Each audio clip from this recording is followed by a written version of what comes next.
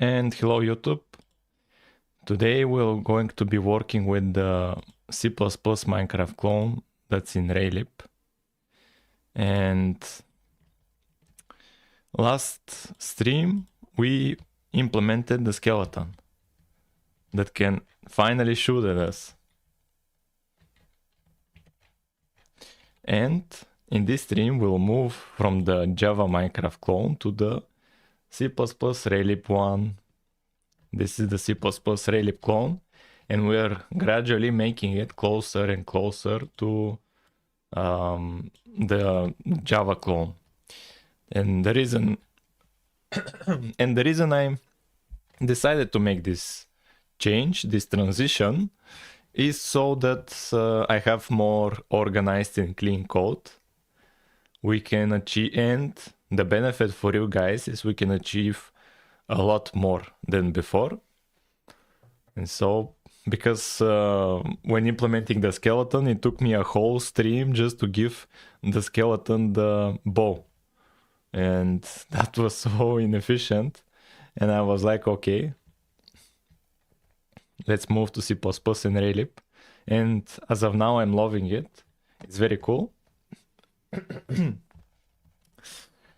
And one thing somebody mentioned in the comments is the skeleton. Look at how here you can see inside of it. You can see it's like back, like this back.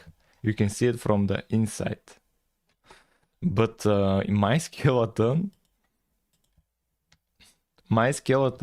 if you can stop shooting at me, my skeleton is difficult to see, but the back is not visible from here, but from the back is visible. Oh, come on. From here it's visible. Yeah, from here it's visible. But we're not rendering the insides. This was optimization from the terrain generation, and I didn't notice that. But somebody in the comments with good eyes noticed it. So yeah, we're going to work on the C++ Raylib clone, this clone, and I would like to focus on the custom, the block hover. What I mean about block hover, time set day, I mean about this. Look at how here, we can even put some music. I forgot the music.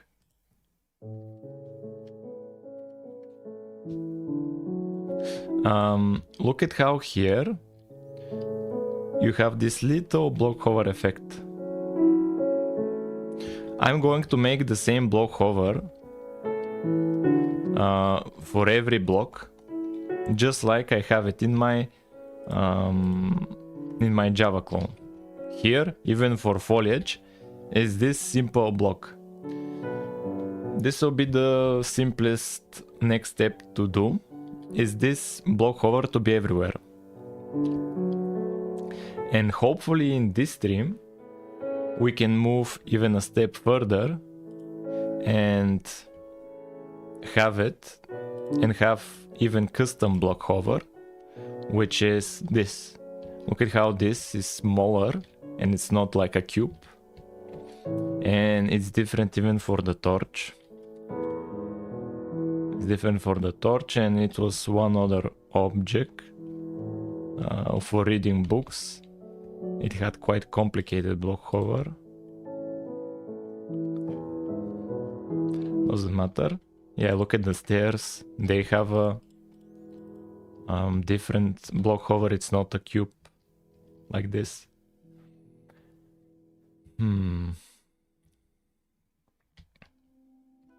And yeah, this is interesting how, look at how we noticed in previous stream how the grass is rendered with an offset. It's not in the center. Look at how the grass is here at the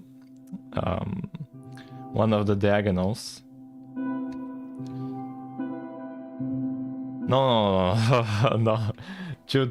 This is normal Minecraft. Let me pop out chat. No, this is normal Minecraft. I'm confused. Is this normal Minecraft or your recreation? Yeah, this is the normal one. Like, chill. I don't have biomes. I don't have the savanna, etc. But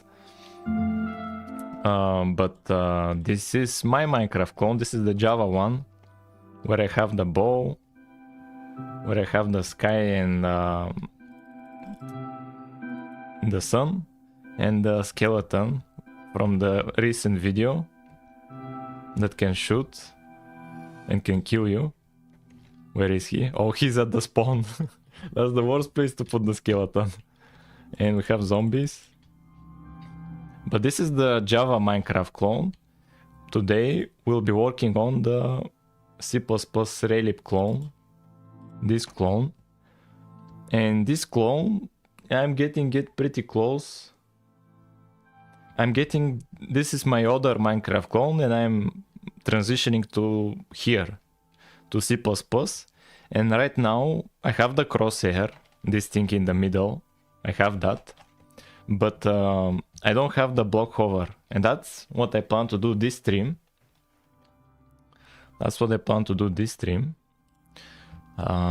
So here for the grass, we noticed in previous streams how it's more to the edges.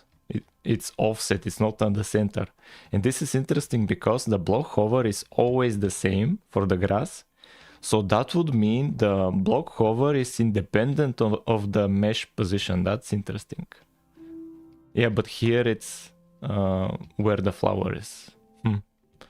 We'll see about that. But we'll focus on making this simple block hover, the cube one. Just like in my Minecraft, in my Java clone, this same block hover, where it's actually the same even for the grass. And before we actually start implementing it, I want to rant a little bit about my suspension. I got suspended on here. I got suspended. Your account is suspended. And here basically I just upload my Minecraft clone progress. Here I make, I just post clips on my Minecraft progress because I saw like this developer, look at, he shows off his cool. Well, that's the rant. I don't know why. Here, this developers in here post about their project, and that's why I decided to do recently. I just post clips of my project, and I started on the 10th of May, and I got suspended. After careful review, we determined your account broke the X rules. Your account is permanently in read-only mode, which means you cannot post, repost, or like content. You won't be able to create new accounts. If you think we got this wrong, you can submit an appeal. I submitted an appeal, but this really rubbed me the wrong way, and I'm like, even if like they bring back my account, even if I can post again, I'm not motivated to post again, since that's that was so like this is such a harsh action to suspend the whole account and to not at least give some kind of a warning. And I think I got even a mail. I saw this from the mail, Gmail. I think in the mail there is a bit more information. And like I wanted to interact with other developers, with this developer here. I had many ideas for this website, but it was a bit of a bummer. Yeah, here. Hello Petsa CS, your account was detected by our systems and automatically suspended. So this was not a person, it was automatically done.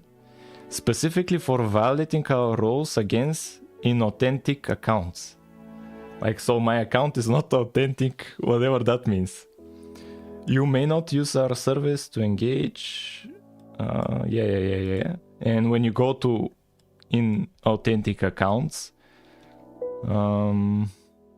unauthorized automation, automated or scripted accounts that do not comply. Like, okay, so they think I've automated or scripted my account, like here, where I record manually, pause the clip, add here details, what's happening, even reply to my own posts, and they're like, oh, that's inauthentic, that's unauthorized automation or fake persona, like this is not me, or impersonation, I'm impersonating myself.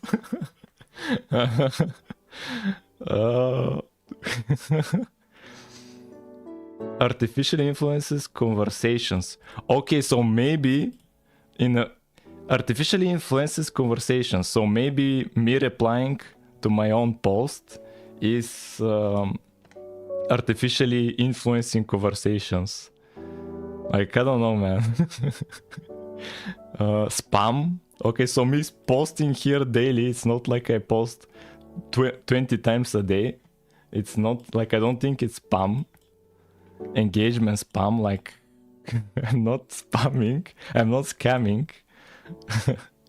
Yeah, I don't know, man. And that's how I learned from it. Like, your account has been suspended. Like, what did I do, man? What did I do?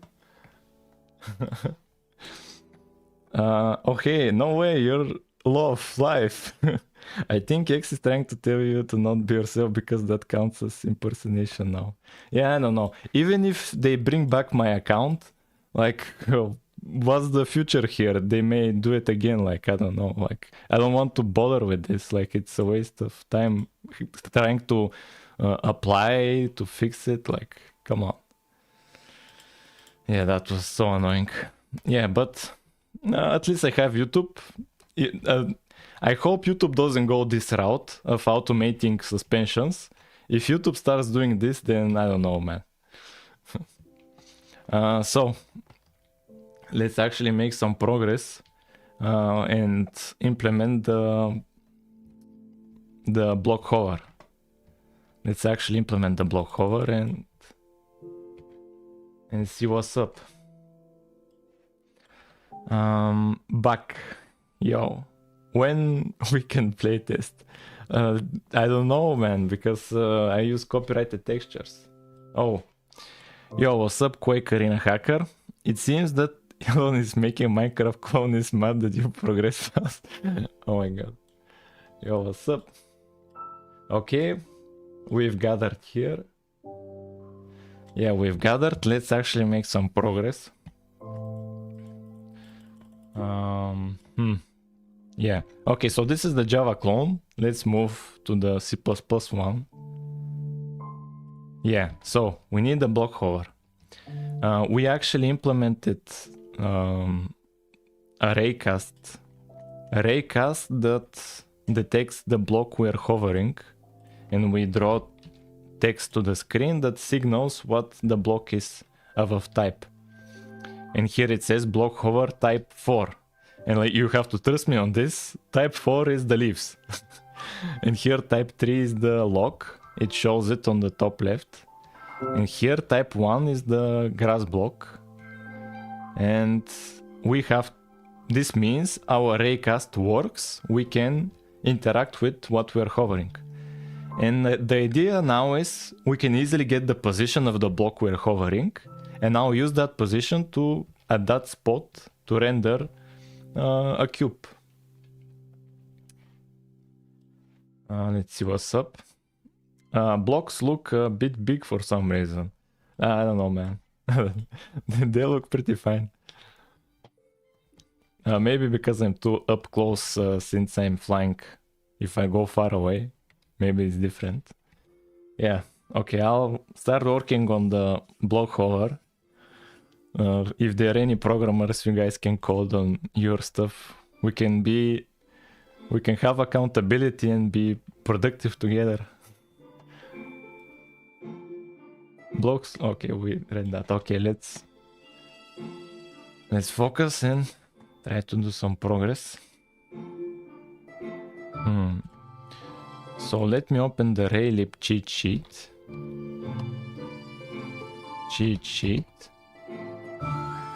And here, draw a line. here. This is for 2D. Where is the 3D line? We need to draw lines here, draw line. And let's just draw one line as a test.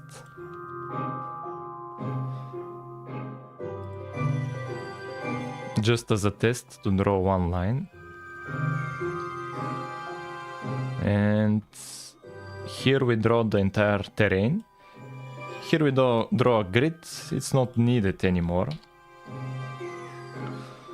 And here we'll draw the 3D line. We'll need a couple of lines since we want a cube. So we'll need 1, 2, 3, how many lines? We'll need 1, 2, 3, 4. 4 at the back, 8, 9, 10, 11, 12. We'll need 12 lines. We'll need 12 lines. Stupid question, but are you gonna have similar lighting to Java or something better? Well, I'll try to improve it, like to make it smooth lighting, since here in Java, the actual game, here the lighting is more smoother. Yeah, smooth lighting. But my Java clone is blocky for some reason. But that's in a future stream. Should make grass blocks not go outside of the block bounding box. Grass blocks not go outside. What's the block bounding box? Do you mean, yeah, grass blocks?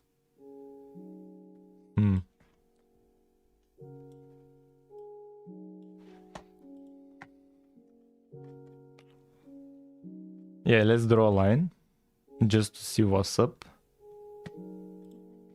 here, but I need start position and end position.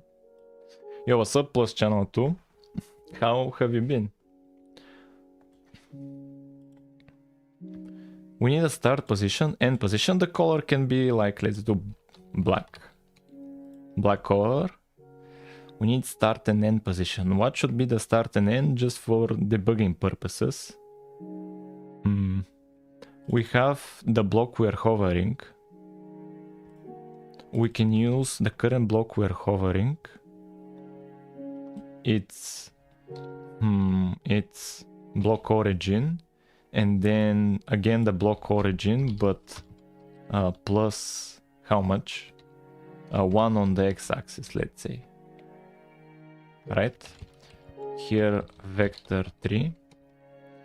We cannot plus it. What's your... Oh, we need to implement the... Maybe we need to add here the ray math. This will have addition of vectors. No. Oh, block origin. Yeah, sorry. Yeah, I already have this.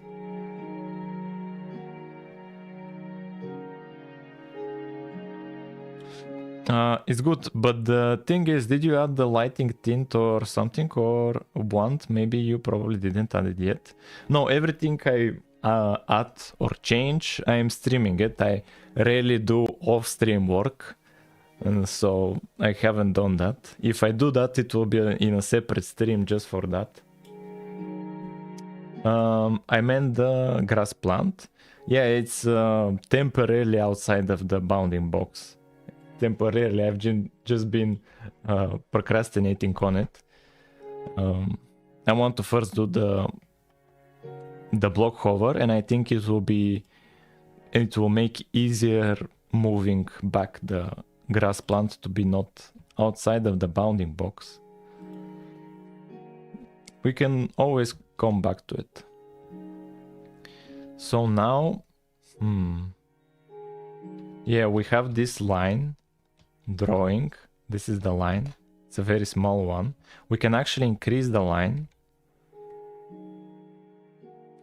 We can increase the line. How did I increase it here? Line. GL line width. GL line width. And Raylib had a function for that. GL line width. Raylib had an abstraction of that. Where? I think I saw it somewhere. G line width, SW line width. Huh, isn't this? G line width. Ah, set line width. Okay, okay. Yeah, it's a function. It's a function. Let's set it once here. We can set it once and that's it. We can set it once. How much? 2.5. 2.5. Now it should be a bigger line. Yeah, now this is it. This is the line. And we cannot see it here when... we can actually... I think we can see it. Where would it be easier to see? Here. So what's up with this line? Why is it poking out? Huh.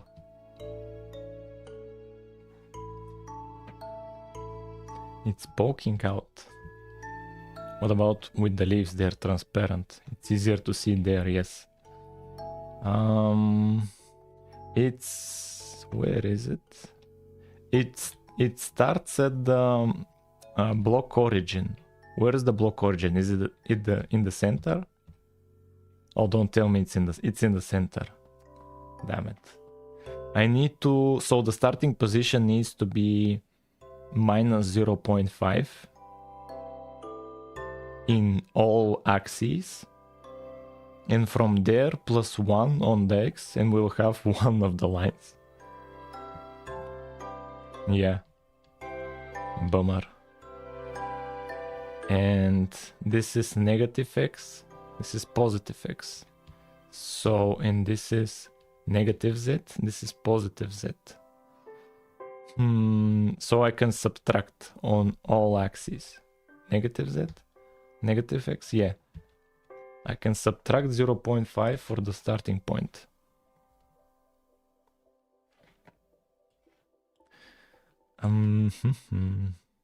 Bedrock is coded with C++. Oh no. Well, I'll try to do better than Bedrock, which is not shouldn't be that difficult since they have so many bugs. Like it's even it's surprising how many bugs they have. Like I have a theory they're using AI to code their Minecraft C++ one. That's why they have so many bugs.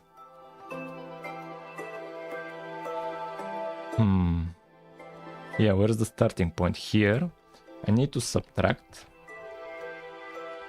0.5f. Yes. And here vector 3. Alright. And here it's plus 1 on the X. You can do better than Mojang.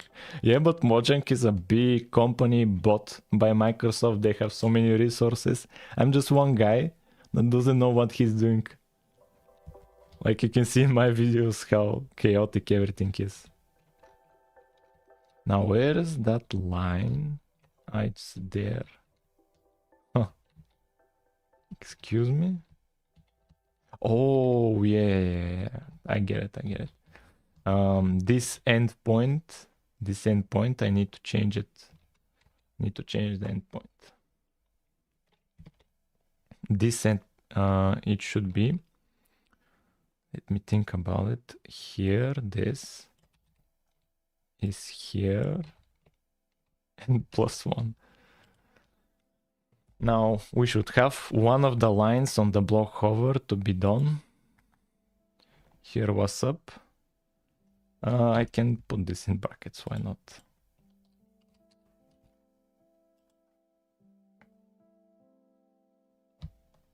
Now, here we have one of the block hover lines. They should be 12. This is one of them. But it's aligned as we needed it.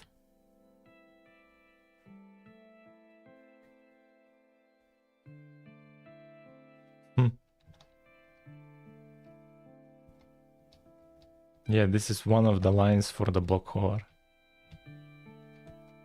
We need 12 of them. And we need a custom shader that moves it a little bit away from the block, since now it's exactly where the block is here, and it's difficult to see. Yeah, I'm making the outlines for the blocks. That's what I'm doing.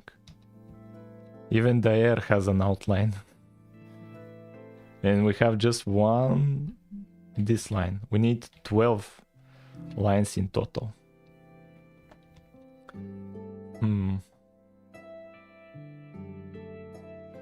We need 12 lines in total. How are we going to do it? Let's... I would like this to be a separate function, but... Yeah, that's the plan. I'm doing it like I did it in the Java clone. Oh, I closed it. I'm doing it just like in the Java clone. Well, actually, the Java clone is not on Raylib. I did it differently in the Java clone.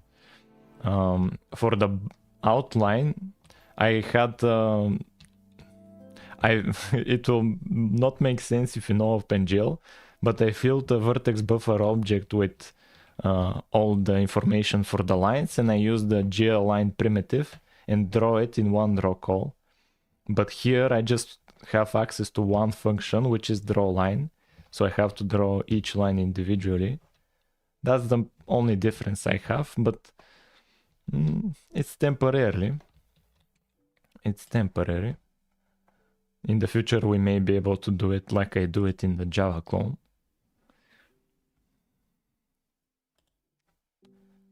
Now, this is one of the lines. Let me think about it. I could make a function that...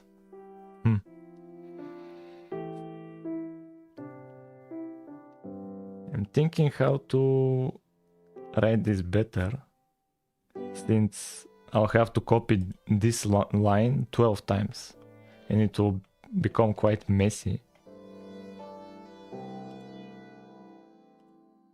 It will become quite messy. Yo, hello, OQ6. What's up?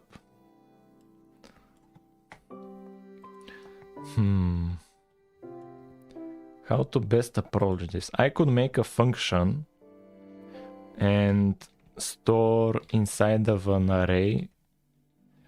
What do I need actually? I need a start position, and I need an end position. And how many start positions are there actually? Well, this was a start position. Here, this is a start position for here. Then another line. Actually, I can start from one place and just go to here, here, and here.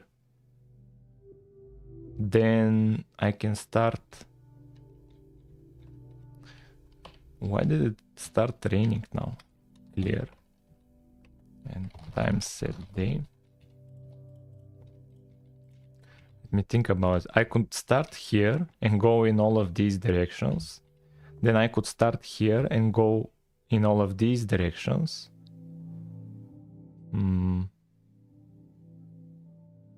Then I could start here and go here, here, here. And then start here and go here, here, here. Will this be all of them? Let me excali draw this. From where actually?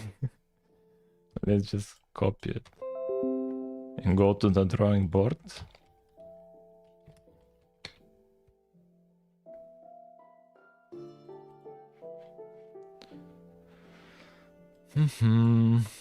I like the project from video, starting to look very one-to-one. Yeah, thank you. Thank you about that. I would really like to add biomes, like the snow biome. So we need starting points. I was thinking of starting here, to start here and here. And so if I'm here to go there, there, there, and here it will be this, this, and downward.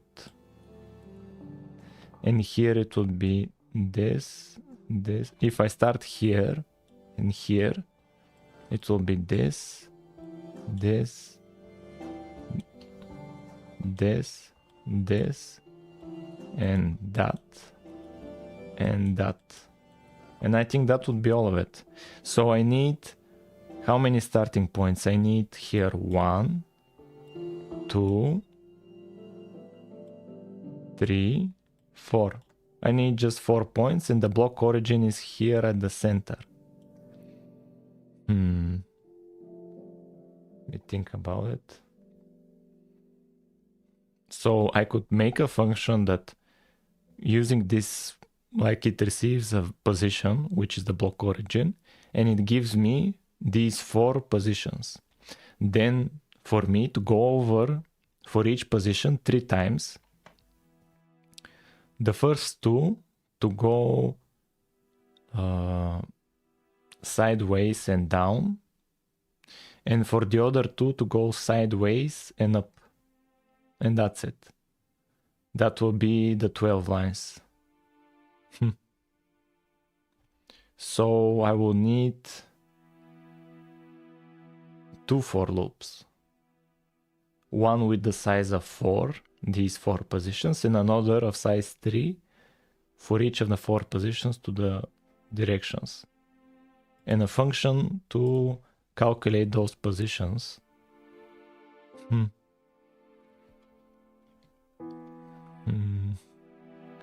me think about it. So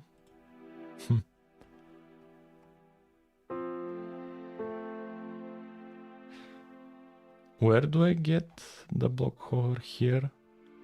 Here I get the block hover. I could do it directly in here. I could have a vector 3 array, block hover positions with 4 elements, and then what's this? And here I update the block hover. This is just the ID. I don't care about that. Here we'll update the block hover positions. So we have block hover positions, the first one, and then all the other ones. 0, 1, 2, and 3. So the first 2 positions are they all use the block hover block origin as a starting point. They all use that. The difference is the offset. So the first two are these upward ones. So on the y-axis it should be here plus 0.5.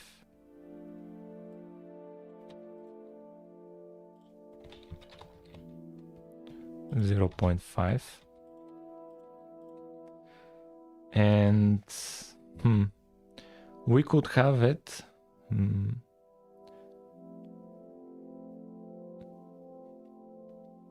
let's say this is the x-axis and this is the z. Let's just say this, and this is the positive z, and this is the positive x. Let's just assume that.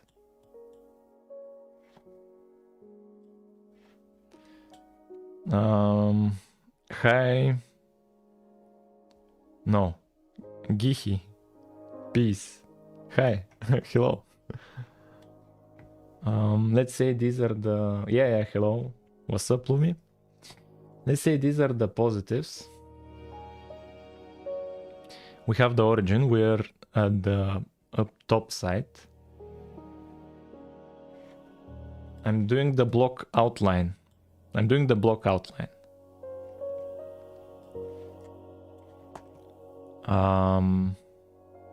need this position and this position. We're at the top. What should be the offset? So here at the Z, it's a plus, and on the X is a minus. And here on the Z is a minus, on the X is a plus. So here, it's always 0.5 F. The question is, what's the sign? The question is the sign. So for the last two, it's minus on the Y. That's obvious. That's obvious.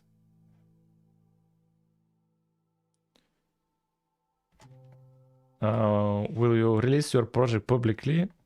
I'll not be making it public as it is now, since it uses copyrighted textures. Like I don't have the rights. So here, to get this point, we need the positive Z and negative X. Okay, positive Z and negative X, and for the other point it's the opposite, negative Z and positive X. And for the points below, these ones, it should be negative X and negative Z. Oh, that's the difference. Negative, and here both positives, except the Y. And that's it. We have the 4 at all times, the 4 positions. So now here, when we need to draw them, here we need a for loop that's less than 4. And we need another for loop that's 3 times. So in total there will be 12 lines. There will be 12 lines. We need to calculate the starting point, which is the block hover positions. This should be the I, since we are looping through them. This is the start, and we need the vector 3 end position. Wait a minute. The end position. So the end position has a difference. If it's depending if it's the top or bottom. Here, if it's the top, the end position goes sideways and down. Oh, wait a minute. Yeah, I just tell it sideways, but this sideways is actually on the plus Z and plus X, but here it's on the negative X and negative Z. No, here it's, yeah, here it's on the positives, here it's on the negatives.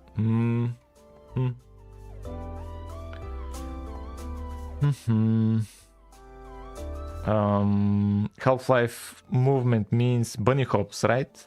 Yeah, you can see them in the video. You could replace the texture. I can maybe help making new ones.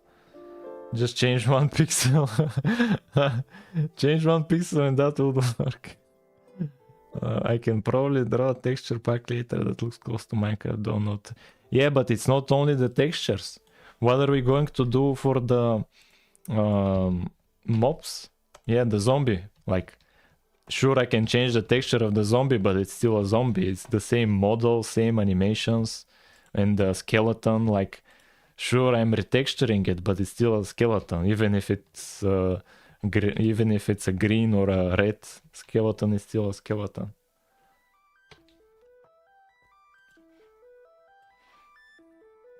And I wouldn't want anyone to bother with this. Like, I will not. I haven't asked anyone in the community for any work, and I will continue to not ask anyone to do any work. Like, you guys have your own stuff. Everybody is busy with something. Just watch, get entertained, or you work along with this stream so we can be productive together, like an accountability thing. Since obviously, like, watching some dude program may be a bit boring at points. The exciting moments, like in streams like this, are like you can count them on your fingers, but when they do come, they're really fun times. Yeah, there was some really cool times.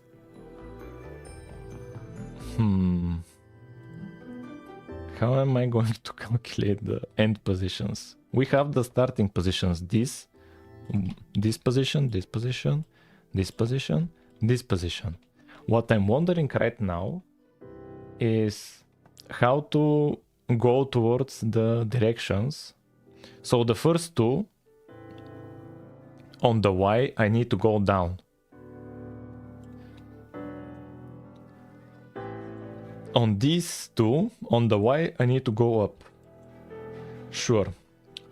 On the Z, for these two, no, they're even different. For this one on the Z, I need to go the positive.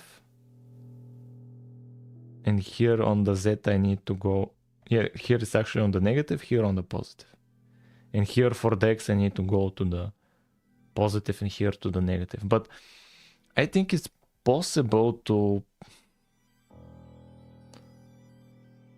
do it in a for loop.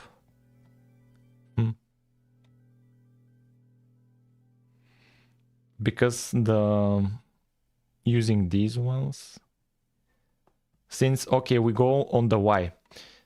Here, the Y is positive, and so we'll need to go down. Here the Y is negative, we'll need to go up. Here the X is negative, we'll need to go to the positive X, something like that. We can use these as hints to where to go.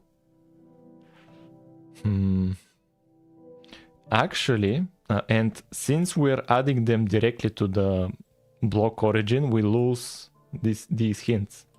But we can remove this and add it later, just so we can take advantage of the... we can add it here. Block hover, block origin. We can add it here so that we can reuse this. Yeah, we should remove this for loop actually. We'll repeat it 3 times manually. Here just draw a line from the start to the end. This is simple. From the start to the end. But here, let's do it like this. Inside its own scope. And we'll repeat it 3 times. Here, this will be for the y-axis. For the y-axis. And here, let's just say this is 0, 1, 0. And this should be start plus... Now let's call this offset. It's more accurate like that.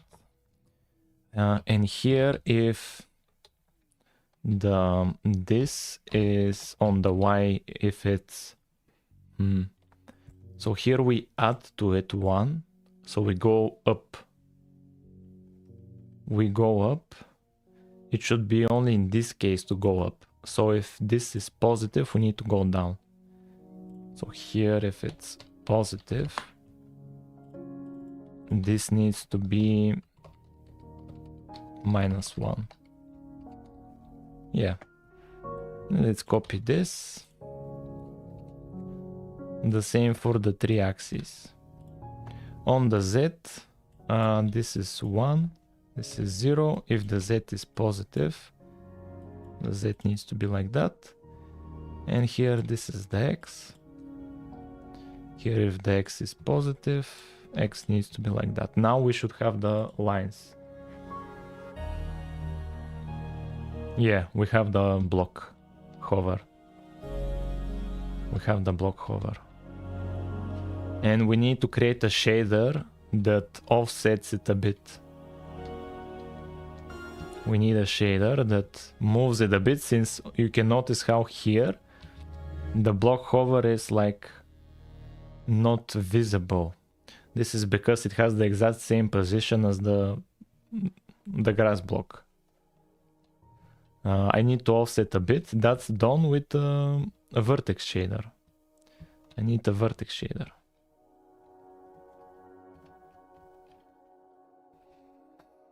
That's the only thing I need. And for these, and here where we since we are drawing it without a model, we cannot pass along the shader. We need to use functions. This begin shader mode. Where is the start of it? Shader mode? Yeah, here is the start of it.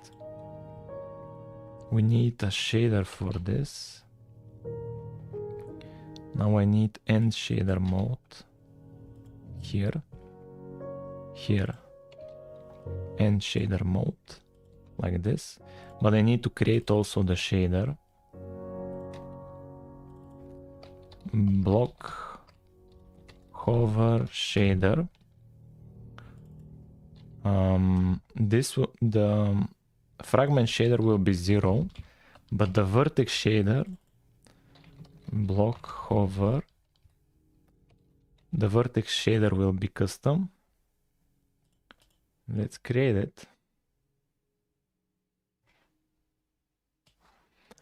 Before we create the shader, let's see what's up.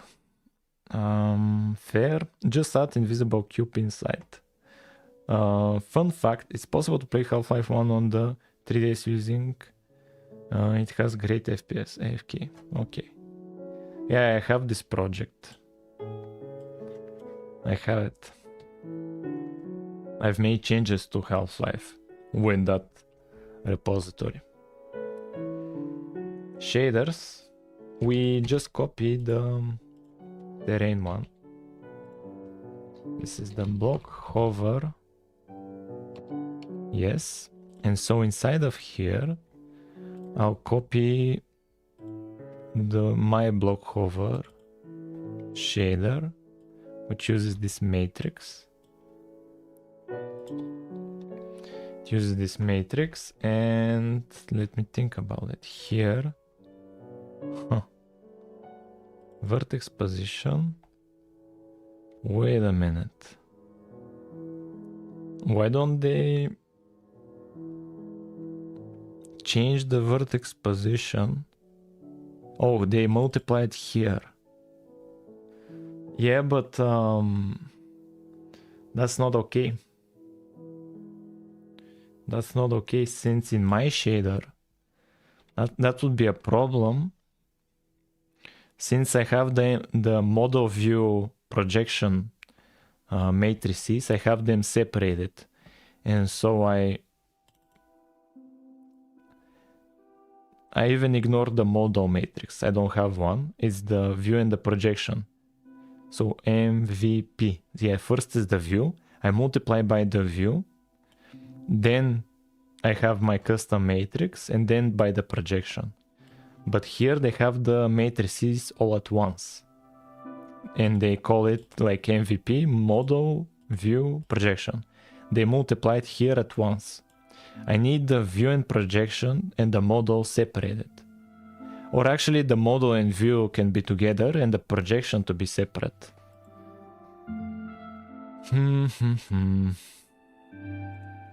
Raylib vertex shaders. That would be a problem. Let's see the source code of this example. It should have where it's shaders. Shaders. This version. And let's look at all of their vertex shaders. Where are all the vertex shaders? Man, so many fragment shaders. VS, VS, VS. Another one, another one. VS, VS, and another vertex shader. Let's see, is it everywhere just MVP, model view projection? Do they have them somewhere separated? Yeah, it's always the MVP, man. Oh yes, yes, yes, yes, yes, yes, yes, yes, yes. They have it. They have them here separated. Yes, this is whoa. Yes, yes, yes, yes, yes, yes. Oh, we struck gold. We struck gold.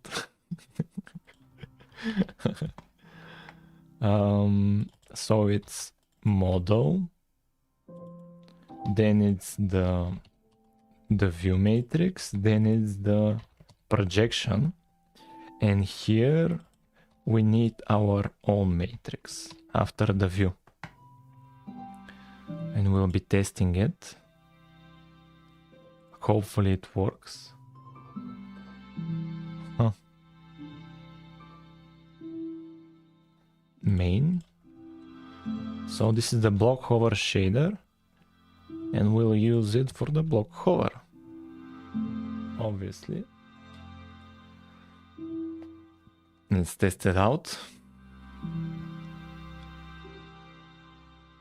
It doesn't work. Excuse me. Most likely those matrices are 0. Like they are not written anything to them and they set the positions as 0. So I'll have to see how they actually fill them up.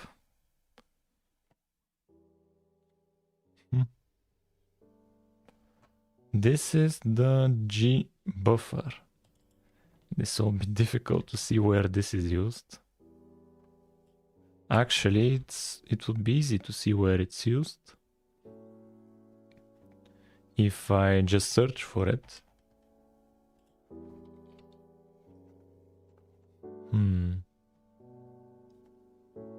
Loud shader, they use it here.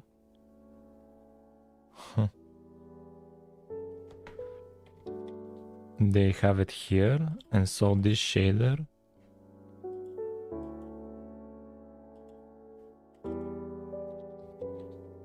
where do they use it? They use it for this model. Enable shader. We have to use enable shader here. Will not work as they won't immediately load the shader program. Why? Make sure that the material shaders are set to gbuffer shader. Huh.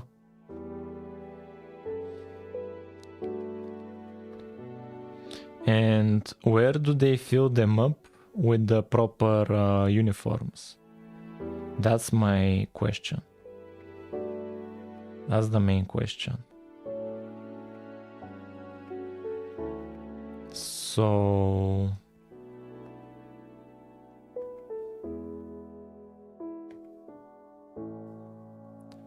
init window, sure, model. This is the shader. Deferred shader, view position, get shader location. Yeah, but vector, view position.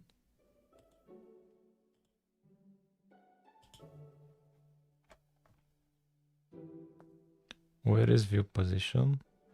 It's not here. Maybe it's in a fragment shader.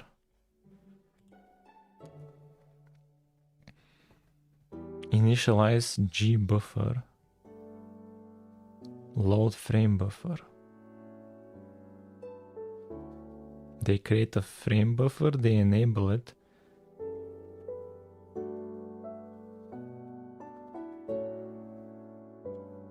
Position, texture ID. Normal texture ID. Frame buffer attached. We attach the depth buffer. Enable shader. Set shader value. Position. Normal. Albedo. Yeah, I don't care about these things. I care about the enable depth test. I need model view and projection matrices. And they don't set them here. They should be updated in the main loop, which we are currently in. Enable shader, draw, disable shader.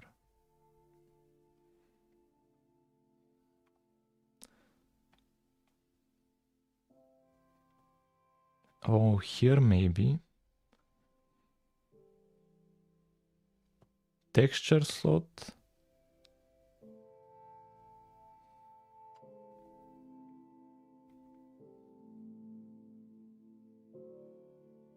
Enable shader.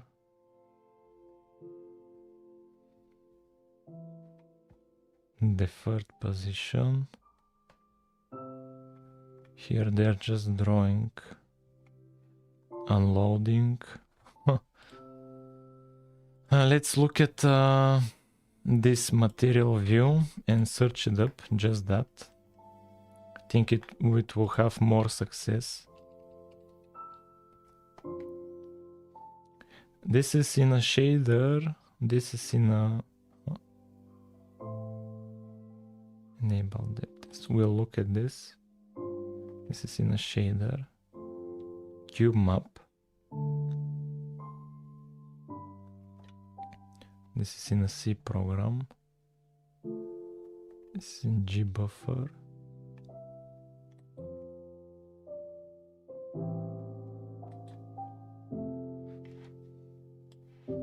I'm making a diesel engine add-on for G mode. Lua sucks.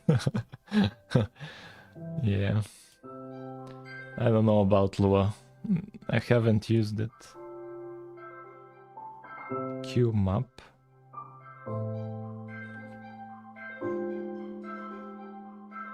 Skybox. Oh, maybe we have to do like they do it here. Instead of begin shader mode, to use RL enable shader. Enable shader. Like they do it.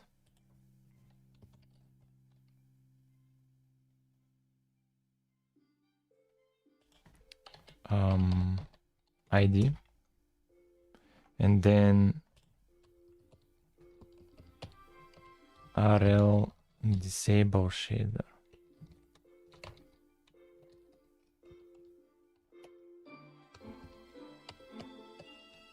Like this. Let's test it out. Yo, we were close. I saw a block hover. But is it actually using the shader? Probably not. Probably it's not using the shader.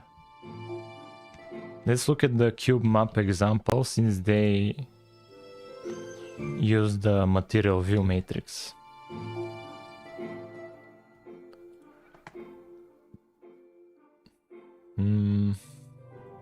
Come on, load anything. Nothing. Yeah, here they have a cube map, and inside of it they use the... Do they have view? Material view, material projection. Okay, another thing we can do is search it up in the source code.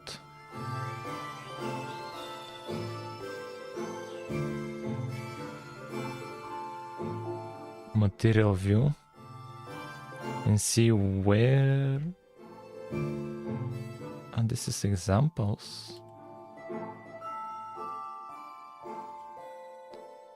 This is commented out. This is Raymat.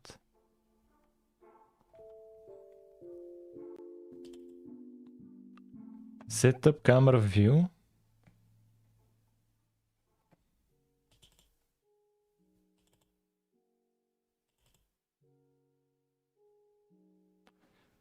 Where do they matrix? Get a copy of current matrices to work with in case render is required and they need to be modified. The model view matrix contains the view matrix.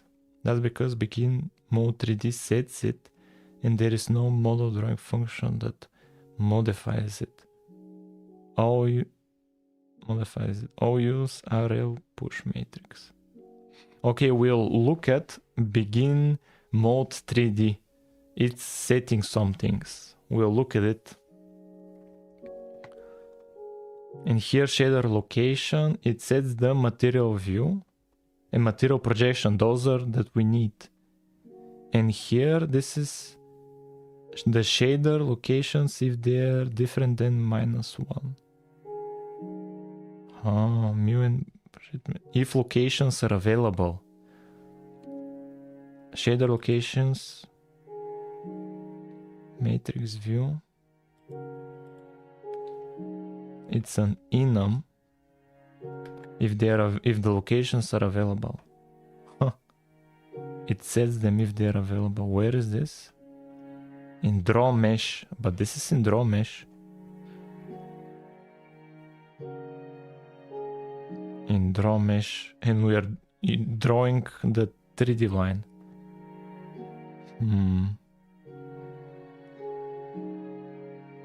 That's interesting.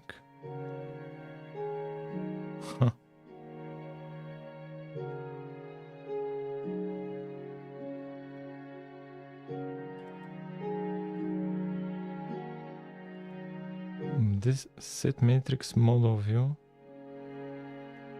This is in the same function. Draw mesh instanced.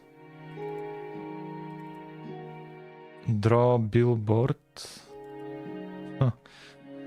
Let's look at our own functions inside of the main. Draw line. It uses this begin color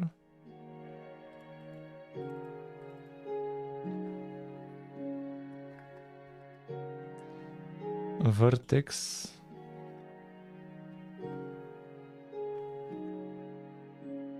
add current batch.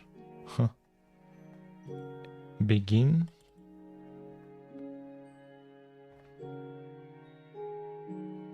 and some kind of a batch. Interesting. And let's look at begin mode 3D. What does it do? Give me some kind of code. Find all. No.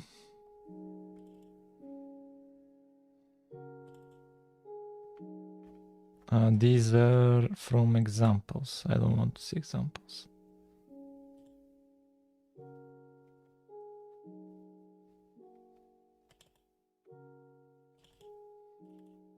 Here. Matrix mode projection.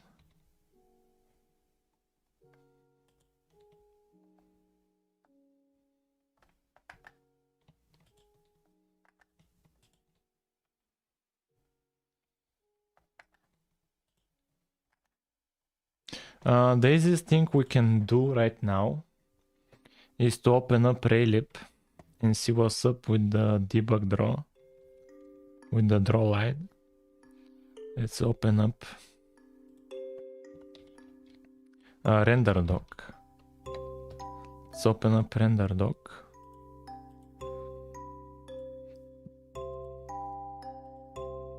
And see, here we should be seeing the block hover captured frame. And which one is the latest one? This one. Texture view, and let's look up.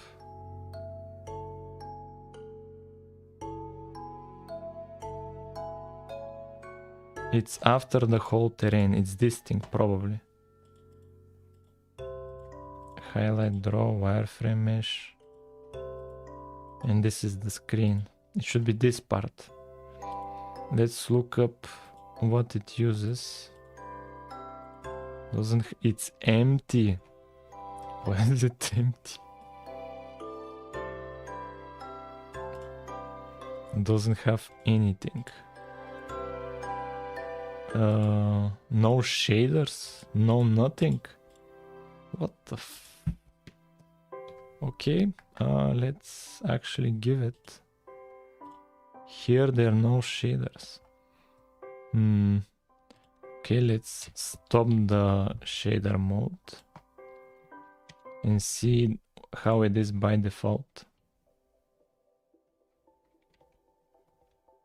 Now let's open it in render doc.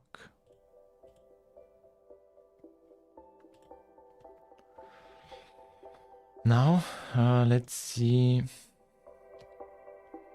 what are we working with here.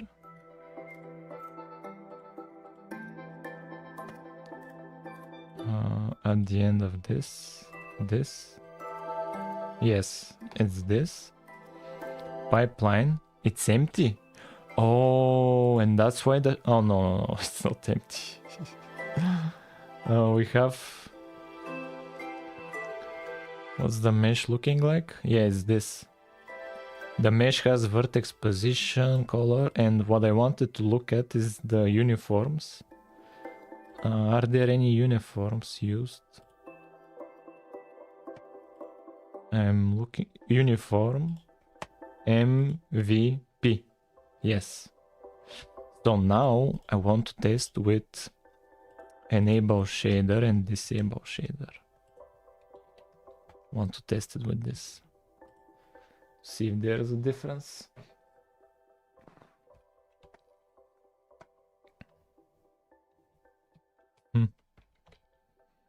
Let's see if it actually activates the shader. Let's launch it. And let's look at it.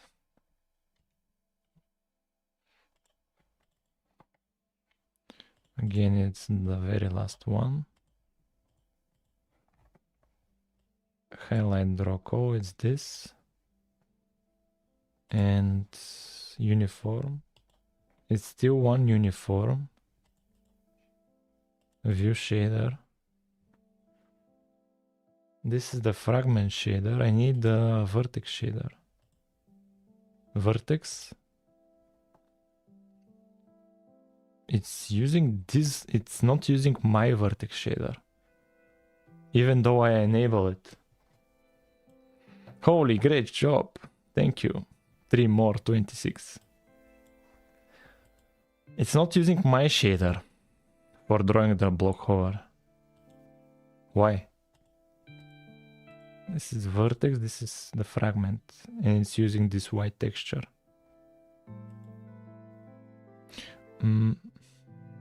Oh, maybe the drawing is not happening here when you call draw line, but somewhere else. When we begin mode 3D, maybe. Huh. Yeah.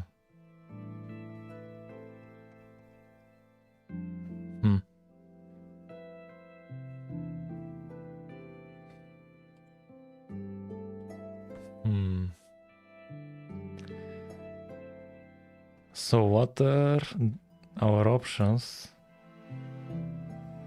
Draw line. Is there an alternative to draw line?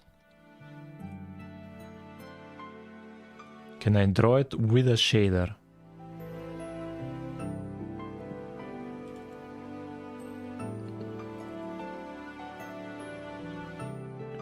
Here, oh, there's a draw cube. No, actually, wait a minute. There's a draw cube. There's a draw cube.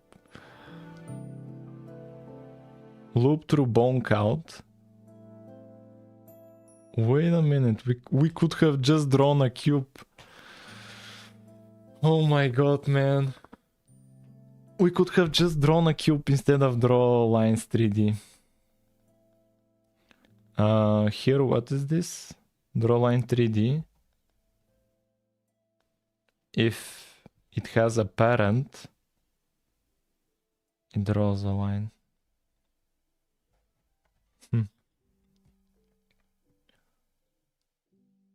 And this goes over all the bones of a model.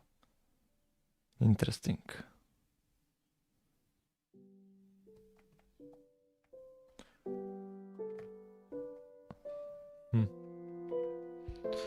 I have to think about it.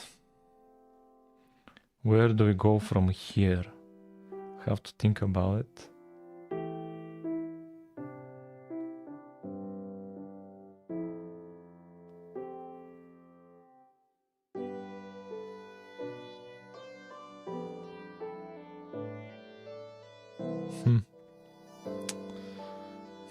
I need draw line, or even if we use draw cube, to use our own shader. We cannot make it use our own shader. That's the issue. That's the issue.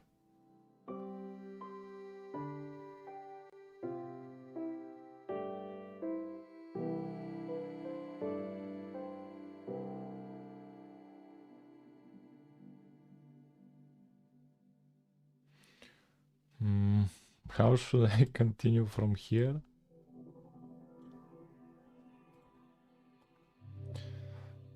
One approach is to try to see how we can use our own shader. The other approach would be to try to do the work of the shader in the CPU, where it's only multiplying with the matrix, each vertex, so that it's a little bit offset. Or we could just draw this cube and change its width, height, and length to be a little bit more than one cube. And I think that would be actually the easiest solution when I think about it. I wanted to use the shader since I do it that way in my Java clone. And since Minecraft does it the same way, they use the same vertex shader, multiplying the matrix with the vertex and the model view projection, and then the model view matrix and then the projection matrix.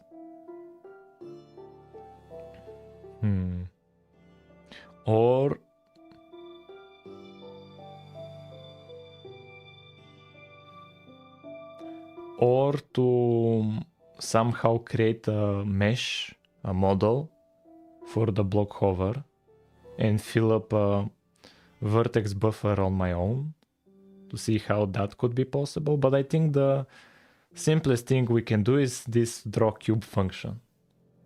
I think that's the simplest thing we can do.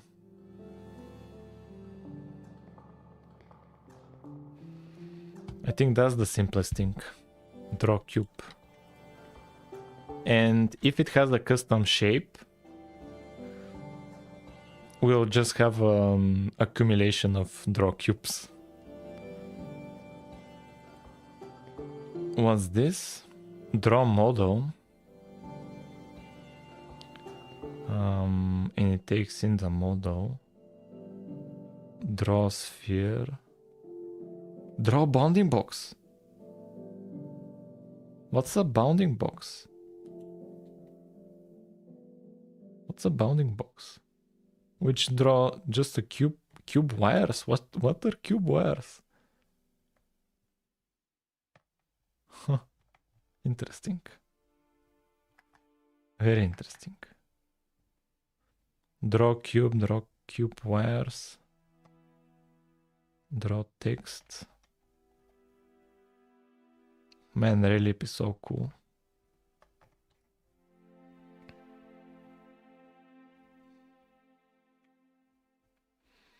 Let's use draw cube.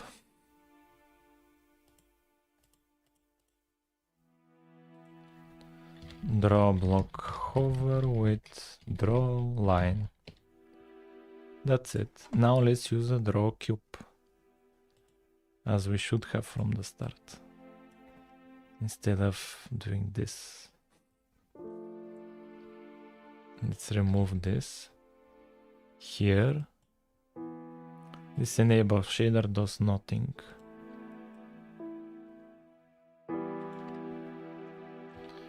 Draw cube. Block hover origin. The width will be, let's do 1. 1, 1, 1, 1, 1. Black color. Let's do that. No, I shouldn't have used that. This. Yo, it's actually a cube. This is perfect since we can test the offset. It should be like this at all times. It should be like this. We can test the offset. We need to make it a little bit bigger than the actual cube. Yeah, but this is so cool. And here, this is the issue with the grass. I'm drawing it like a little bit offset than the bounding box. It needs to be inside of here. Yeah, but this is cool. The same with the flower. Huh. Yeah, I need it to be a little bit bigger. How much? We'll see about it. How much?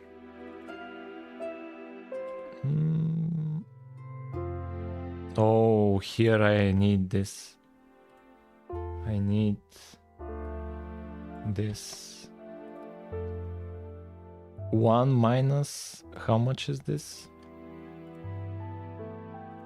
That's for scaling. So it needs to be this amount.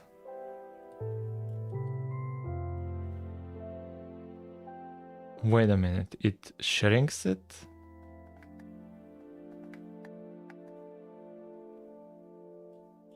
If I do it like this,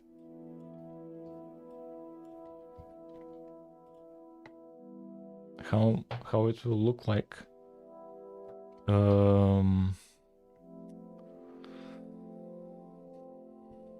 Let's just copy this. Block hover size.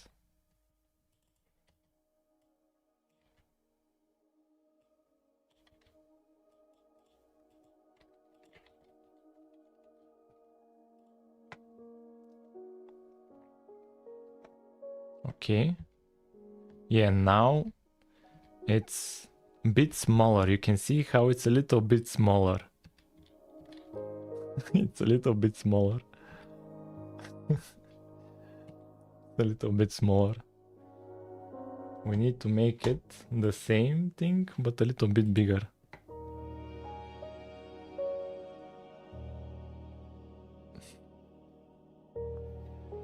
I think so. So,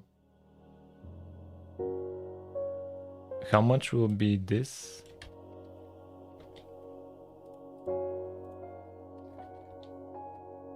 This amount. So let's do 1 plus this.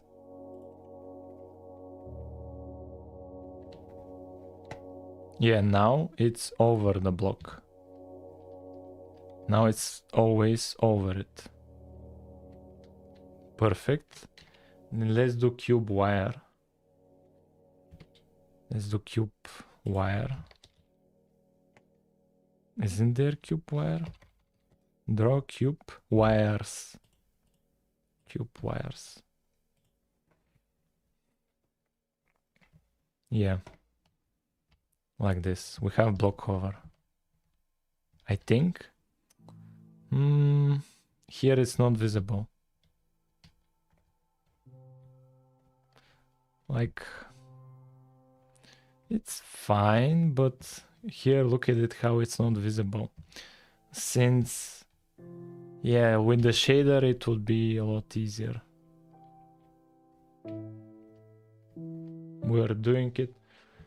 I need a view matrix and projection matrix separated, and do this in the shader.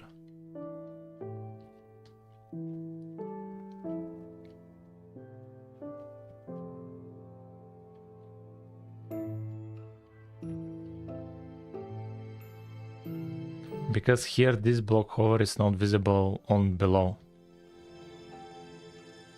And here look at how it's a little bit above all of this. I need to do it in the shader. I need to do it in the shader. Some way. But how?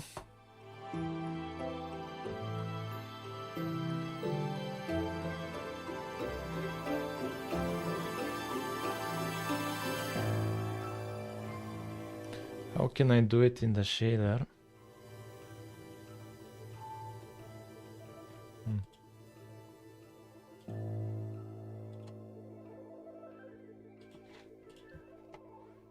How can I do the block hover in the shader? Let's look at draw cubes wire function.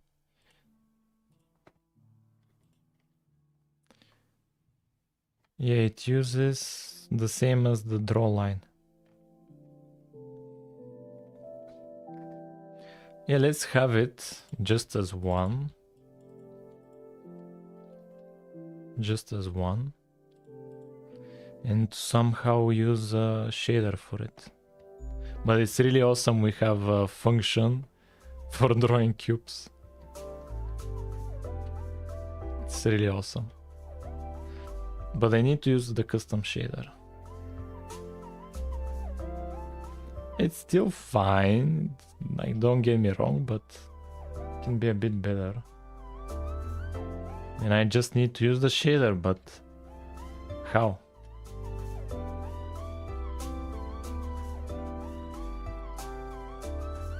Raylib draw cube with custom shader.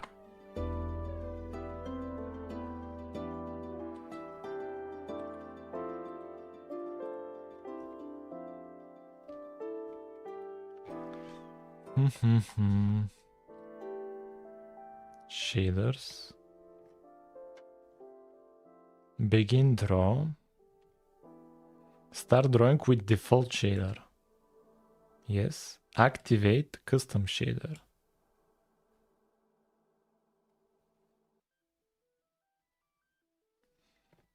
And activate default shader for next drawing. This uses default shader.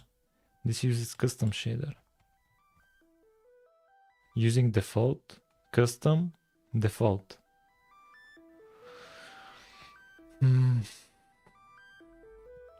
Yeah, that's what I do. Begin shader mode. And then the shader. Oh, maybe it's not compiling. Before, maybe it wasn't compiling. Because it was missing the variable. Yeah, let's try it again. Maybe this time it will work. Yeah. Maybe this time it will work.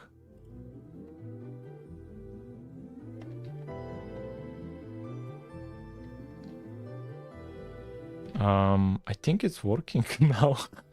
Yeah, it wasn't. It had problems compiling the shader. I think now, yeah, now it's working. We have block hover. Yes. Yes. We have block hover. Yes. And it's extremely easy, man. It was so easy in Raylib. Like with some confusions on my part. But we have block hover. And now we need to move the grass mesh to be at the center, but we have block hover. And it's the same one everywhere. The next step will be to make it a custom one for each block. That will be the next step, to make it custom. But even now, man, like, very cool. I'm happy. Very happy. So cool.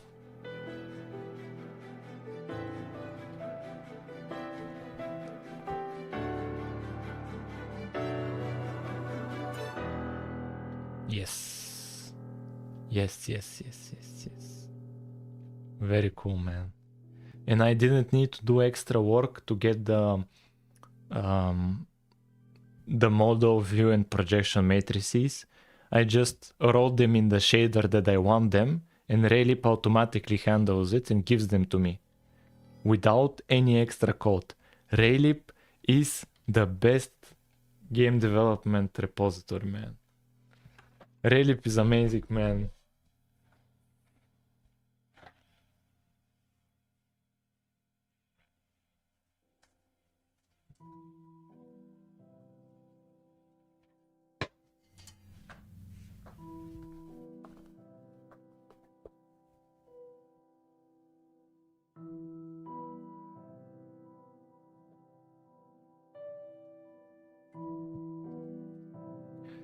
Yeah, we achieved the first goal. The next goal will be custom block hover. But before that, I'll need 2 minutes and I'll be back.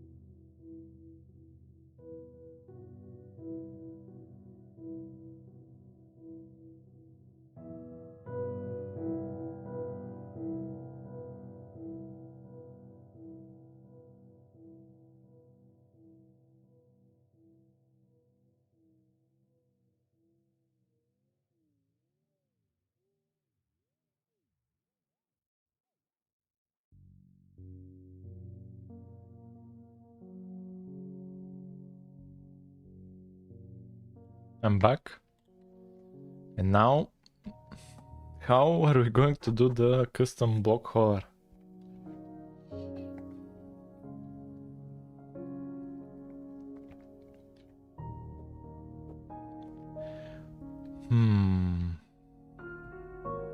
One idea is every block type to have an origin offset, a position offset for the block hover, and a size, what size it should be. The default is 1 to be the whole cube. And maybe here, Minecraft, here the torch, look at it how it's just a different size on the X, Y, and Z. It's just a different size, but it's the same block hover.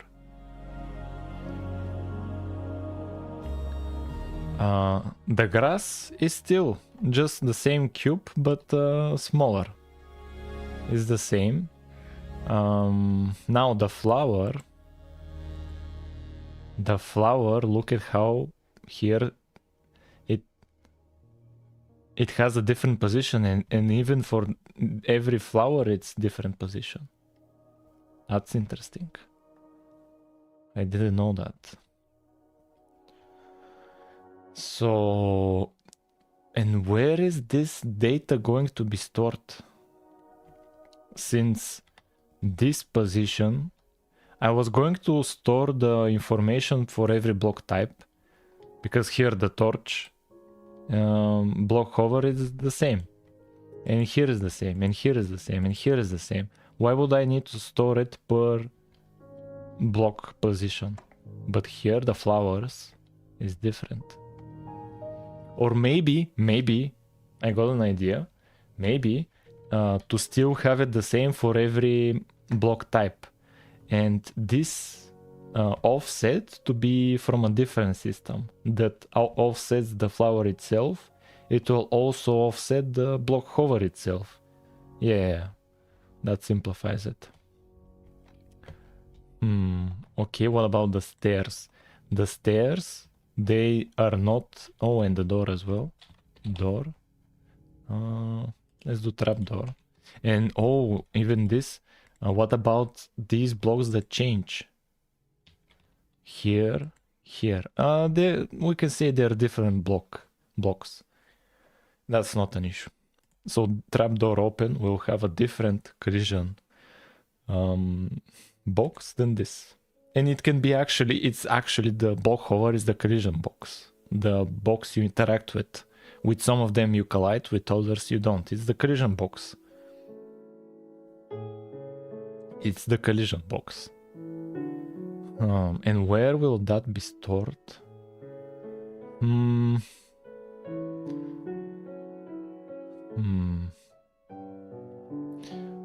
We can request it, like each block for my clone stores if it's transparent or not, and what's the name of the JSON file for the model. That's it. And in addition to that, I can make it store information for building a collision box. And what would that information be? Well, I was thinking... I was thinking of... Well, we could store... I was like, the first idea, like, since it's just a simple cube, the block hover, and here is a simple cube, but here it's a custom shape.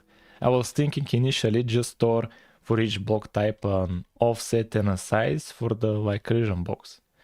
But it's not enough. It's not enough since here it's not a single block hover. But the model is also a bit complicated one. If we look at the block bench, how do we load it? It's from asset browser, models, block. Here I want oak stairs. If it didn't load the textures. I would like to have the textures. So let's try to load it again with adopt textures. Yes. So if we look at the model, we can have the collision boxes be two. One for this and one for this. And you could say, why not automate them to just have the collision box be the mesh itself? Since we build the mesh using cubes, the same way we build a mesh to build the collision box. Why not? Obviously. The problem is they don't, like here for the fence, it's different. It's not according to the mesh. Here, look at it, how it's like somebody has custom made it to be like this. We could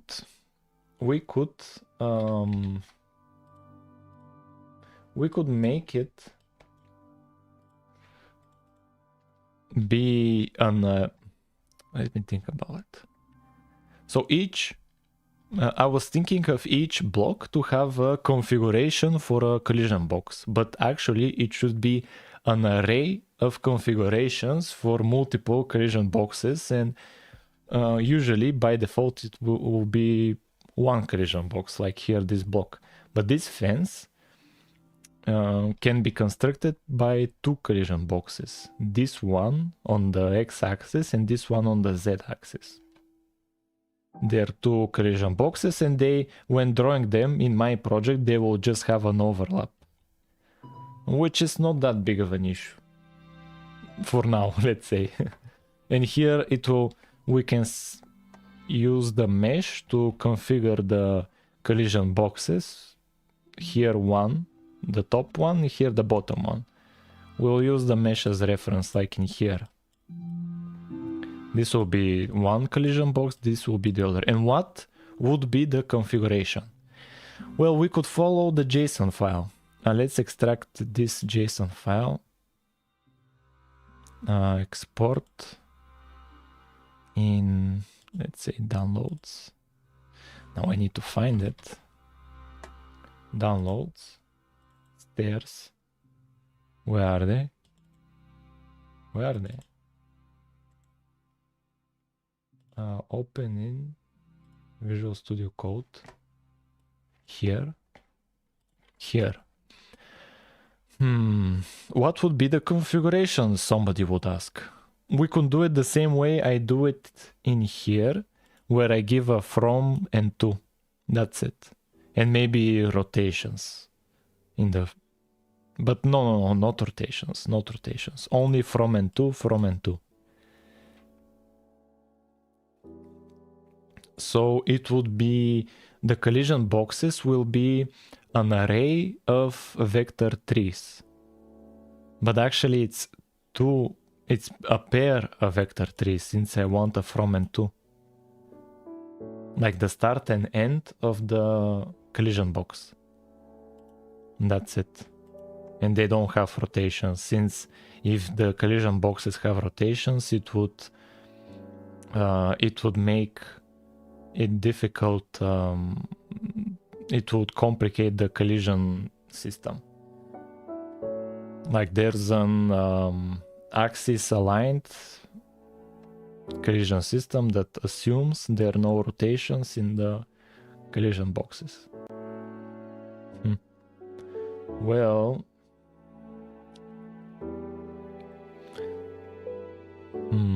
so this is one of the options that I can think of.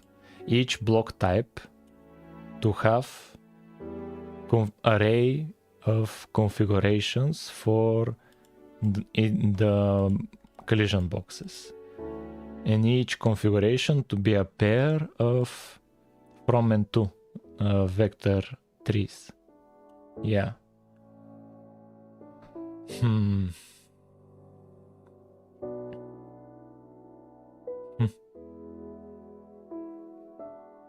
Yeah.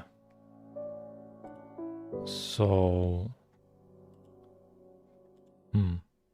And the first test will be on the grass block. Grass block will have a little bit smaller collision box.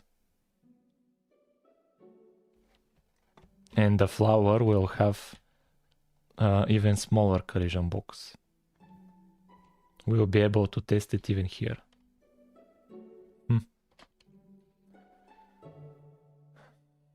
Let's commit this change. Have block hover. That's it. Man, just using draw cube made it so simple, man. Draw cube wires. You just give it a origin and a size and you're done, man. Like, it was so easy. Man, I love Raylib. And to use the shader, begin shader mode and shader mode. You're done. And the shader, you don't even need to give vertex and a fragment. You can just give a fragment, and you can just give a vertex. The fragment can be the default one, and the vertex, the uniforms, you can use. If you stop using one uniform and start using another, Raylib will automatically detect that and send you the right uniforms, like I needed the separate model view and projection matrices. Like Raylib is, if you code games in OpenGL, switch to Raylib, like immediately, don't think about it if you are working with OpenGL directly. But if you are working with Unity or Godot, then I am not sure about that. case. If you're working with Unity, give Godot a try, because you can make Godot like Unity. The experience can be quite similar. I've made a video on that. Yeah. Man, this is so cool. So we have, let me pin this. We have the block class that has the is transparent boolean for configuration in the JSON model file name. We need an array of configurations for the collision box, which we will use for the block hover. An array. Should we make a static array that has a limit of size, let's say 4, to have at most 4 collision boxes, or to make it an array list, or to make it a vector which is dynamic, but in most cases it will need just one collision box. In most cases, look how the block hover is only one collision box. Here it's 2, here is 1, here we can do with 2 collision boxes. And there was one, the only complicated example I could find was the thing for reading books. Oh, maybe the bet. Let's look at this banner as well. Are there any complicated meshes? Let's look at this crystal. And what else? Let's look at this. Let's look at this stone cutter. What else is complicated?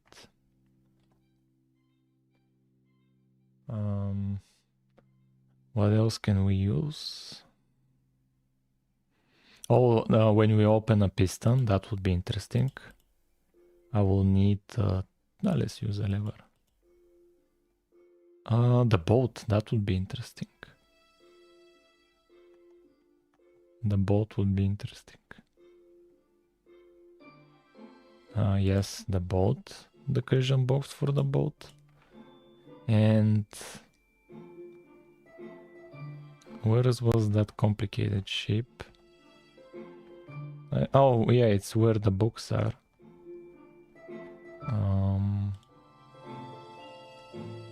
Where's the complicated shape?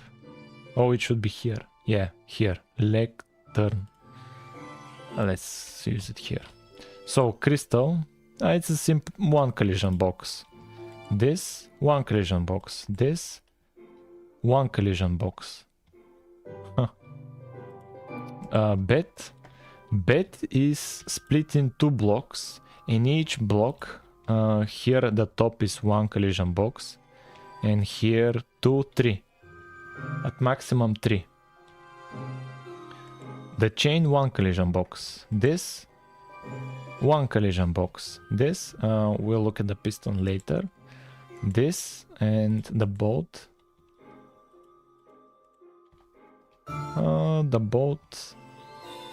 The boat seems to be different. It uses something else, I don't know what. Man, imagine if we implement the boat. Yo, the boat would be very cool, but we need water. Yo, it would be so cool to have a boat. It looks to be an entity, actually. It's an entity. That's why it doesn't have a collision box. Huh. And it's not visible, but I think if we do F3G, no.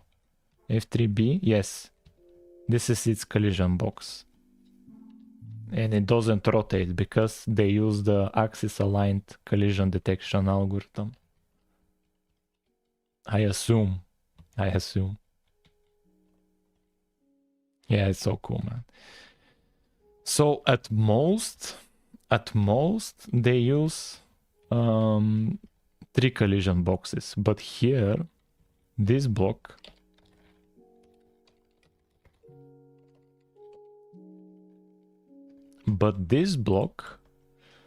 would use 1, 2, 3, 4, 5. So at most 5 collision boxes. Okay, we can try an experiment here and create an array. Let's create a structure collision box config, which has a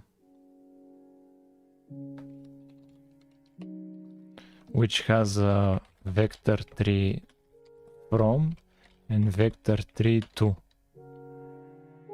Like the alternative would be to give it an position and scale, and that would be 2 vectors as well.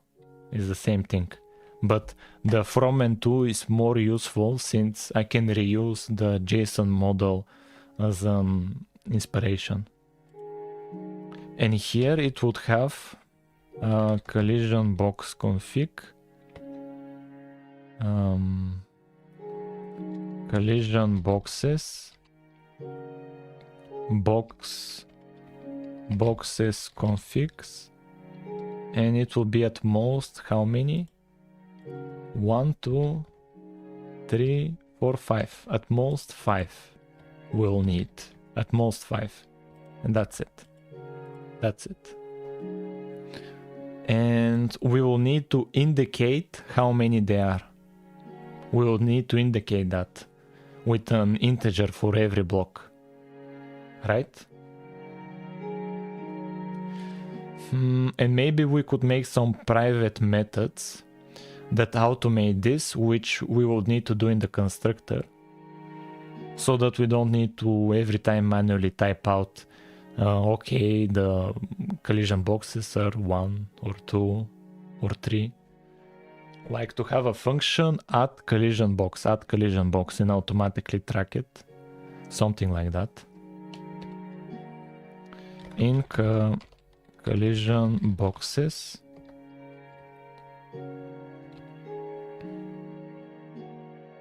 and here let's make a private method, private void add collision box vector 3 from vector 3 to. Yeah, like that. Yeah, perfect.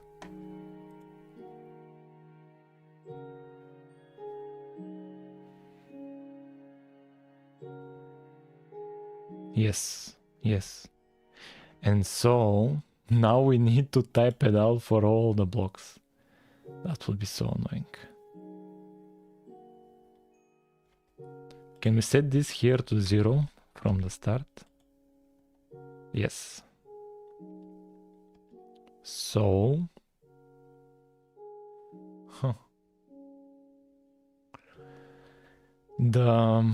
let's by default give all of them the same one. So let's start with the grass block here in the constructor.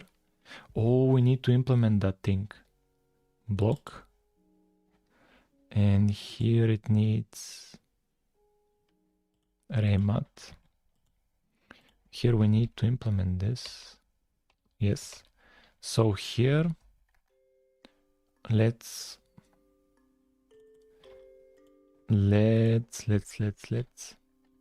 here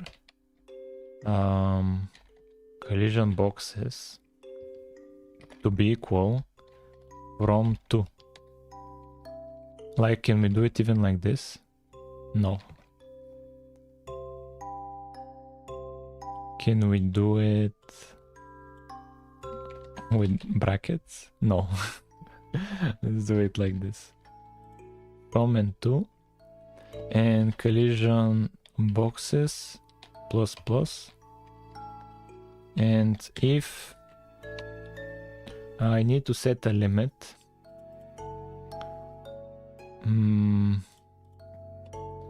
static const static max collision boxes equal to 5.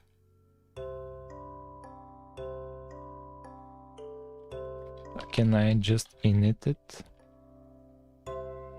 Int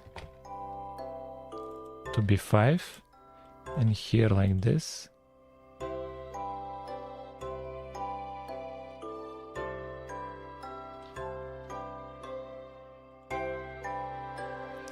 I would like it to be public. Let's move this down here. Let's even make this structure public. Why not? What else? We can make this inline since it's so simple function. What else? Yeah.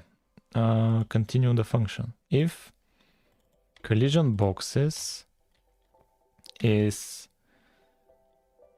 greater or equal than max collision boxes, so the limit right now is 5. If we are at 5, no, we cannot be at 5. If we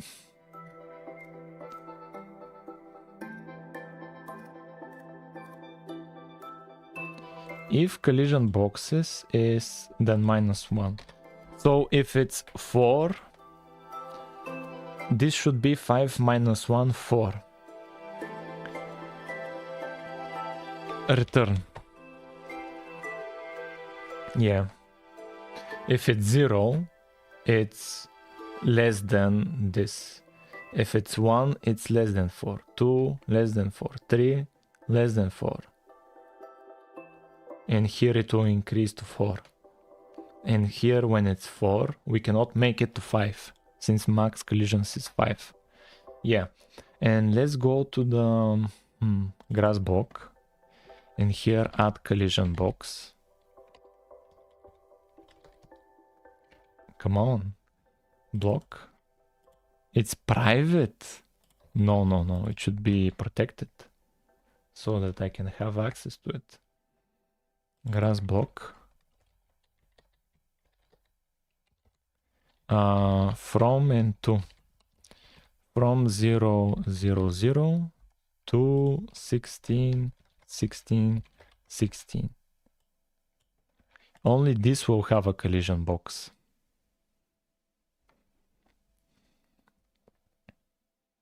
And as of now, let me think about it.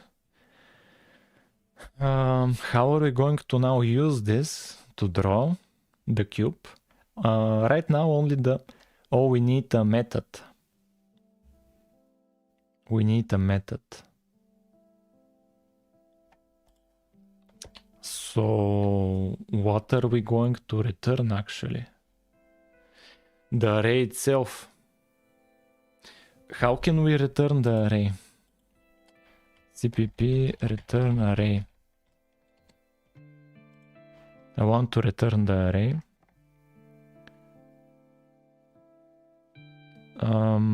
I can directly I can get another array as reference and just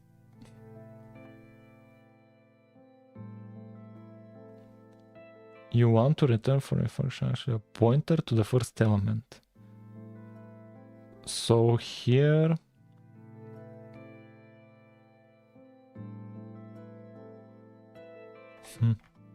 so we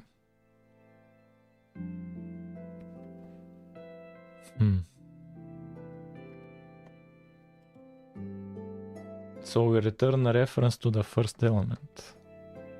Is that it?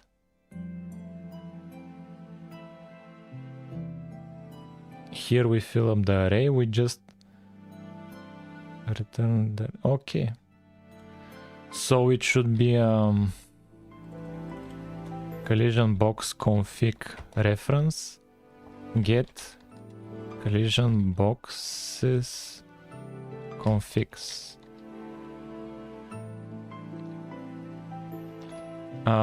It can be again inline return collision boxes configs. Yeah. So and I would need the size as well. Get collision boxes count int collision boxes. Yeah. So when we draw the outline, we want here, draw cubes. We want two things. Int collision boxes count equals, and I need to get the block hovered block equals block spawner get not block spawner, block factory get block block hover ID. What's the issue?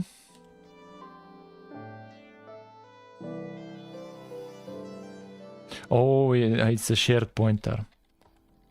It's a shared pointer. And here I want collision boxes count.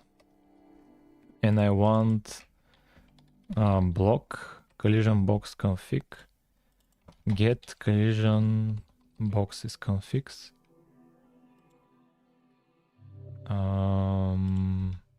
A reference.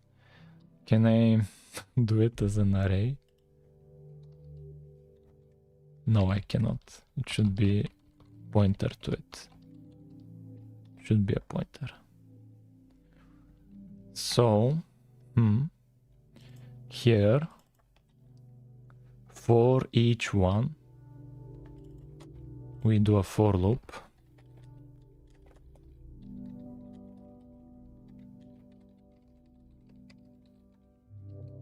So currently they are 0 for some of the blocks, but for one of them it's for the grass block there is one of them.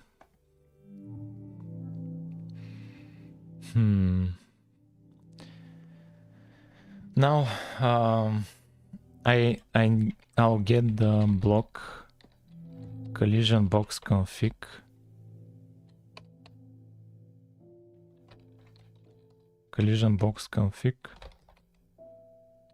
equals here the no collision boxes like that, and this one. So now I have the from and to, which is from 0 to 16, and I need a position. And a size. How would we do that? It would be like easier if we instead of from and to have a position and size as well. So here grass block, instead of having from and to, from 0 0 to 16 16, to be a position which is the, let's say 8 8 8, the center, and size of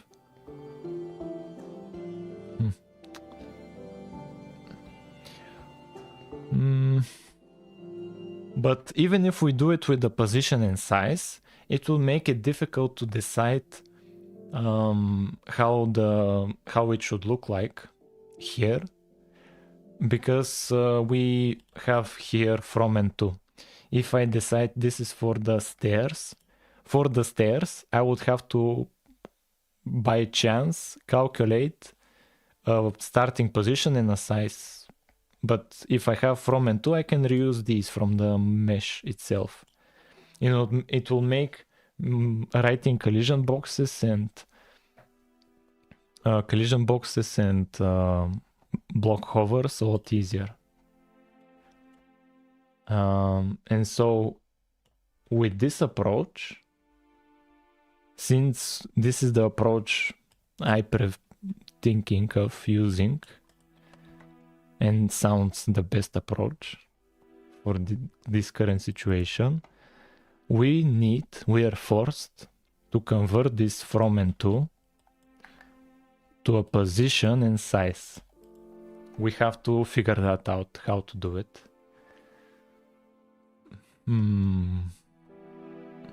We have to figure out, so here, vector 3 position, we need a position, and vector 3 size. Yeah, because this has a width, height, and length. So a size. So 2 vectors. How would we get them? The from and to have values from 0 to 16. Now it's confusing why they are from 0 to 16, since that would mean there are like 17 different values possible. And a cube is 16 pixels. Now that's a bit confusing. But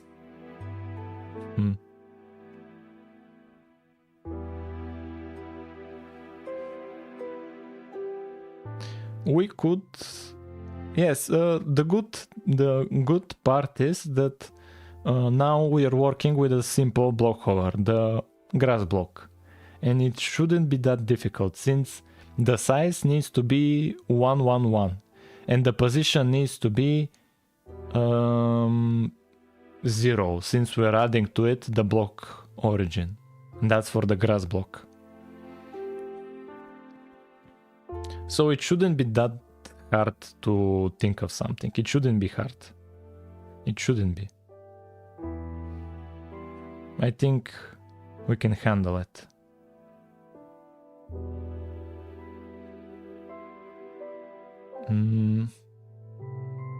Like the size, we can just subtract from and to. We can subtract them, and we'll get 16 and divide by 16. Done. The size is done. And the position, I don't know about the position. Let's do the size. The size is from -2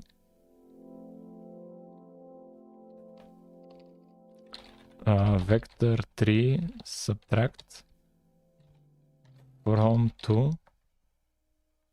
Oh, I need to use the config.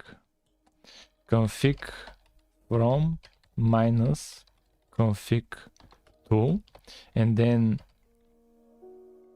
then size divided by 16,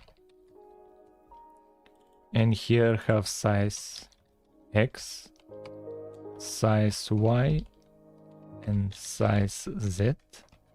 And now for the position, here I need to, let's just call it an offset.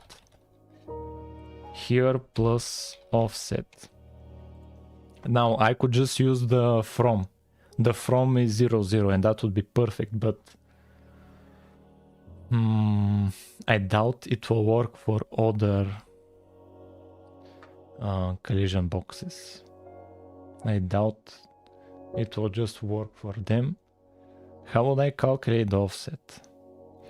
Let's open the drawing board.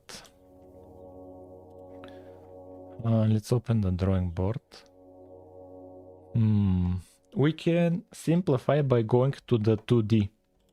We can go to the 2D. And let's say this is from... Why is it like that? Edges, yes. Let's say this from... Let's say this is the X axis, positive. And this is the, let's say, Y, positive. This is 0, 0, 16, 16. So, what now? What now? I've calculated the size. So let's say it's from here to here. It will fill up this whole cube. This will be the collision box. From 0, 0 to 16, 16, and the size will be, I calculate like 16 minus the from, equals 16 divided by 16 equals 1. Like, this is like, the size is easy. The problem is the offset. Since if we set it to be from here to here, like let's say it's from here. No, let's say it's from here to here. It's the torch, for example. This is a good example, the torch.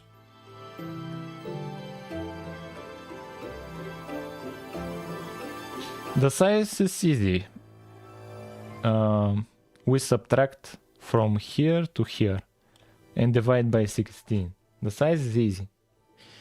The problem is the offset, since the size determines we're doing this block. Actually, let's put it where from is. But here the block origin is around here. Block origin is the center. And if we have it, the offset be from, here it's 0, 0, and with the size 1, it will look like it's working for the grass block. But for the torch, let's say here it's like 2, 0. Let's say it's 2, 0 here. And the block origin is here. And 2, 0, and we need to divide it by 16, but whatever number it is, it will be from here to here. And here we will get the torch thing. It will be flying. We need actually to offset, to move this here and to add to it the from. That's what we need to do. We don't need the 2. We don't need these coordinates for the position offset. We just need the from. So we'll subtract this. We'll subtract. Can I see the progress, please? Well, if I run the program now, it will not run, since we are currently writing code, but we're almost done with it. We're almost done with it. I have an idea what to do. We're almost done. So this should be, the offset should be minus 0.5f. It should be this. Now the block origin is down here, and we add to it plus from divided by, let me think about it. If we do this, config from divided by 16.f, here vector 3. If we do this for the grass block, we'll get, it will not work. For the grass block, actually it will not work, since we move this here.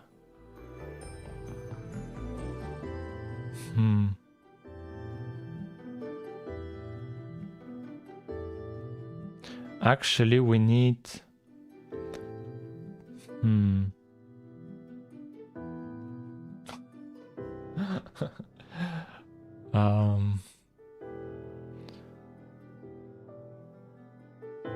let me think about it. This is here, and this is here.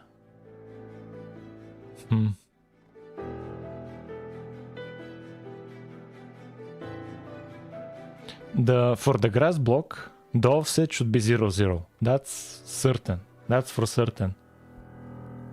Or we could have by default this offset be subtract from it 0.5 to move it here by default. And No, it will still be the same. No, actually, we need to calculate the center, the middle point for each of these, I think. Let's have the offset always be 0, 0. Let's just have it like that. And we'll go from there.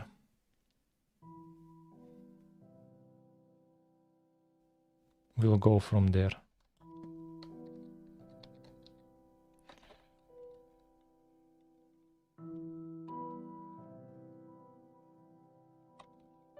Let's just have the offset always be 0, 0 and we'll think about it.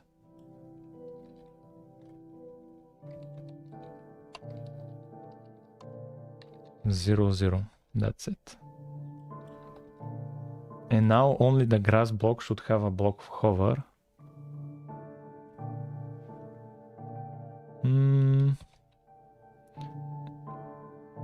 Yeah, only the grass block has a block hover. Yeah, we're using the collision box. And this is the custom one for the grass.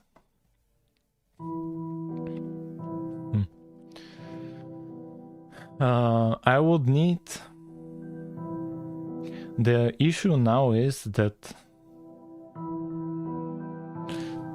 let's add a collision box for the grass as well. Let's have a collision box for the grass as well, because it's a little bit offset. And when we move it in place, like the flower, okay, we can actually do the flowers. Let's move the flowers in place because you can see how it's, look at how it's on the side. Let's position the flower properly. And then we'll add a custom collision box just for it. Just for it. Yeah. Yes, so let's go to the poppy, which is the red flower. And let's copy the grass block collision. Poppy. Now when we run it. Now this is the, where is the collision box?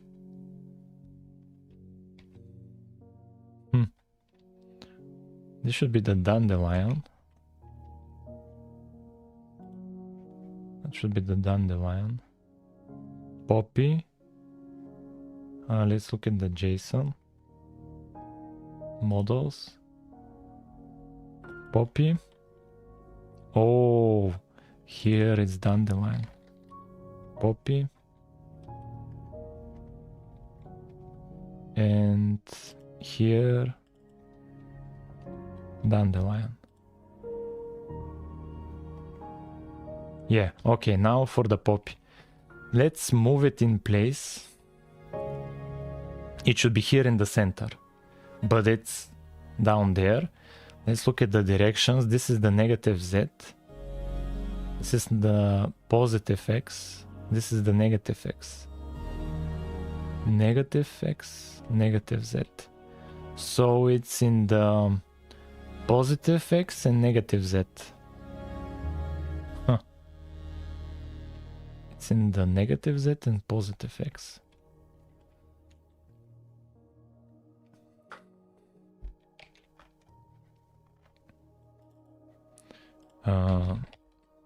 It's in the negative Z and positive X. And let's remove this draw text. We don't need it. So why would that be the case? Yeah, I have rotations and there on the rotation Y. It's most likely the rotation the issue. Let's look up the where we create them. Rotate Y here. So what's up? Position, we subtract the origin, we do the rotation and we add the origin.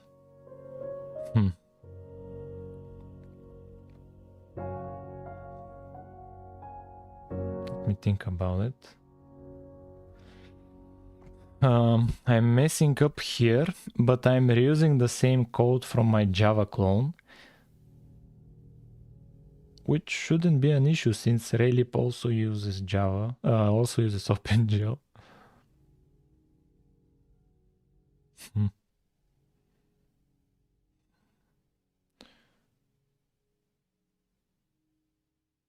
Why is it not centered? That's what I'm wondering. That's what I'm wondering.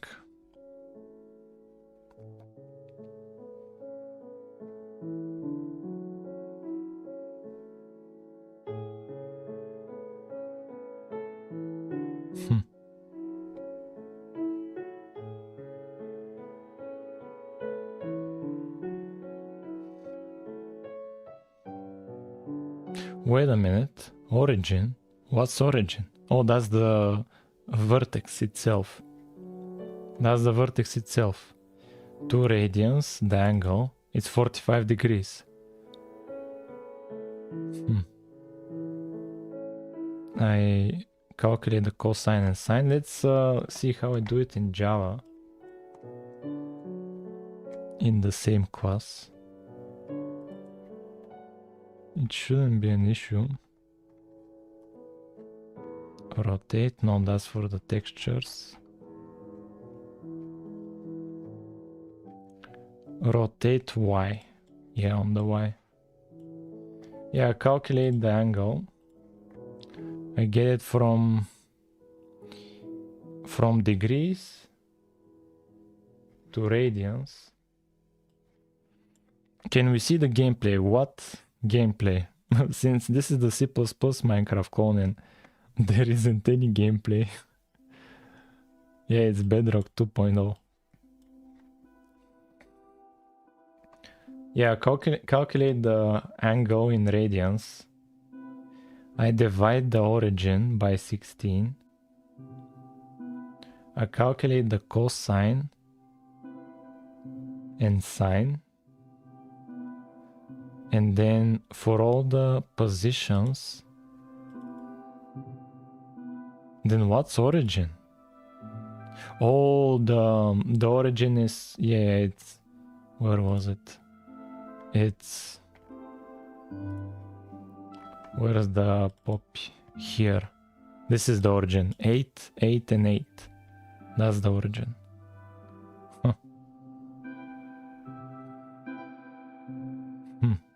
It should be the center.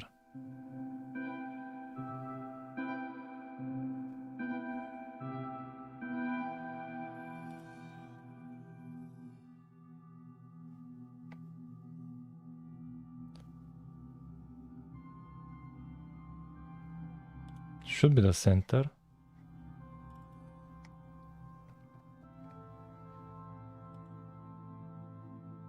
Yeah, go over all each vertex and I subtract from them the origin. Positions. I subtract from them the origin. Then I get the X and Z. Then I recalculate the X and Z. Times cosine minus Z sine. Then X sine plus Z cosine. Then I add back the origin. That's the rotation. And because of this rotation, the flower is not inside the bounding box. What if I set the origin just for the poppy to be 0, 0? Where's the poppy? Poppy here, origin. Let's set it to 0. Just zeros. And let's see what's up. Huh, now it's the center. Yeah, now it's centered. Now it's perfect.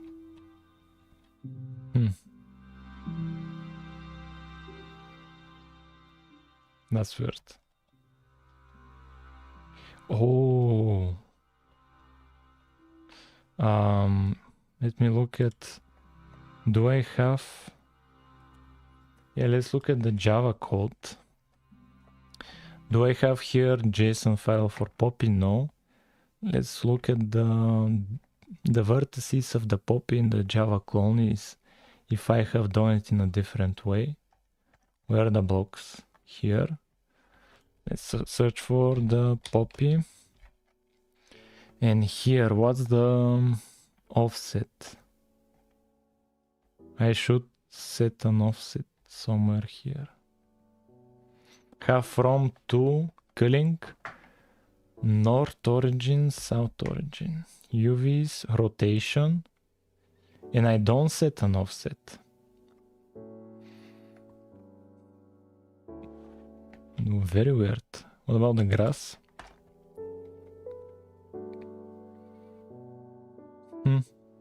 No. I don't set an offset. Huh. That's weird.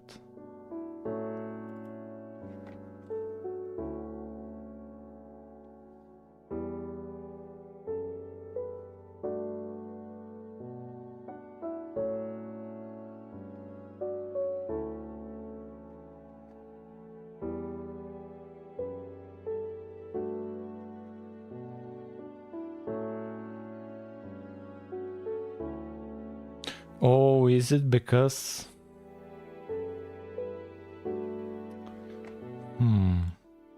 my unit cube? Is it because of my unit cube?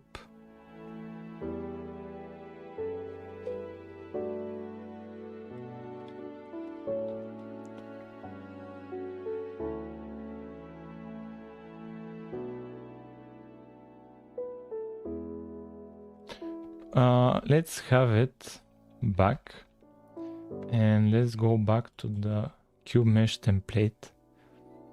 Here from the origin I could just subtract 8 and that would fix it. Yeah, that fixes it for all the blocks. All the blocks are working now. They're centered. Yes, so and now let's have custom collision shape just for this the poppy flower. So we can even reuse the mesh itself. Here.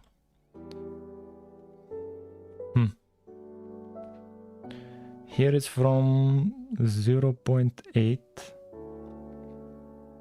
and 8, then 15.28, and here it's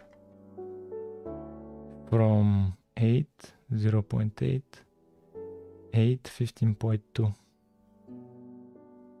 88. So I'll pick one of these. Let's pick these. Let's go to the poppy.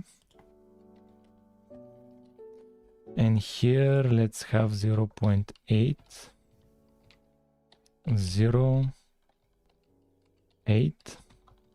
Here let's have 15.2f, 16, and 8. This is the size should be now perfect, but it would be in the block origin. What's up? Yeah, the Y is perfect. But why is it?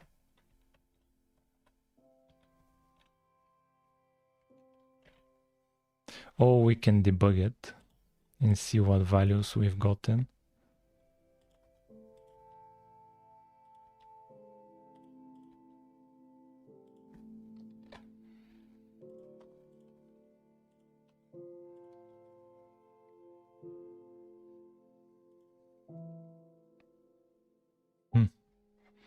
Let's go to the drawing here.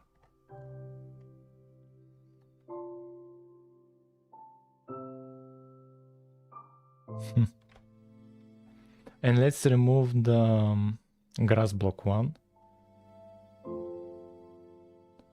Where is the grass block? Here, let's remove this. Only the poppy will have one. And so that when we put a breaking point, it will not constantly be starting and stopping for no reason.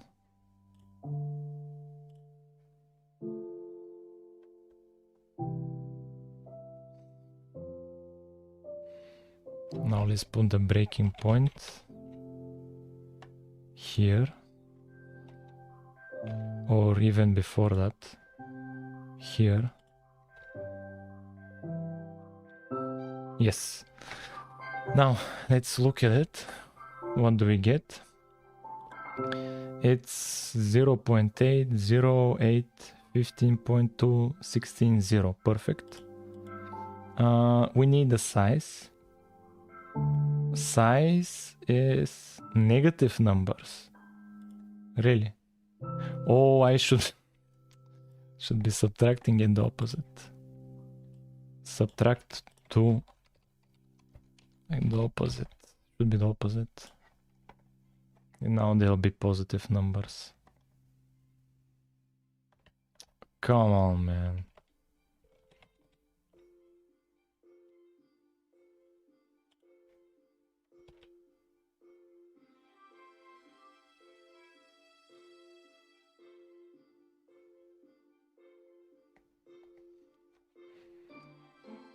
Size, yes. So on the Y, wait, the Z is 0. Oh, yeah, it's working fine. It's working fine. It's working fine. It was my fault here. Because that's how the mesh is. That's how the mesh is. So how should I make it a cube? Like, I need to make it bigger on the Z-axis. Poppy. Where is the poppy? Where is it?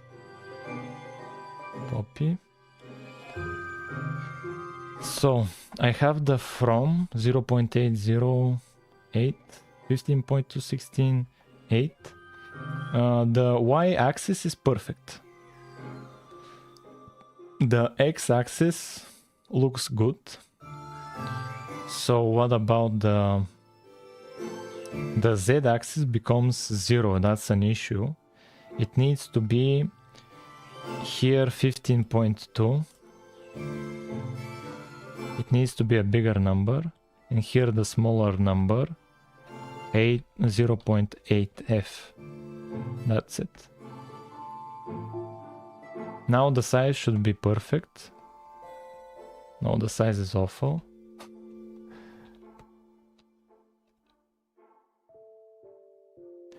Oh.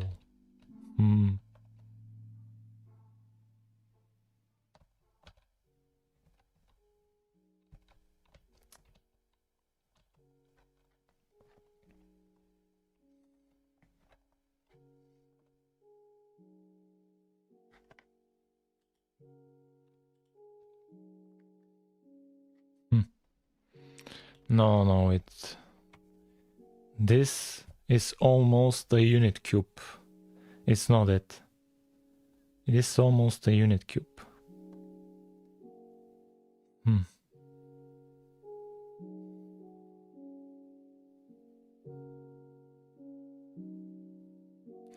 It needs to be... Then how am I supposed to do it? The mesh is not helping me. Let's open it up here, the poppy.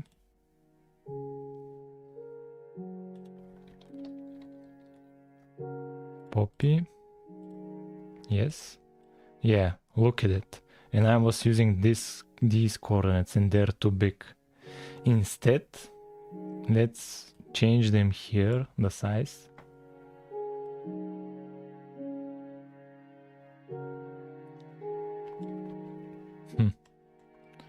Like I would need, I can use these coordinates. Let's create a group. Can just have them here. And let's change the pivot to, here it's 0. So from where to start?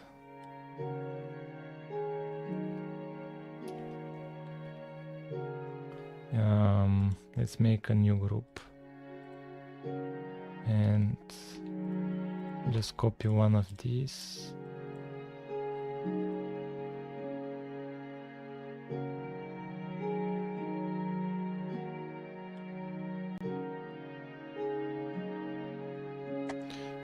So pivot.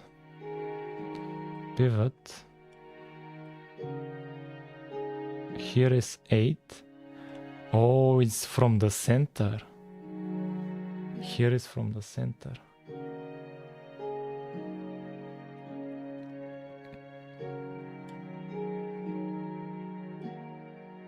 And that's 0, 0.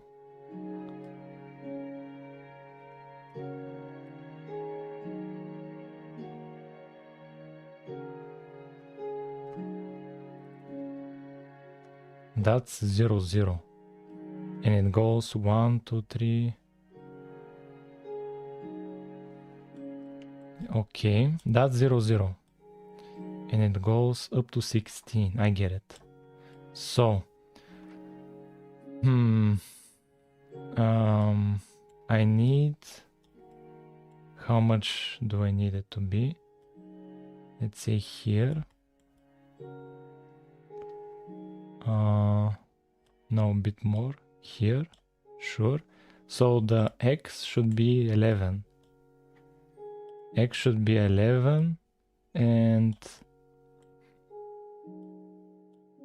4. 11 and 4. So here 4, here 11. The y is from 0 to 11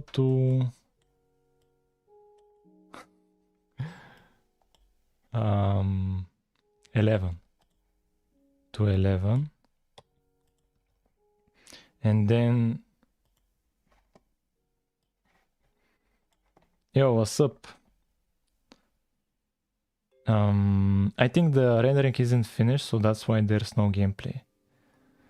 No, chill. The Java clone has enough gameplay. Like the Java clone, you actually have enough gameplay. You can actually survive. The C++ doesn't have gameplay since I started it recently. What's up? So this is up to 11. And what about the z-axis? The z-axis is from 5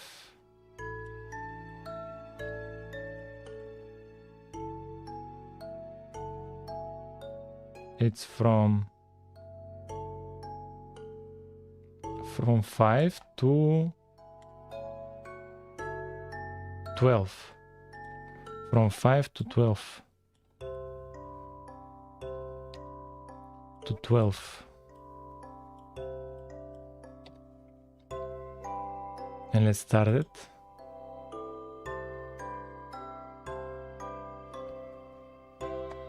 Yeah, this is the custom collision box.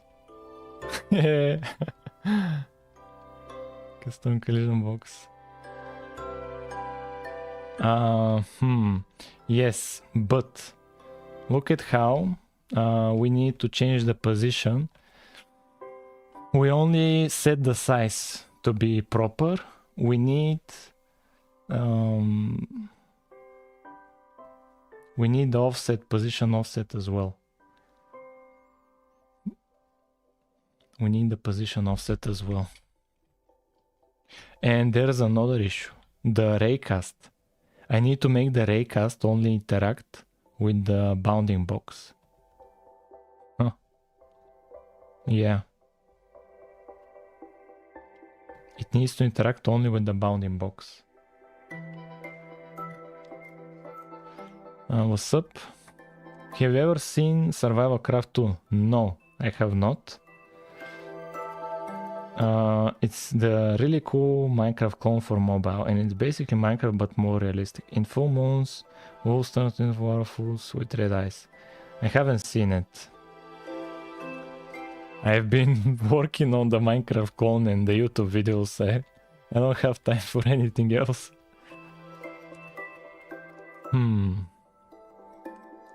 Let me think about it.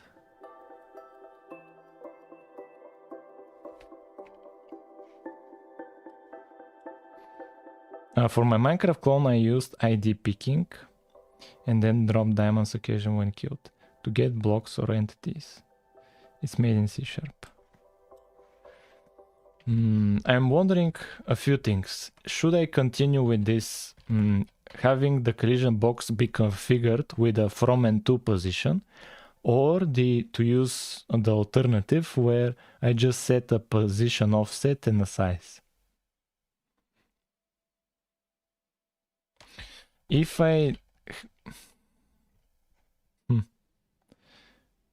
we look at more complicated collisions, how would we do it for the bed? Like, the idea was to reuse the bed mesh as a help. Because if it's a position and size as two vectors, a position offset and a size, here for this, for example, I would need to calculate it by myself on how it should be. But it would be easier to use it when drawing the cube. It will be easier to draw the cube. Here, this, and here I can as well just reuse the mesh. Yeah, we should use from and to. From and to for sure. Yeah. For sure.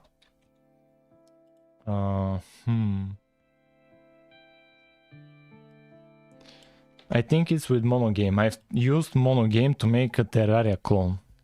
Monogame is really good, especially as an alternative to Game Maker. I've tried to make a Terraria clone with Game Maker and with monogame, and with monogame it was much better experience for 2D games. Hello, what's up?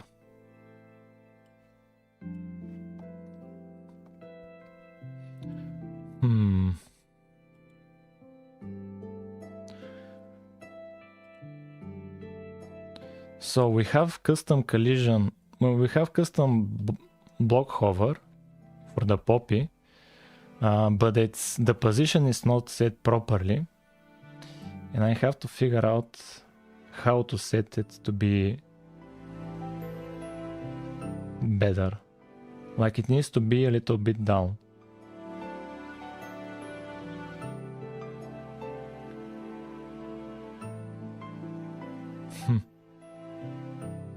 Needs to be a little bit down. And then after that, we need to make it so the raycast here, it still interacts with it. It needs to interact with it only when it's with the hitting this. Only when it's hitting this.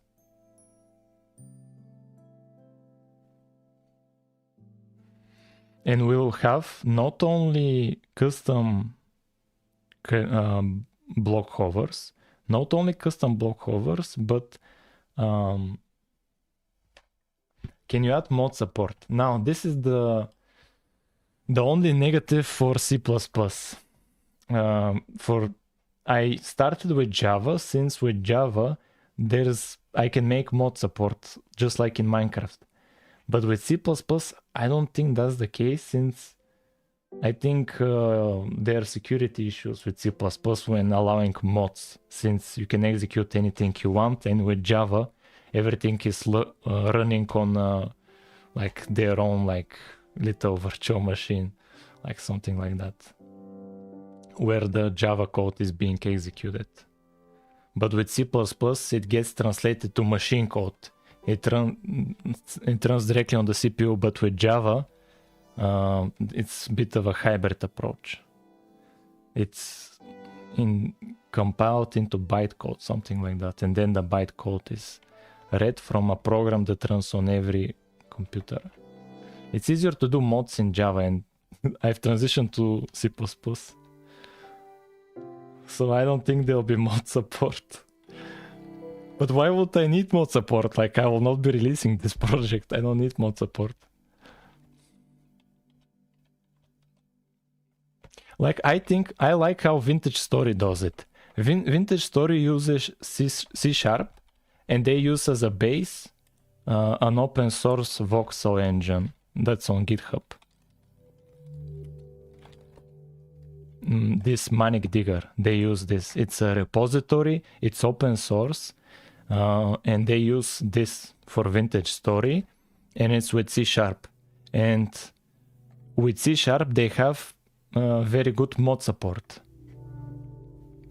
They have very good mod support, Vintage Story. And I've thought of doing a Minecraft clone using this open source like voxel engine because it has already single player, multiplayer, support for custom textures, like it has everything you want. But this is the approach if you're going to actually release a game. And this making a clone is a learning experience. So that's why I decided to not go to this approach. But it's very interesting that voxel, that Vintage Story uses this. That's very interesting. So how I'm going to offset the y coordinates?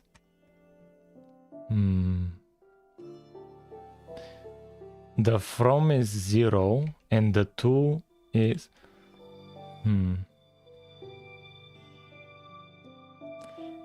Let me think about it. The from is 0 and the to is 11. The height is smaller. Sure. When I'm drawing the cube here, I just draw it in the block origin, which is in the center. If we go to the drawing board, where is it? It's in the center. And so let me just create another cube so it's easy to interact with. This is the poppy. And we're drawing it in the center, and that's the issue.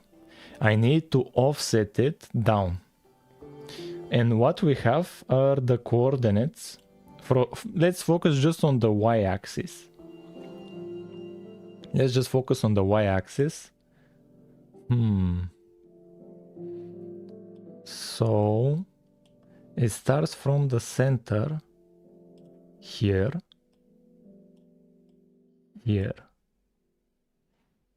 And I need, what do I need to do in terms of the y-axis? I need this to be down here. It's actually closer to the whole thing. It's like this. Needs to be this. So how much is the question? Well, I have the size, which is... How much is it? It's 16 minus... No, it's actually... Where is it? It's...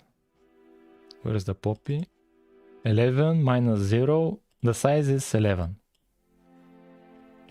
The size is 11. Sure. The size is 11. How much do I need to move it down? And the y coordinate, it's from 0 to 11. It's from 0 to 11. But it's putting it from...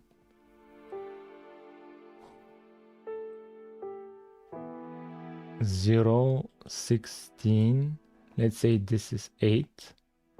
It's starting from here by dividing it. Okay, let's say it's 12. Let's say it's 12. So here it's starts from 6. And here it ends at 6. And so I need to move it by 6 down. So I need to move it down half the height.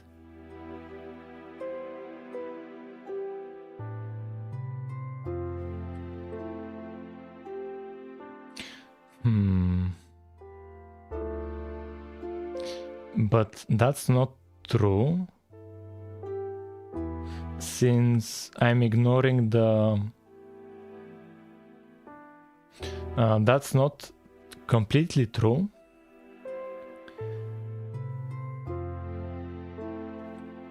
Sure, it's half the height down, and that will make it... No, here it's... Here it's... No, the coordinates are different. It's from the center. It's... This in total is 12. And so this coordinate would be 8 minus 6, 2. And this coordinate would be 8 plus 6.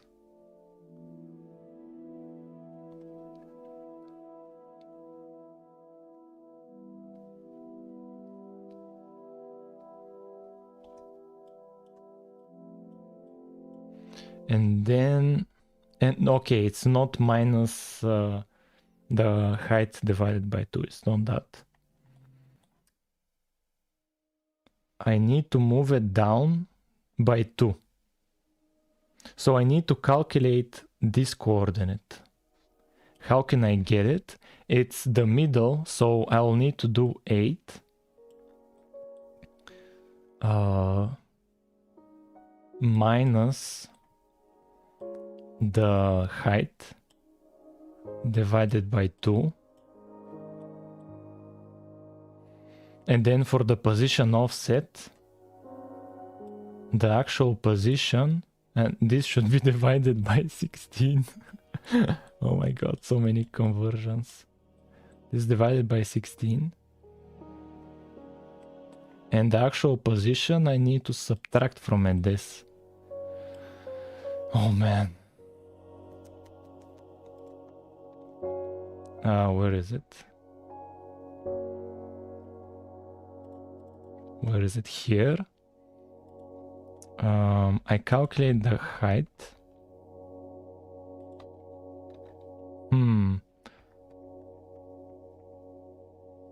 The offset for the y is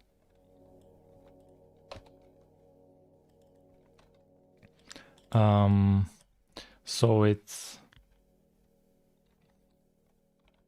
size y divided by 2 .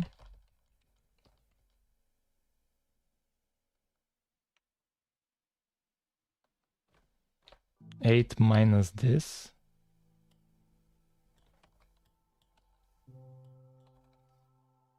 X and Z. And then offset divided by 16F. And let's see if we get the poppy.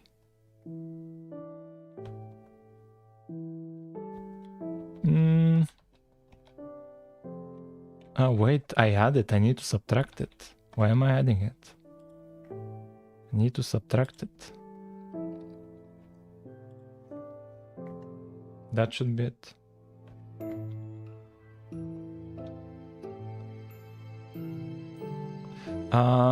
It worked for the height. For the height it worked. For the height it worked. X and Z was too much.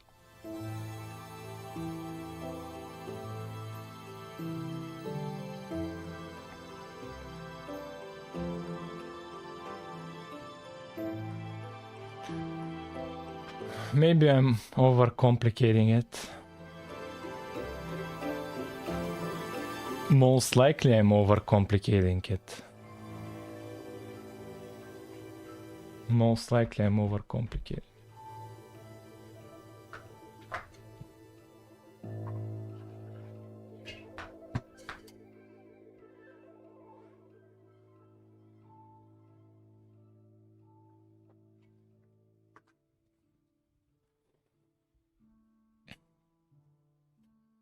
Let's think about it.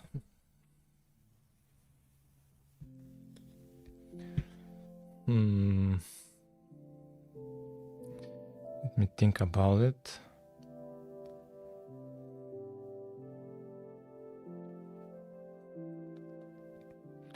What should I do? And what's stopping me?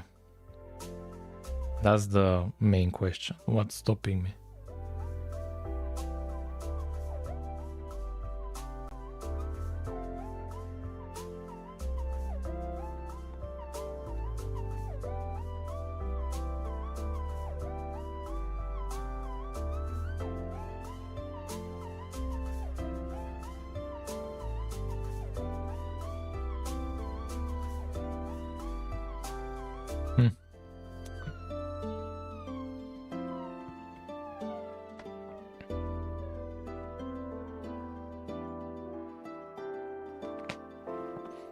Let's look at how they calculate them.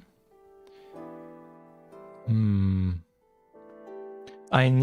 only thing I need to do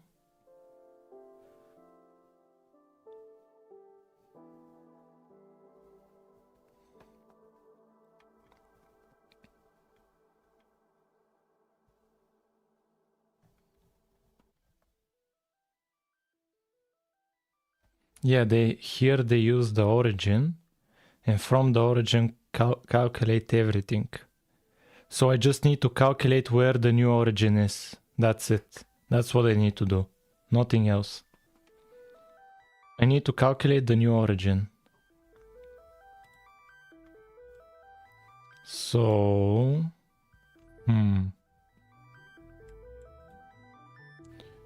we are drawing in the center. We're drawing in the center. This is the center. This is where it's drawing the cube with the length of 1 and height 1, etc. And my coordinates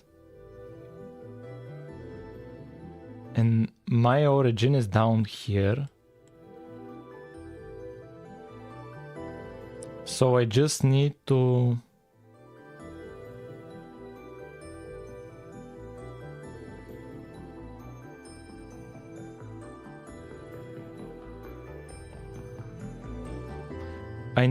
add from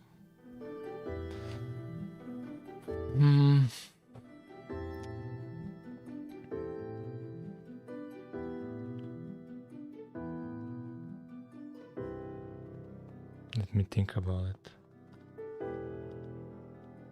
No, I need to add to from the size. The half width, half height, and half depth to the from. I need to add that. That's how I'll get my origin. So for the block, it will be 8 by 8 by 8. It will be 8 by 8 by 8, the origin. Sure. And I need to subtract from it. Wait a minute. No. From to add to it to get the middle. Yes, and now for the flower, for the Y, I'll get 6.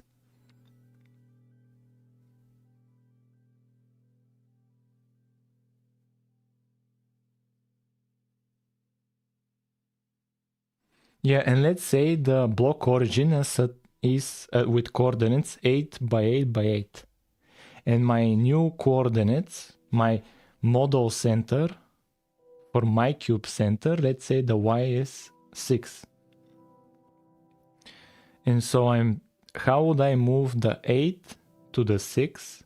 I'll have to subtract the 8, the 6, yes. So, here, yes, subtract the 8, half the height, subtract 8. Sure. From 8.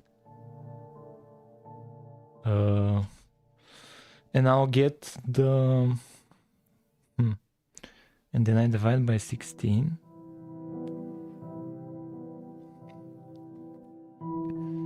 And the block origin, let's say it's 8, 8, 8, 8.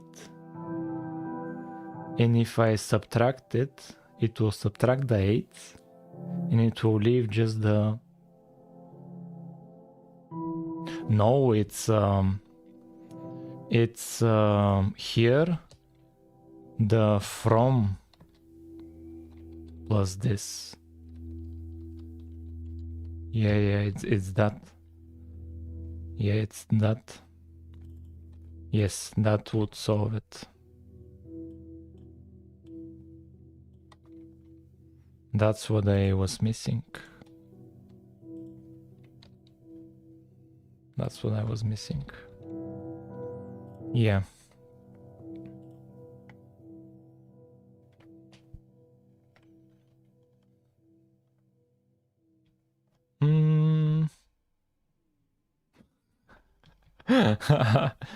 Not at all.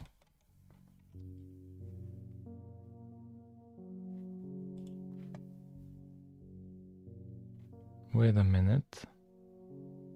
Yeah, but this... Oh no, Y, I forgot. And here Z. I didn't... I just copied the X everywhere. No, yeah, now it should work.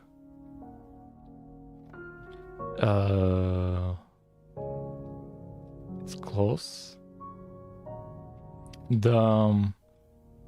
this is the X. The Z is wrong. The X and Y are perfect. The Z is wrong. Positive Z. The Z is wrong. Oh, the Z is totally wrong because it should be here. Yeah, it's my bad.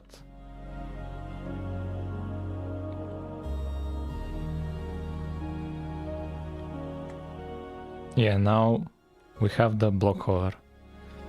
Finally.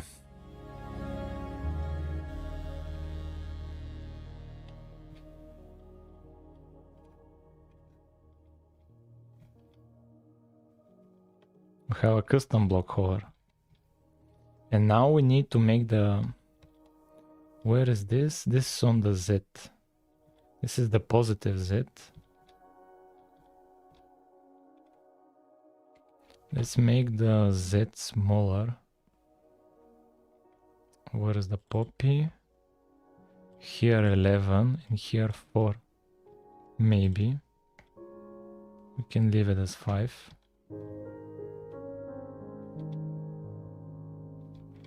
This is negative Z, positive Z. Yeah, it needs to be 5. It needs to be 5. Here needs to be 5.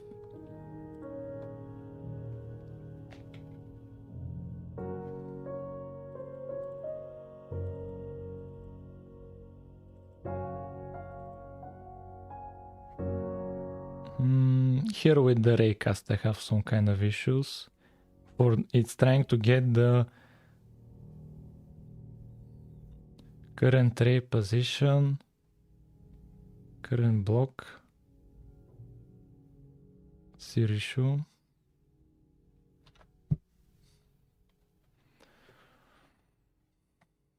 Get block type.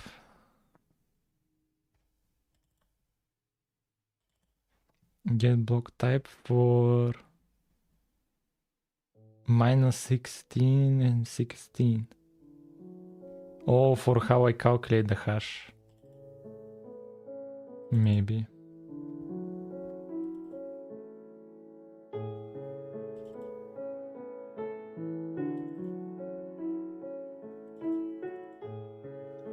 Except access validation. Equals. Oh, this for -16, 16. And this is unknown. Cannot read it. Weird. Oh, maybe I'm doing the raycast too early. Yeah, it's main here. We're doing the raycast where we still don't have blocks generated since it's on a separate thread. Yeah, that's a bit of an issue. It's in the update.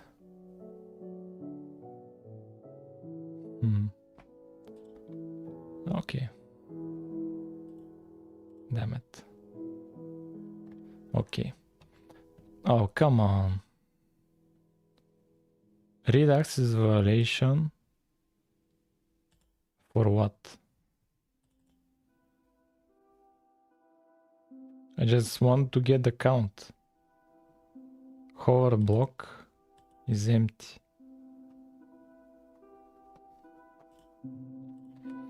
Yeah, I need to upgrade the raycast. The raycast needs upgrade. So we are starting point is the camera position. And we go of length 10. Current ray position.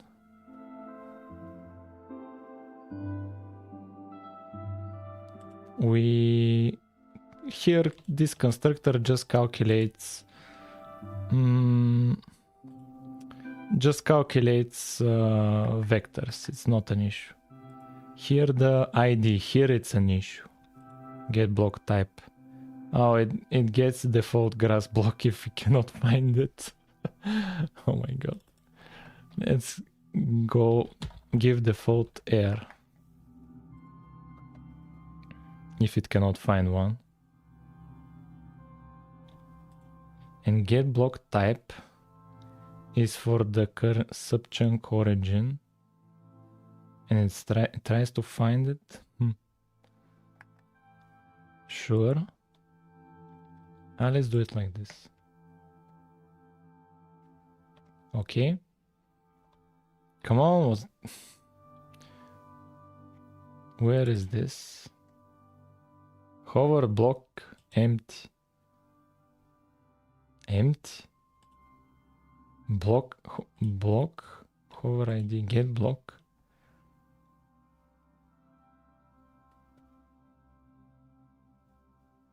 And here the default is. Oh, I don't have a. Okay. Here can I throw an exception? Let's do a default. Throw CPP exception.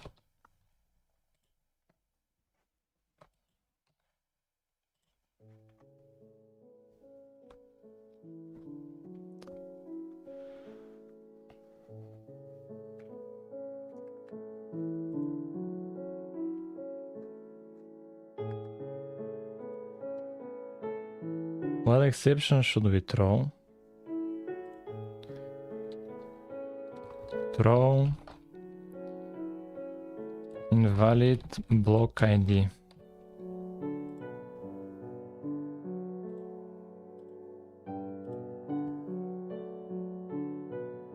Yeah, invalid block ID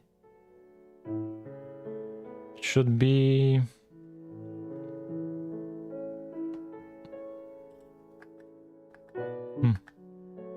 so here block hover ID if wait a second, why I'm not using here the block hover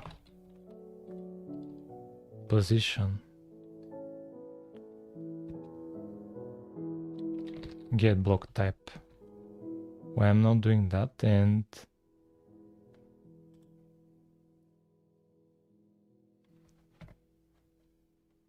invalid block. Come on. Let's look in the stack. Block hover. Block origin 2, 16, -0. Is there a -0 possible?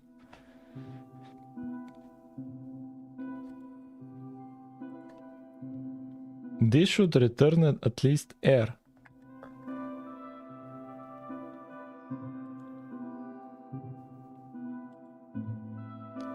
This is 0, 1, 2, 3, 4, 5. Yeah, up to 7.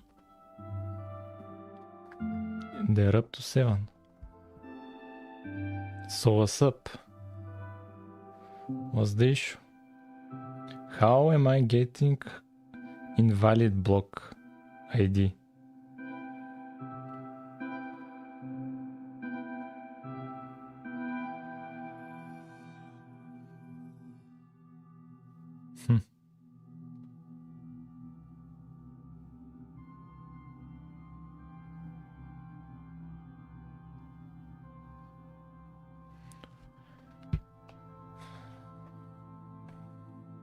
One, two, three, 4, 5. Invalid block ID. Can I go back?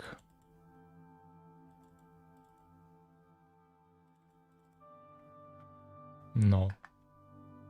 Damn it. Here, get block type. This should return air or whatever it's in here.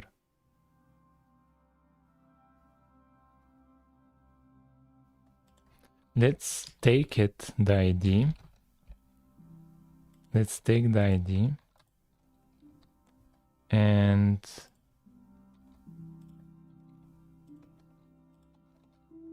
here, if ID is less than 0, throw invalid block ID. The mistake is even here.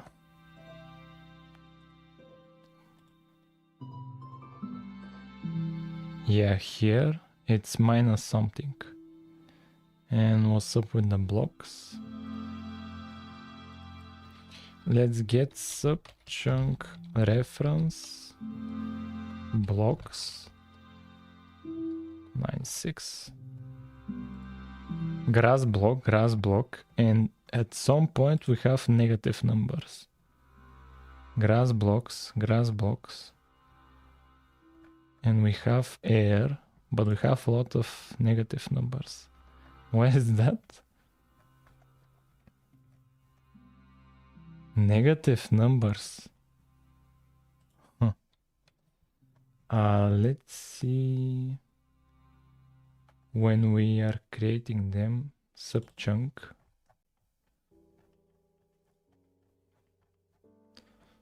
We are creating them where?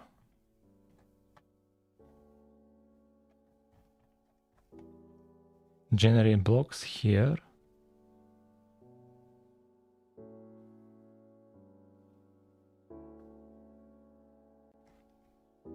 Here I'm setting it to grass block.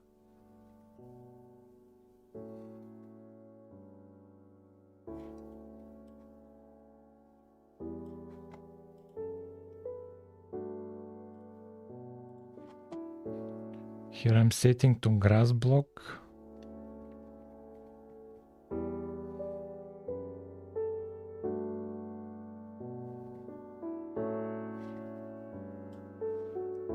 Yo, what's up? OQ6.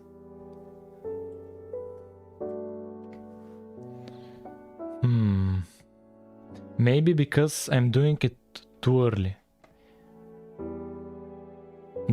Maybe because terrain hasn't generated and that's the defaults. So when we create the subchunks here, can we fill it up? Array fill, cpp fill array.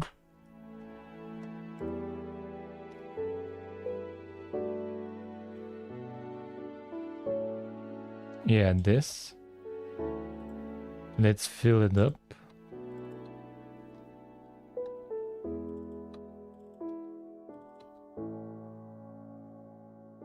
excuse me, plus size.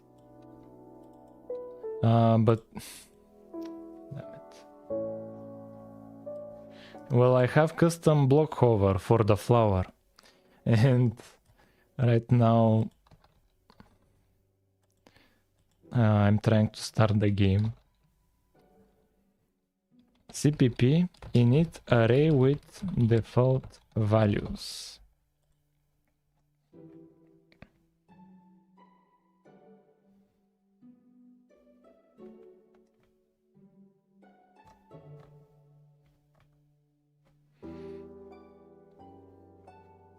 Yeah, we can just for loop it. For int I equals 0, I less than this thing, I plus plus, blocks I to equal air. You should solve it. Except this. Yeah, okay. And we have the custom block hover.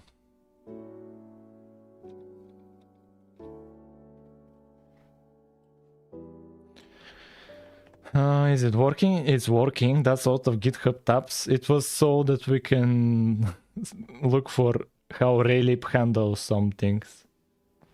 Like shaders. It was for how to do shaders in Raylib. All of those were examples of Raylib shaders. Now the only thing we need to change is look at how the block hover activates even if we are outside it. That's the only thing we need to change. The block hover needs to activate only when we're looking at it. If we manage to do that, we're golden. We're golden. And I use Raylib, and Raylib uses OpenGL. What graphics API did you use? Yeah. I use C++ with Raylib, and Raylib uses OpenGL. Let's give to each of these collision boxes. So, dandelion, grass. Grass will be like this. But it will be from 1, 1, 1 up to 15, 15, 15. Let's see. Grass block is this. Oak leaves is this. Oak log is this. And we'll copy the poppy for the dandelion. Now everything should have, if we ignore this. Yeah. Look at how the grass block hover is a bit smaller. I need to see why the bottom part is missing. Yeah, we have the leaves. We have this. This is custom and this is a bit smaller. For the dandelion it works. Yeah, that's cool. But why is the leaves like this? Why is it down? Yeah, it's under. It's underneath. It's hard to see, but it's underneath this. Why is that? Grass, it starts from 1, 1, 1 instead of 0. Oh, we can start it from 0. Yeah, we can start it from 0. We can make it even smaller. Why not? These exceptions are very annoying. Very, very annoying. Yeah, what is this block hover?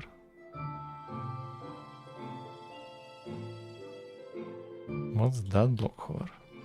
There should be no block hover. Let's go back to the main. Here where we do the raycast. So... Oh,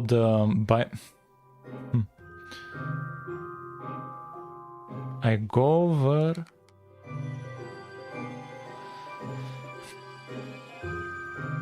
Current ray position, current block.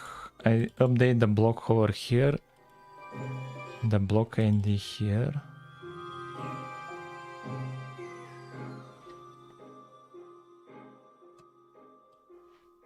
No, the grass should be exactly the same as in Minecraft. Exactly the same. I'm using their model. Should be exactly the same. Yeah, it should be the same as this grass.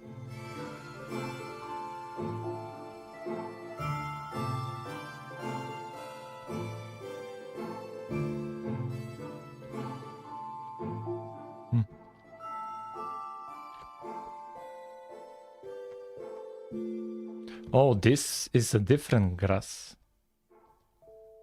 And this is a different grass. Look at how they're a bit different. This is smaller, this is bigger. Huh. Yeah, here was the issue. I start the game. And here I get, for the floats, one of them is missing. And this is here where we iterate over the subchunks.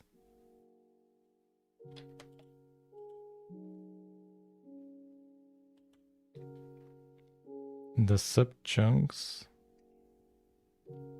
get subchunk, get subchunks. It will not let me. Why not? World CPP, subchunks. Yeah, here. There 1024.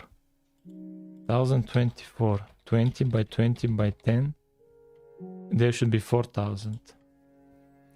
Most likely it's because of the concurrency.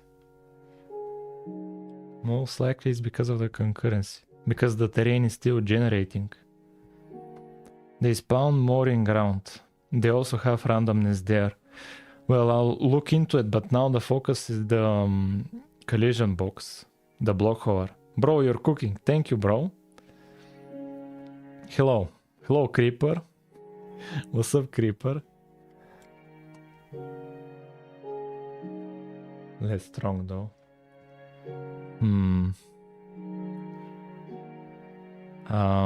Here I'm getting an error because the terrain is currently generating.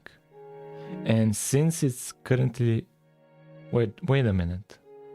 Why should that be an issue? Oh, I know how to fix it. Where do I create the terrain? Generate terrain here. Here I create and give the subchunks. I should do this beforehand.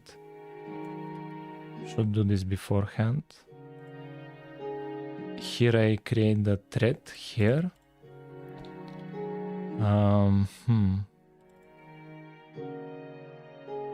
Subchunks offset. What's this offset? Subchunk offset. It's based on where the player is. Yes. And I will not generate blocks. This should solve it. Yeah, that solved it. Okay, and this is the block hover for the grass. Maybe it should be smaller, but this is for the flower. This is for the grass. And this for the grass block. Look at how it's smaller. It's smaller. I can set it whatever I want. Whatever I want.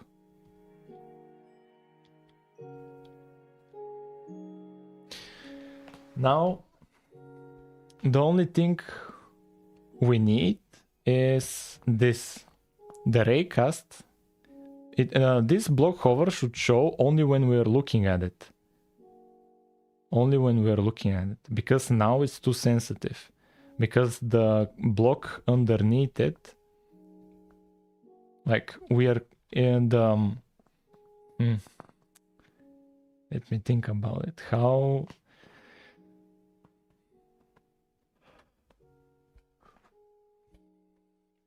Yeah, when we start the raycast and when we check if we are inside the block, we should check if we are inside the collision box itself. At least one of them, because they can be up to 5. Yeah. This is the last change we need to do. And custom block hover will be done. Most likely. Oh no, after we do this, where the hover is not this sensitive, after we fix this, we will implement more difficult block models, like the stairs, for example. And if we have custom block hover for the stairs, then I think we'll be done for this stream. But that's a stretch goal. We'll see about that. That's a bit of a stretch goal.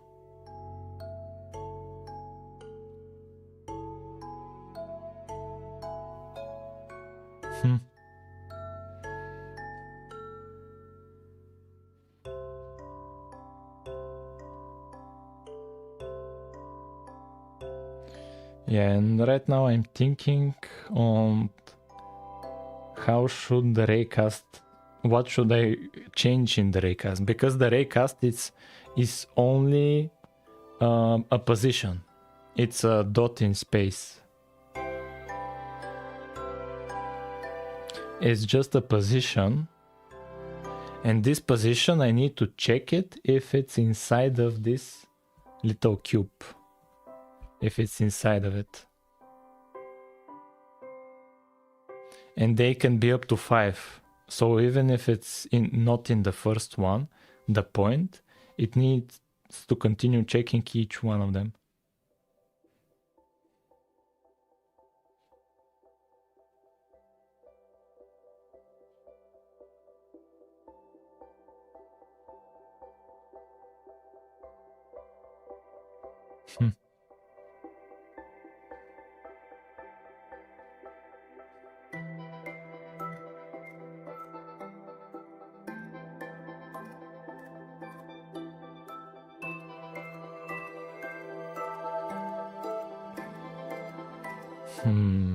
How should we approach this? Yeah, for sure, no matter what we do, we need to iterate over all the collision boxes, if it has one. And we need to iterate over all the collision boxes. And so, the only thing we need to figure out is, if we have a collision box, how to figure out if our little point is inside of it. That's it. I think that would be fun. I think that would be fun. So here, let's commit all of this. Custom block hover. Nice. Next, where is the raycast? Where is the raycast? It's here. So, we need to repeat this code. We need to repeat it. This code. Oh, no, actually, all of this code. All of this code. Actually, before that, let's open up the FPS monitor and let's see if we have lowered. Before it was around 800 FPS. Let's see how much it is now.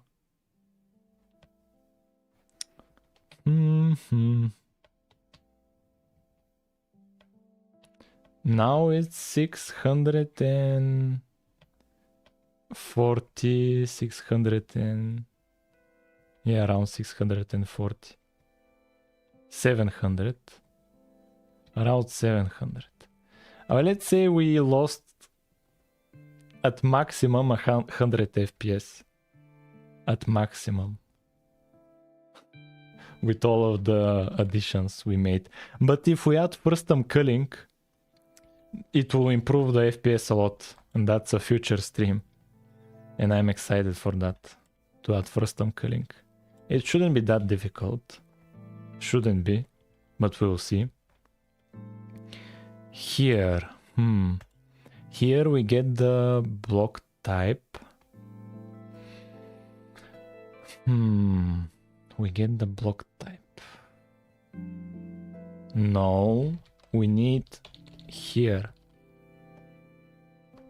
For each of the positions here.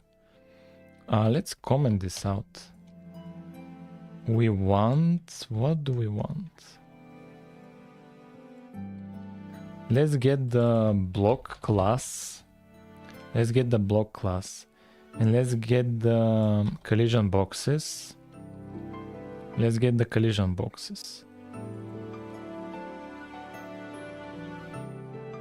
What else?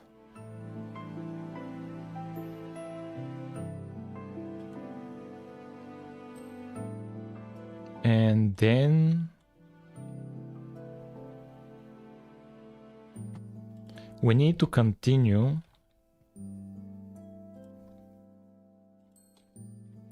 only if they are collision boxes. Can you add more trees? Do you mean different tree types or just to have higher count? Which one of the two? For both is yes, obviously, for both is yes. But right now the stream topic is custom block highlights, hover, custom block hovers.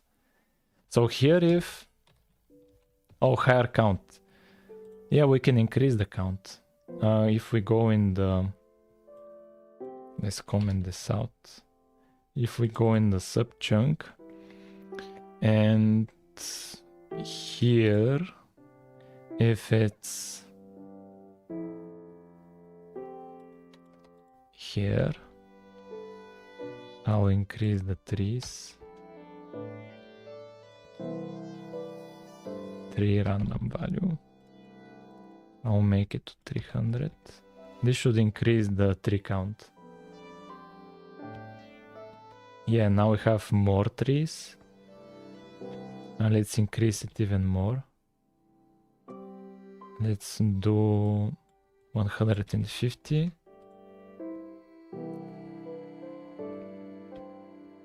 Now we have even more trees. But some of them are quite close to each other.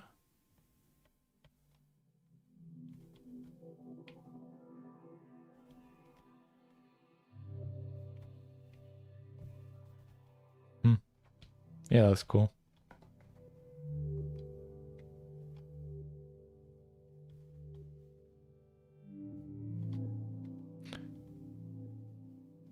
Yeah, now we have many trees.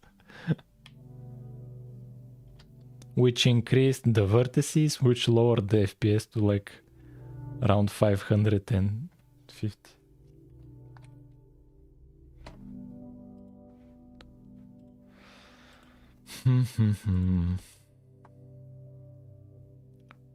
Where were we? I forgot. Yeah, here.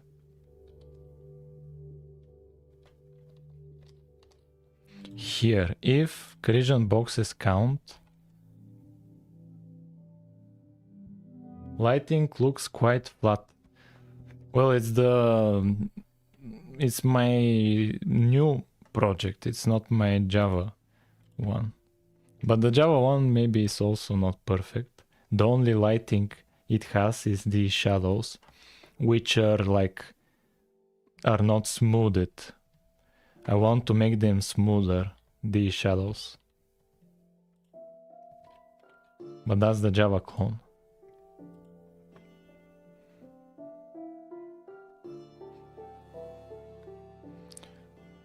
here if the collision boxes count is 0, we'll just continue. We'll just continue. Like that. So now we have collision boxes. We need to go over all of them. We need to go over all of them. Let's comment this out. Yeah, we're getting the block. We're getting this. We need to get this from the block. We have all the collision boxes. We have all the collision boxes. Do you have breaking implemented? In the Java clone, I have breaking and I have item drops. But that's the Java one. The C++ doesn't have it. But you'll have it soon enough, like I know how to do it. So we need a config. We need a config. We get the size and the offset.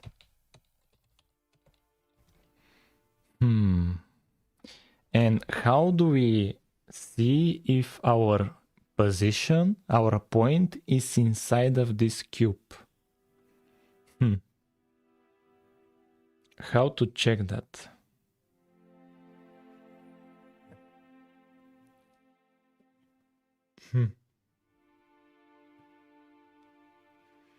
How to check that?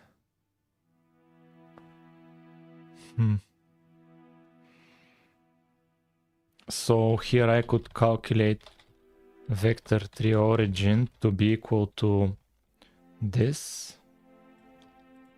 That's it. And so this is the cube. This is the collision cube. And I have my point, which is current ray position. And I have current ray position. So I have... Do you have any plans to make Minecraft like sandbox game like Cosmic Reach or Cubase? If I make a game of my own, if we think about it logically, the only game I can make is a voxel game like Minecraft. So even if I want to, I cannot make a different game. Because my unfair advantage is that I know how to make a good Minecraft clone. And so if I decide to make my own game, it would be best to be like Minecraft. And I'm okay with that. I want to make a game like Minecraft. Like we can look at Hytale. Hytale is like Minecraft. It's the same. It has blocks every, like not the same, but like it's a voxel world. And my clone is also a voxel world.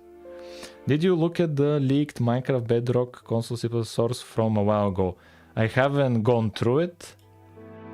And I haven't looked even the Java deobfuscated code. I haven't went through the code. Since I want to see what solution I can come up with. The only source code I have looked is the Half-Life source code that I have. It's probably not the actual like because it's proprietary and all I can work with is these projects, but here this is like the code for the movement in Half-Life. That's the only game source code I've looked through. And it was only for the movement, so I can copy it for my Minecraft clone. My movement in my Java clone is the same like in Half-Life. Look at how the hand moves and you have bunny hop and the speed actually increases as you bunny hop around. And we have skeletons that will just continue on moving.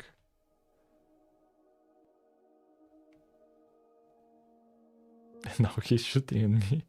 And now he stopped.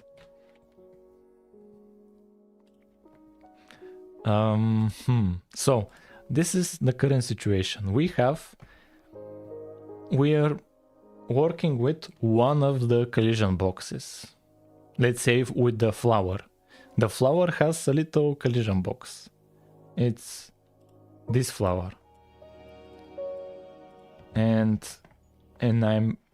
Where is the flower? Here is the poppy flower. And when I look at it, look at how it activates only when I'm looking exactly the collision box itself. That's what I'm trying to do, because in my game, even if I look towards here, because if it was a regular block, if I look towards here, it looks at all, it collides with all of this.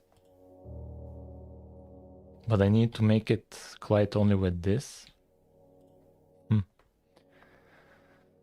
So I have the current raycast position before we do another increment. And the current block we are at has collision boxes, and we're going through all of them, and we're currently at the first collision box. And I've calculated where the origin is of that collision box in world space, global space, and I've calculated what the size is. And I have my current position. And I have my current position. I could...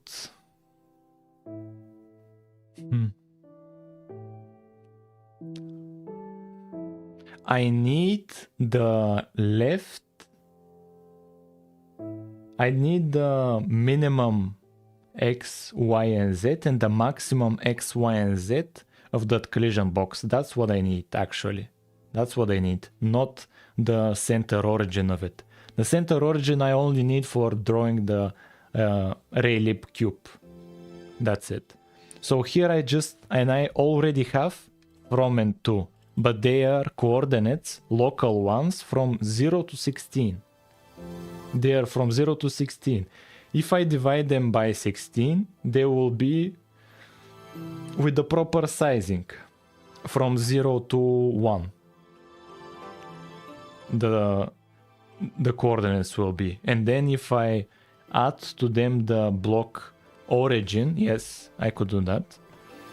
Let's do that. So a vector 3 min. The minimum is the config from divided by 16, and then we need to subtract from we need the block origin, but from the block origin to it's in the center. It's in the center, we need to subtract from it 0.5. 0.5 on all axes. This is the minimum and this is the maximum coordinate. The maximum here needs to be 2. That's it. And we don't need size, we don't need offset. We don't need origin, that's it. And here we have a position. And if the position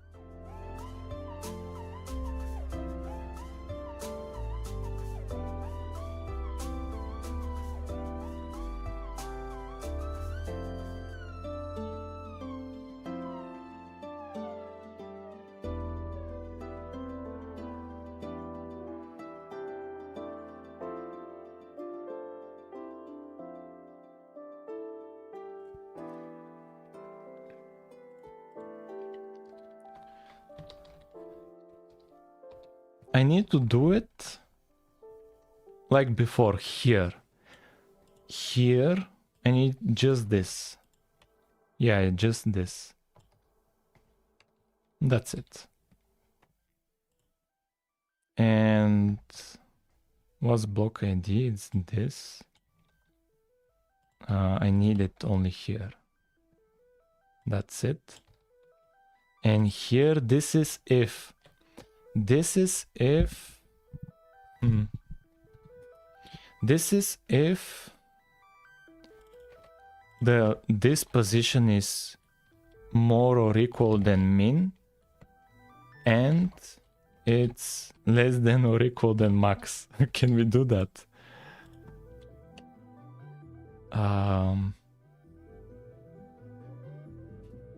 I think it should be like that. But let's see if Raylib has a function like that.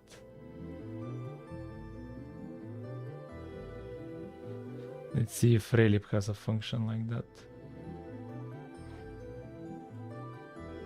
Like a comparator. Vector 3. What do they have? Distance?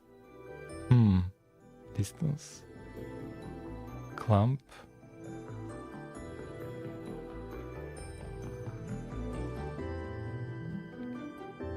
Or I could subtract them and see if the values are positive. It's the same thing.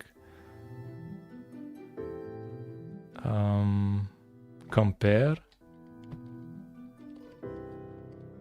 Do they have compare? No. Damn it. That would be annoying because I need to do if the x is min x and oh, this would be annoying. This is the y. I assume this would be correct because the min is the minimum x, y and z coordinates of the collision box, and max is the maximum x, y and z of the collision box. So if my point is outside of that, it's not in the collision box. That's my logic. Should be good. Here, copy like this, and here it needs to be the opposite. Maybe to be directly lower than for the max, not equal. Maximum. If we are in this case, we have all of this. And I think this is the moment of truth. Running it. Hopefully it works.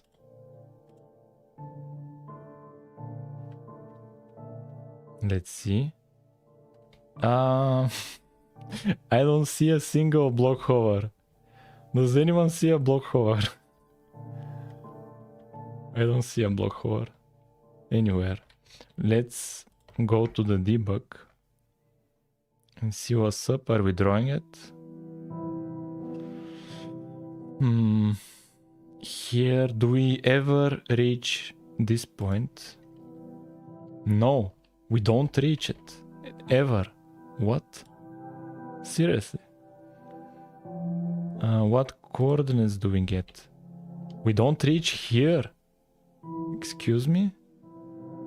Why? So every time collision boxes count is 0, really?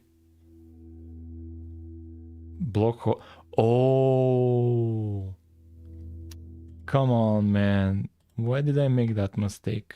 This shouldn't be block hover. It should be the current block. Yeah, that's a stupid mistake.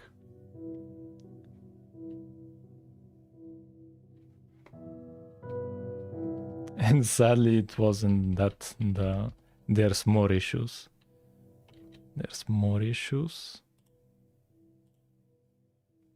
So do we reach here? No, we don't reach there.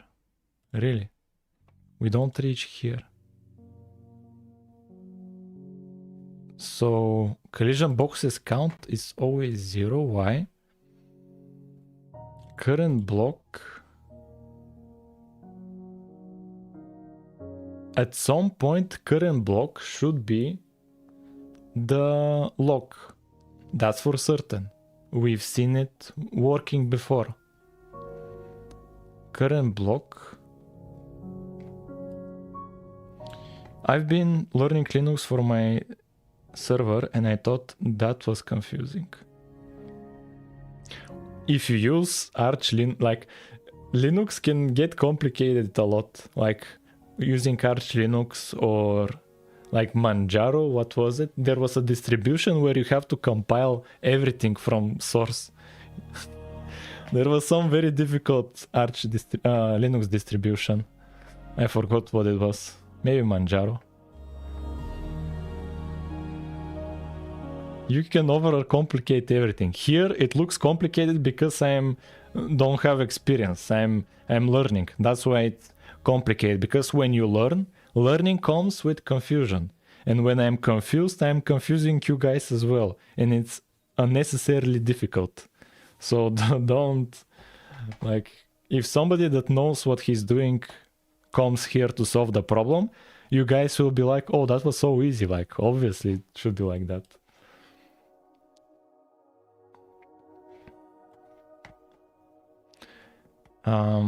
So what's up? Here I have the raycast. It has a starting position, the camera, sure.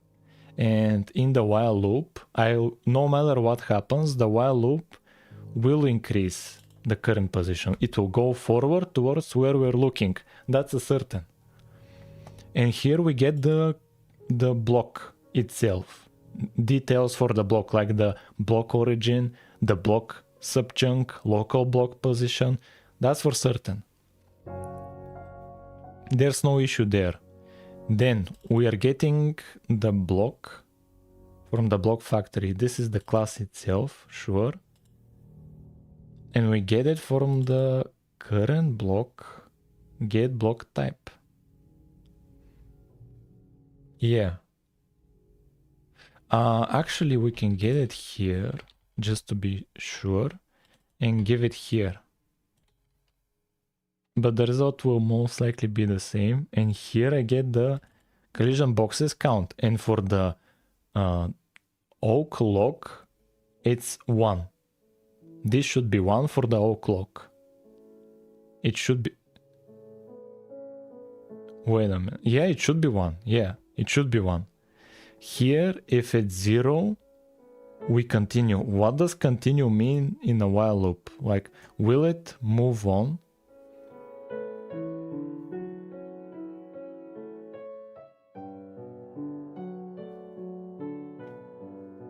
Let's actually change it here. If it's more than 0, to do the calculations. Let's do the opposite. I'm worrying if continue in a while loop is different than if in a for loop. If we have collision boxes, we'll execute this code, else we start over. And let's test it.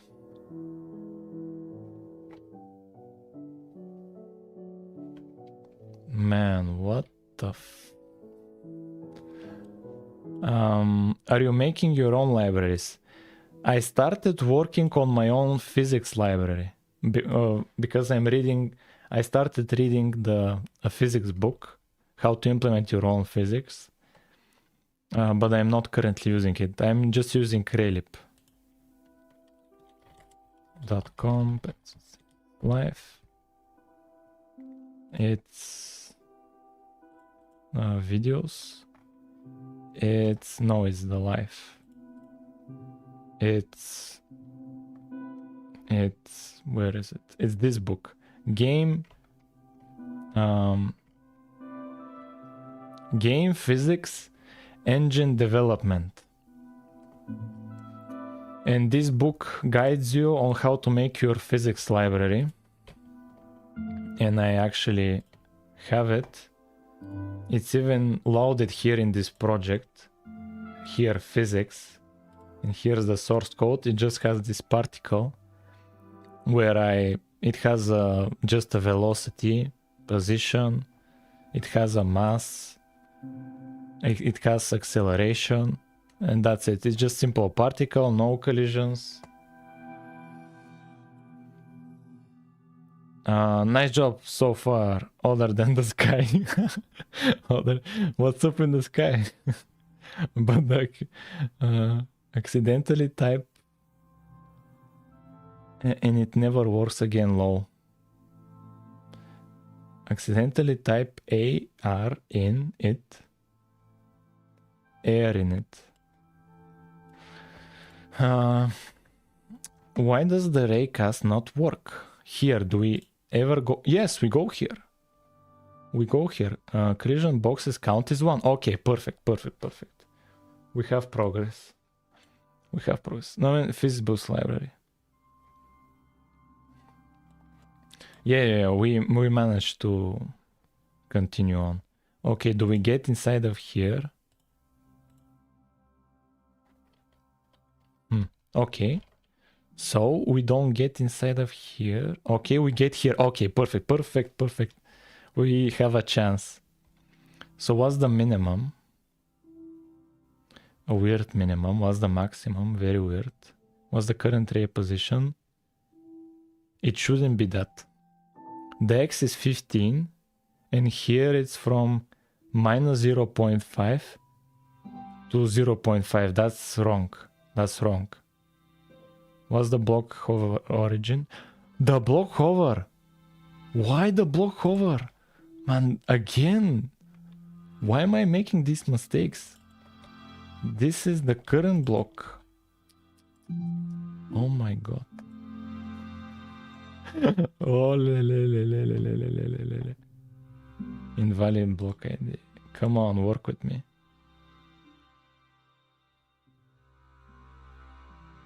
Why?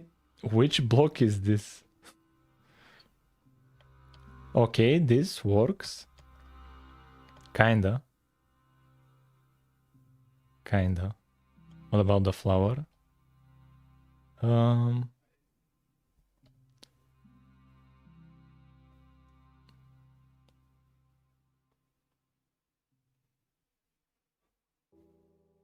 The flower only works. Which collision box is this? The air doesn't have collision boxes. That's the air. Damn it. Let's bring back the block hover type debug information.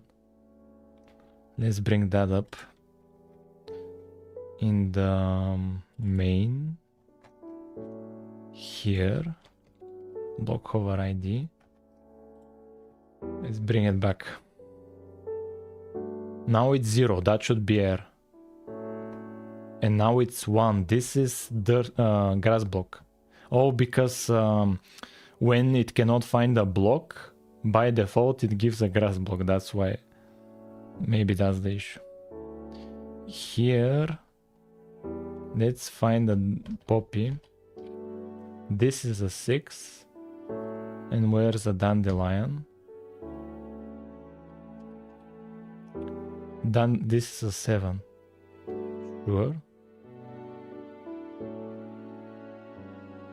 Look at how X...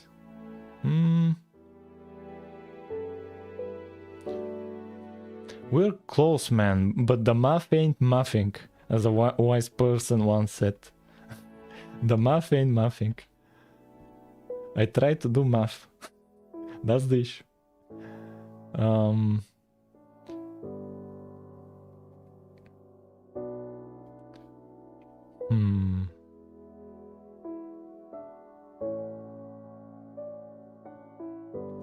Here it shouldn't have a collision.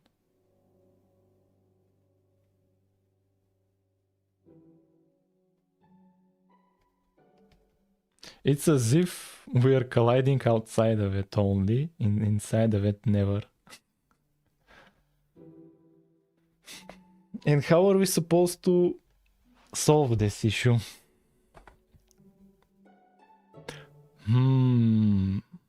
We all... no. I was thinking of drawing the point of the... No, we could draw the raycast itself. No, but that wouldn't help at all. That wouldn't help at all. We'll just have to look at the code and get a divine intervention from the coding gods. Yeah, let's just pray we think of something. It's most likely this conditional that I'm making the mistake, or maybe here in the min and max. Most like, yeah, I'll probably have to do a debug there. I'll probably have to debug it and see what are the actual coordinates. Is there a difference?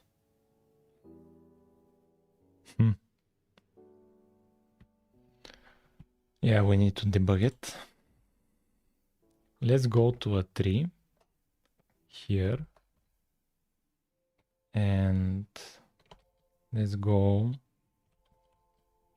here. Here, okay. Now what is the mean is? Hey, I finally caught a stream. Are you streaming daily? I try to stream daily. For now, I've managed to stream every day, but it's possible I can miss a day. But for now, I'm streaming daily. But it's possible I'll miss a day, since I'm not a machine. And at some point, maybe I'll be like, I cannot. But I'm trying. Let's look at the x-axis.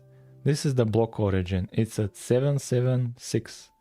The min is this. The max is this. And the current array position is this, 7. Wait a minute. Wait a minute. This is sitting above 7. This is 776. This is 7 above 7 above 7. And this is 5.5.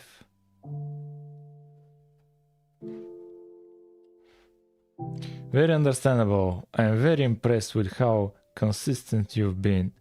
What are you working on today? Doing custom block hover, the block outline. And I've made it so it's actually a different shape. Because a lot of people ask for this and I finally made it. But the only issue is I cannot make it activate when I'm looking at it. Even if I look outside of it, it still activates. So I need to figure out the math on how to see if the point of the raycast is inside of the shape. That's what I'm doing. Let's actually simplify it for just a simple block. Simple block has a from 0 and a to 16.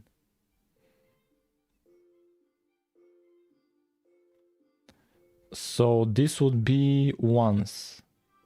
So here it will add 0.5. So yeah, 7.5, 7.5 and 6.5. Perfect. And here the minimum is the 6.5, 6.5, 5.5. Yeah. And total, the length is 1. Perfect. That should be it. And here the current ray position, it's 7.2. Yes. 7.3. It's inside of it. And 5.5 is barely inside of it.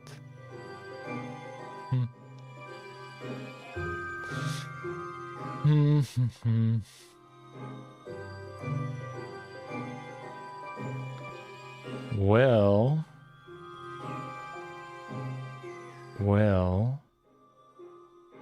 so what's the issue?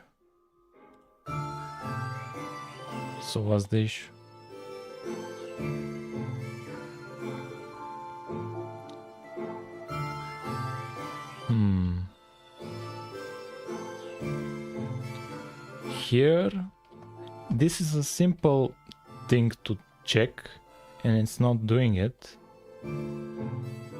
Like, this is one big block. It should be easy to check if it's inside of it. Oh, I closed it. Let's start it again. Check out the... in your Java clone, are you using default libraries or libraries people have made? I use the LWGGL. LWGGL. This is what I use. That uses OpenGL. That's for Java. But this, compared to Raylib, huge difference. Huge difference. Raylib, way better, way better. Way better. Raylib is so much cooler. No, I will never touch Vulkan. Ever, ever, ever, ever. I will never touch Vulkan. I will never touch Vulkan. Because I'm a single, like I'm one person. If I use Vulkan, I'll take just a whole month just to render a triangle on screen.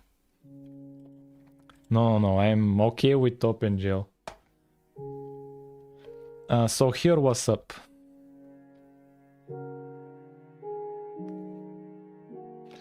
What's up with this?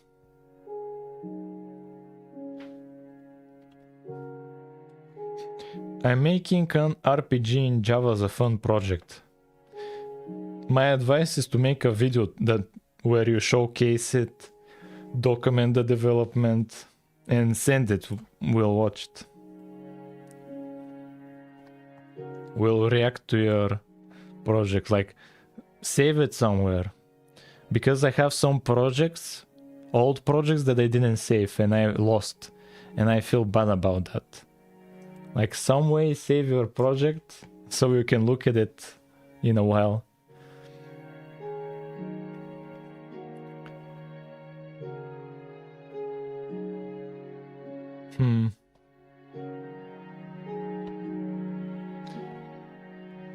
Do you prefer Java or C++? I prefer C++ because I hate having to work with a garbage collector. I absolutely hate having to work with a garbage collector. So I prefer C++.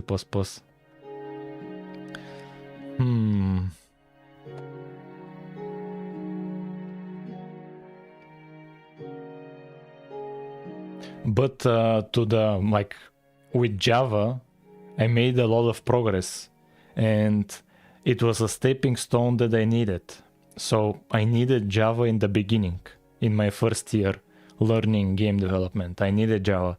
It would be impossible making that much progress with C++ in the beginning. I didn't have the experience. And now I can finally switch to C++. I needed Java as a stepping stone. And now I'm read about C++. I go through tutorials so that I can understand when I get a complicated error with those header files, for example. Yo, look at how here it skips these blocks and gets caught just by that one. Huh. Interesting.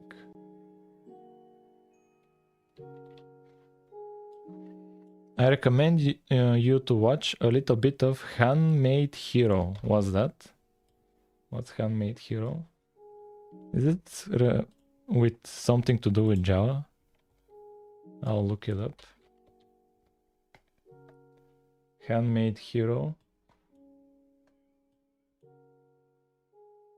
Handmade Hero. Intro to C. Oh, so it's C. Windows graphics review. Oh, so maybe he uses DirectX if it's just Windows. I don't know. Oh, does he use? What does he use? And every video is more than 1 hour. Man, that would be difficult to find it.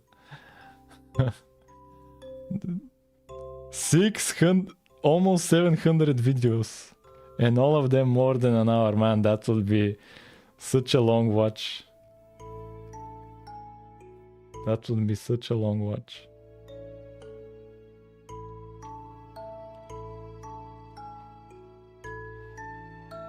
Are you using raycast to find the block the player is looking at? Yeah, I'm using a raycast.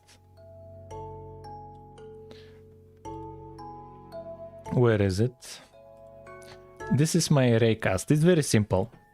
I start from the camera position and I move a little step forward in the direction of where the camera is looking. And I go forward in that direction with a little step forward until the length of the starting position and the current raycast position is 10 or more. We can lower the length to 5, let's say, but that's not the issue right now.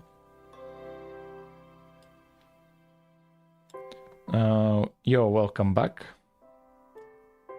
Here we have another. IMO, the best thing it teaches is how to not overcomplicate your projects. That's good. It's very good to simplify, to keep it simple. Opening up a vintage story world right now. Yeah, vintage story looks cool, but I haven't bought it. I don't have it. And I don't have Hytale yet. I just have Minecraft.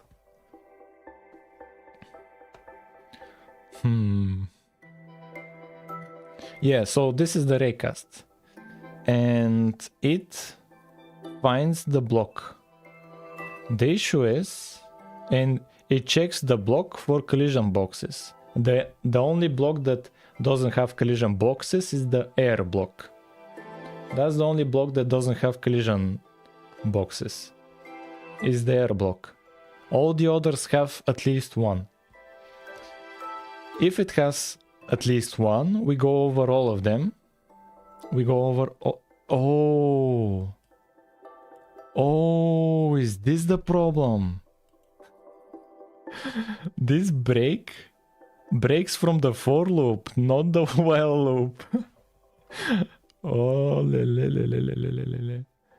Male. I dare you to print hello world with no dependencies. No, I don't have the time for that. I don't have the time. Ball found block false. Searching for block true. And while this is that, and we are searching for a block, and here we are not searching. That's it. That should solve it. I hope this is it. Yes. Look at it. Look. Yo, it's perfect. Yo. Yes, it's perfect. We have custom collision. Yo. Finally. Do you know how annoying it is to work with redstone with those bad collision boxes like in the Java clone? Here in the Java clone, they're like this. This is with the Java clone. And if you have redstone here and redstone here and the collision box is like that, and you want to touch this one, you break this one. Like, it's very annoying. I can even show you. But finally, man. Yo. Man, this is so cool. It's totally worth it.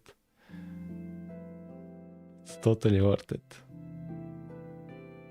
Man, so cool.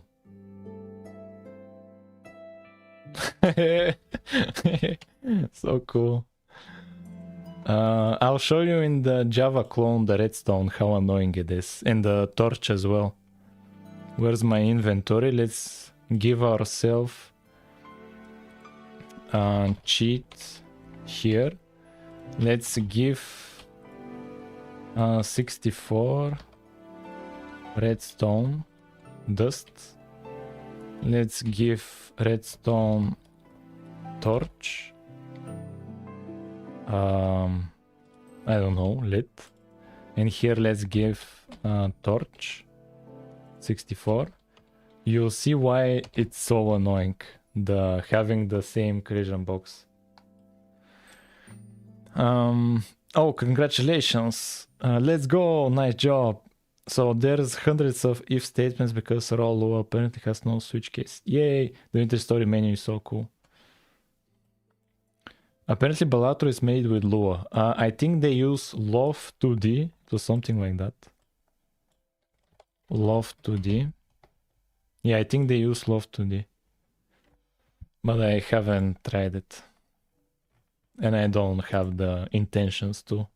Since in Raylib, I can access directly, I can change the source code of Raylib and I have access to OpenGL. I can make changes to the OpenGL. Like for me, my favorite game development is library is Raylib. That's for me. Yeah, here, look at how annoying it is having the same collision box or box shape for everything. This is for redstone. Look at how annoying it is. Look at it. This is for redstone. And if I try to go to this back one, I cannot. If I try to hit the backwards one, it destroys this one. It's so annoying, man. Like, even when mining, when I was mining, and I place a torch, here, I place a torch, here maybe culling issues. I've made some changes. No, I've broken the torch for some reason with the changes I've made. Okay, I'll do with the redstone torch. Here when you mine and you place a torch and I want to mine this block, okay, sure. But even if I move forward, it still destroys the torch because it's so annoying. Having the same block hover for everything. And now, finally we have custom block hover. Finally, man. Finally. This is a game changer. Huge game changer. Hop. Man, this is so cool. Huge game changer. And do you know what the best part is? The best part is, here for example, we can do improved collision. We can have a better collision, like here in Minecraft, if we open the door, let's say, and here we put the door. Here in Minecraft, look at how we can go past it. You can go past it like this, but since for me every block is this cube, the collision is the same as well. It's very simplified in the Java clone. Here I'll give myself a door. Door. Bottom right, let's say. Let's give ourselves a door.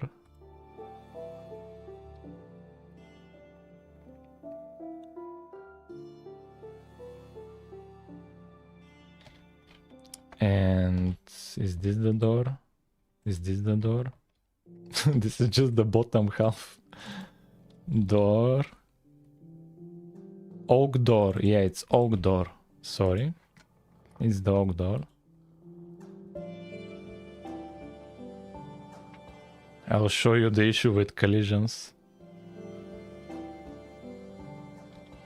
With the oak door, if I place it, look how annoying the collision is. And the block hover, it's so annoying. And the collision is the block hover itself. It's so annoying. But the door itself like actually works. I can open it and move. And the way I do it is I just make it to not collide with it. So here you can move past it as well. But I made it so you can use it as it is now. But it was all... Yeah, and finally, now that we have custom block hover, the cool part is we can have custom collision as well. This was so worth it. Yeah, it's very cool. Finally, man. Finally. Yes.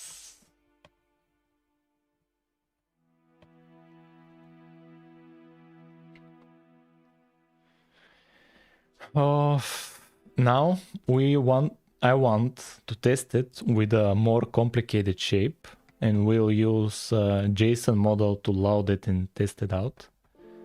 But let's commit this progress. Raycast reacts with custom collision box. That's it. Push. Now. Now which shape should we test? We need to load it with a JSON file and we need to create a collision shape for it. And what should it be? What should be the complicated shape we do? Maybe I was going to say the door, but it uses 2 blocks.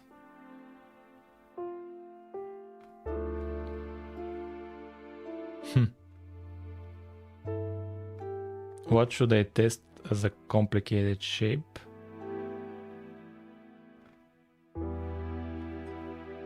If we are actually going to do one.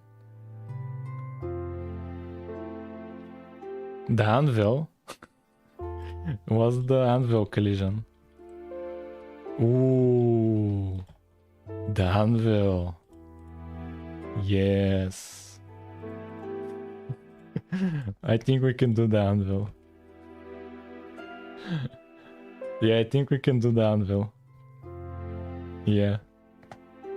Yeah, that would be interesting. Yeah, let's add the anvil. Let's add the anvil. Let's first find it. I need to find it in... Where? In backup. New backup. No. More backup. Here, here, here. And now let's search for it in models, block, anvil. Anvil.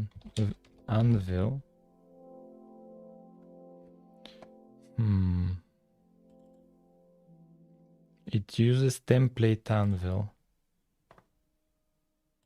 Template anvil, this is it. This we will implement.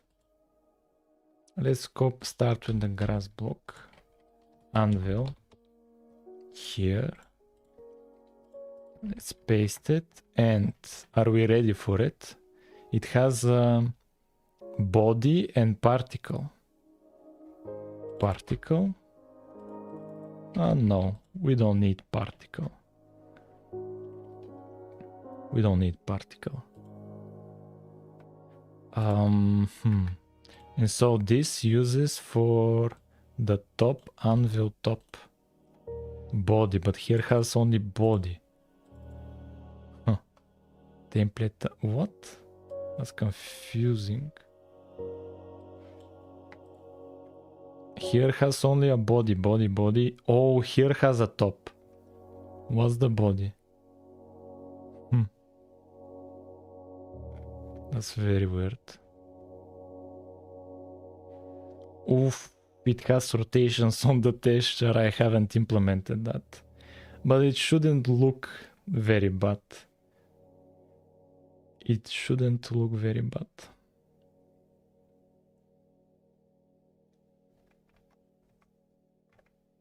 We want texture top.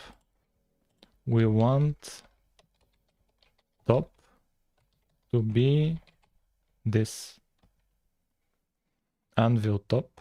And let's look the texture folder.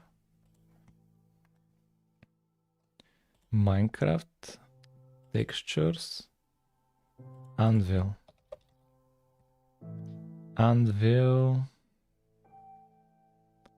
top, anvil PNG. Huh. Let's look. Man, that would be so annoying. I would need rotations for the textures. Damn it. Let's open up Aspirate here. Let's add these. This is top. This is top. This is anvil. This is the anvil. And let's export it.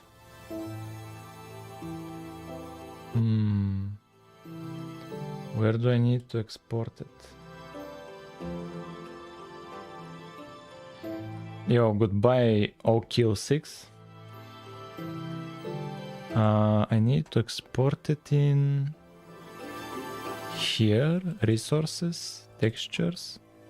Yeah, save, replace, export. That's it. And then I need... Let's create it here.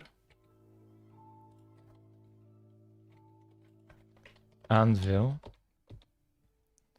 Anvil.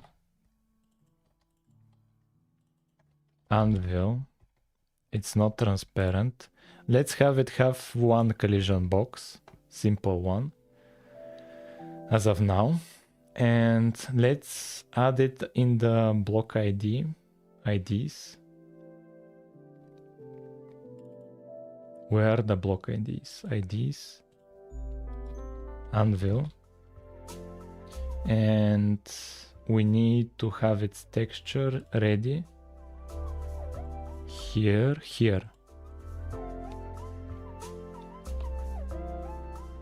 We want... Where is the anvil? We want this texture.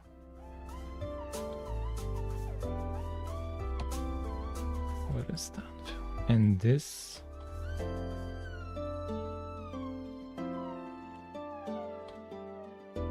And what are the coordinates of anvil top? It's 128.48. 128.48. And what about the other one? 144.48. 144.48. That's it. And when spawning flowers, let's set one of the flowers to be an anvil because I cannot place blocks. Main. No, subchunk. Subchunk. Here, instead of a poppy, or instead of an dandelion, to spawn an anvil. Let's see what we get.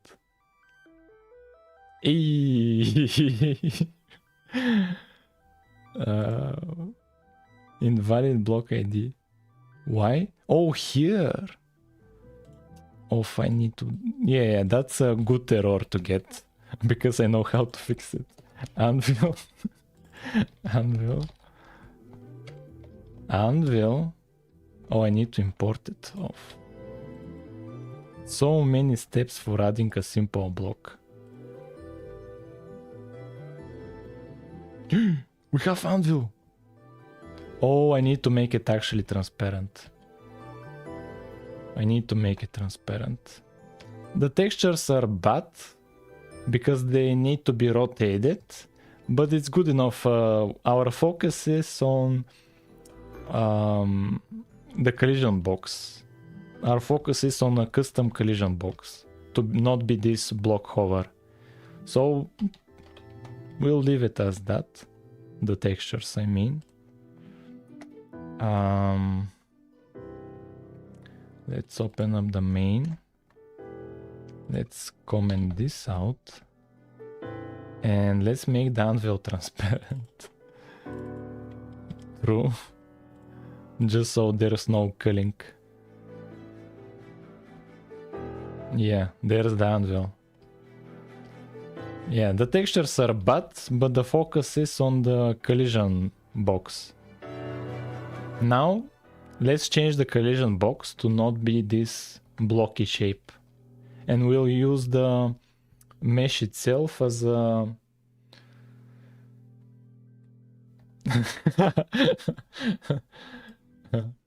Ah yes, anvil flowers. Yeah, haven't you seen anvil flowers? They're everywhere. Like, look at them, they're everywhere. Like, they're pretty known flowers, the anvil ones. Yeah. A great source of iron. Yeah. Super dense. Oh, exception. Let's ignore this exception. Nobody saw this. Now let's fix up the collision box. From the JSON file, the model. We'll copy it. Here, elements. Let's copy them. So this should be from 2 to 14, 4, 14. Yes, this is one of the elements. Now the next one is 4, 4. We can maybe even make it so we have a function that creates the collision box automatically from the mesh based on a boolean. For some blocks we need to make a custom one, but for this one, this can be automated for sure. But we'll think about it some other time. Now the next block is 6, 5, 4, 10, 10, 12. Is there more blocks for the anvil? Yo, why are there more blocks? 3, 10, 0, and 13, 16, 16. Are there any more blocks? Please no. Yes, there are only 1, 2, 3, 4 collision boxes. And let's start it. The anvil should have a custom collision shape, if we have done our job right. And I'm afraid to check it out. Oh, we are drawing only one of them. And look how it's highlighting exactly when we're looking at the anvil. But we're drawing only one of them. Why?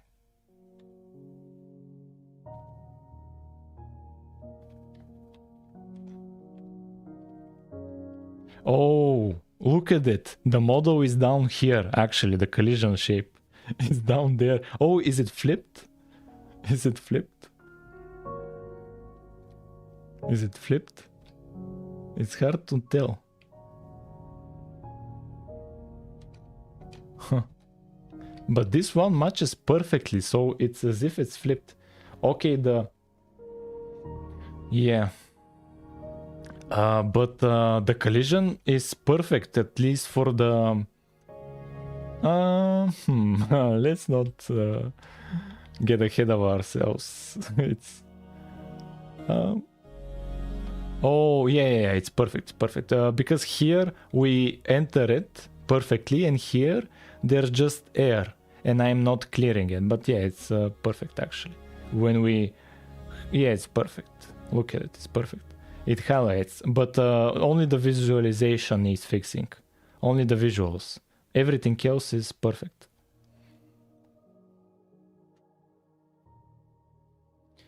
I'll need to fix the visuals. Once we fix the visuals, we're not actually technically done, since if you look at the block hover, it's not like it's it draws every collision box, and in Minecraft they are drawn as one. Like here, they're somehow combined, but what can we do?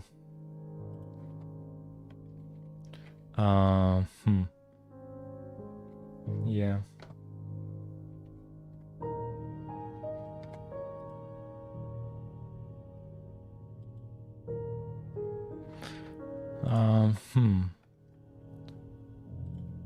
So the only thing I need to fix is the drawing of the blocks.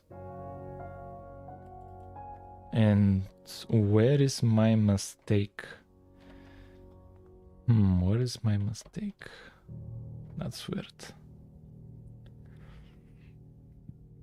The size is 2 minus from, and offset is 8 minus from x plus this, then from y, then from z. Should it be from? Yeah, why not? Plus the middle, plus, wait, here it's minus. Huh. Yeah, so here it should be minus, I think, as well. Or, no, it should be plus. Should be plus.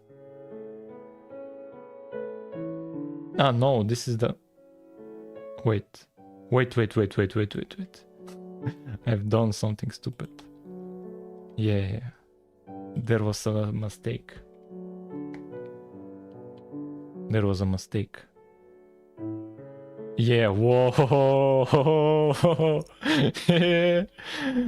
Custom block hover. Custom block hover. Wait a minute.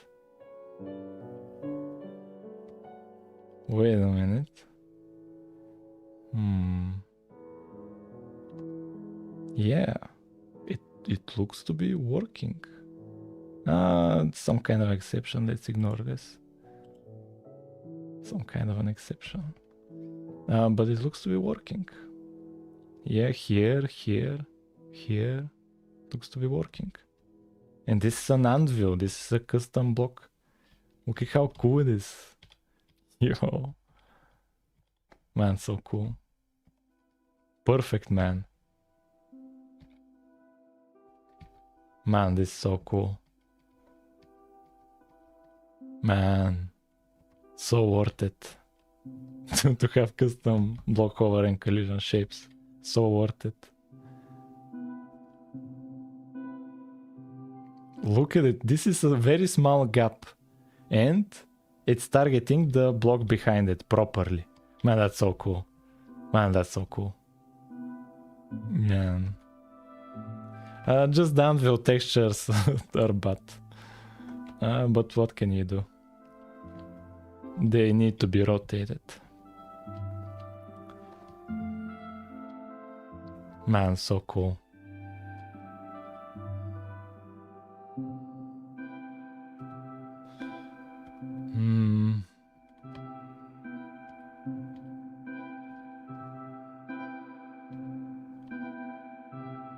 Yeah. Should I fix the texture rotations? I'll attempt to do it. Great source of iron. Super dense. Yeah, it looks flipped. Yes. That's sick, man. I'll have to start this soon in my clone. Good luck with that. You'll need it. Yay, the wall is finishing loading. And that's not how Minecraft does it. The outline is only on some parts.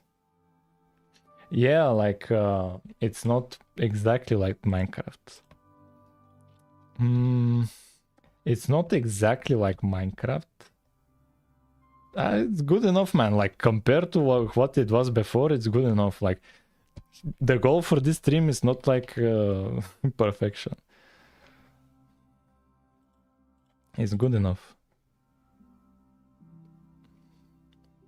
Now, where's the GitHub?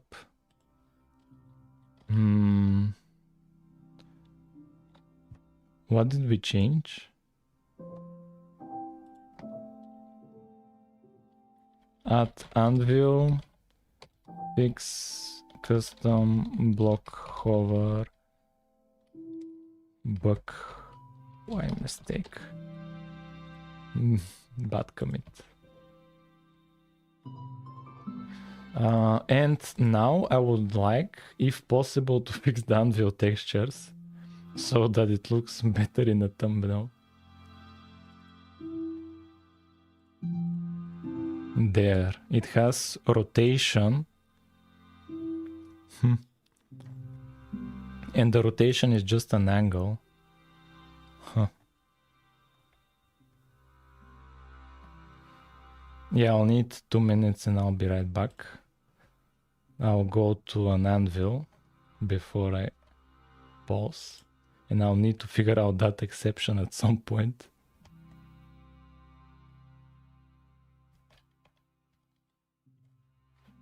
Yeah, I'll be right back.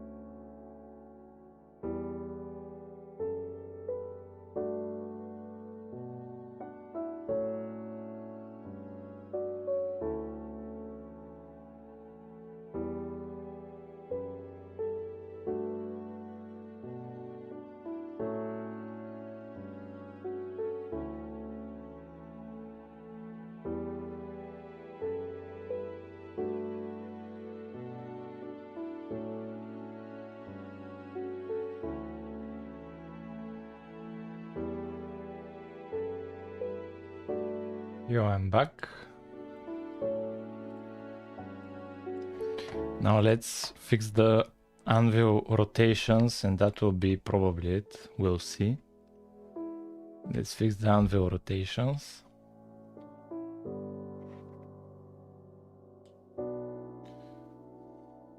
And yeah. But we need first to rate the anvil rotations. They're inside of faces, so a face should have a rotation. And where the faces? They're in the cube mesh pool, in the header. A face should have a float rotation. And in the which function? Read from JSON file. Here. Here we create a face. And we need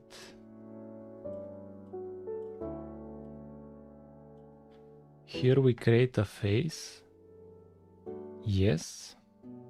This part, yes.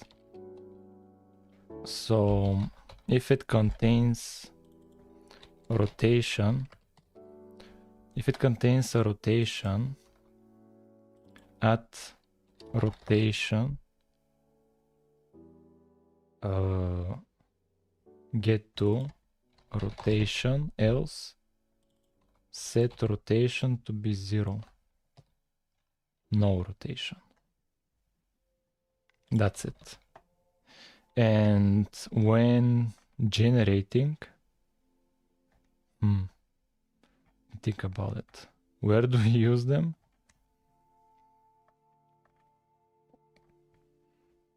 Here. We use them here.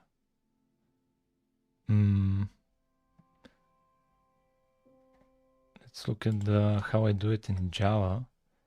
Cube mesh pool. Here. Read from JSON file.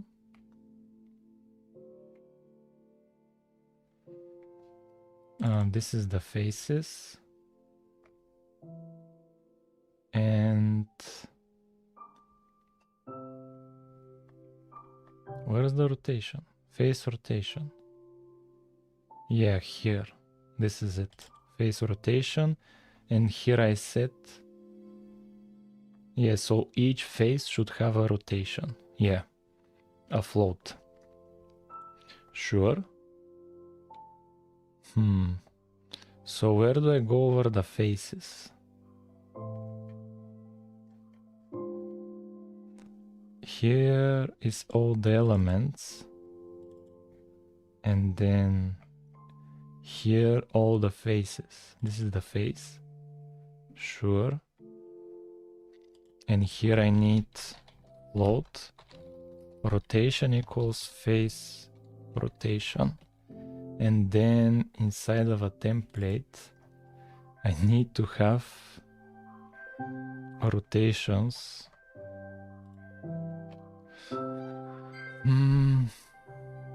For each face. Where to put it? Float. North rotation. One. Two. Top rotation. No. This should be south rotation, east rotation, west rotation, top rotation, bottom rotation. And do I reset them somewhere? 3 usages.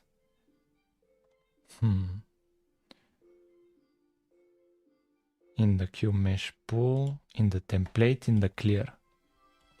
In the clear function. Inside of the clear. Clear here. Like that. We need to reset them. And where else do I use them? Conditionally add texture. So for the when adding the texture itself, that's interesting.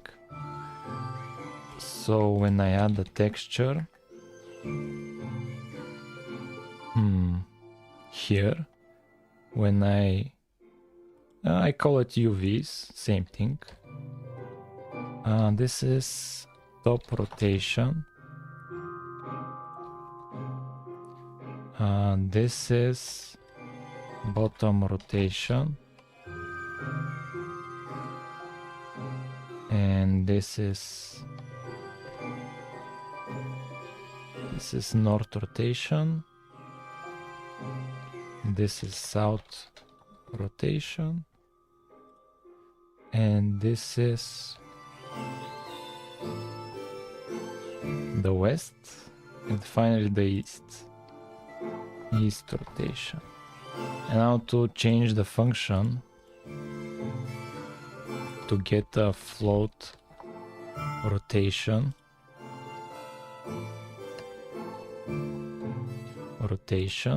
Sure. And now to actually rotate it, I calculate the coordinates.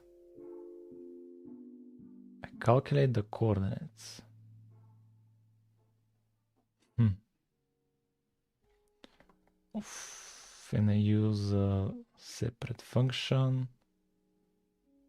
Let me think about it.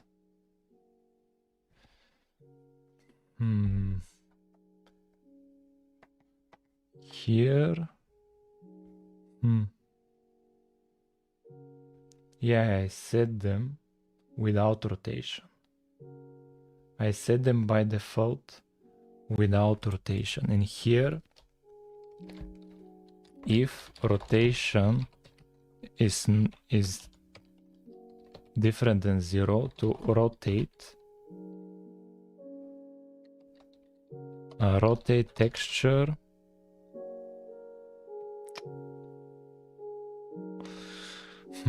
rotate texture with the rotation.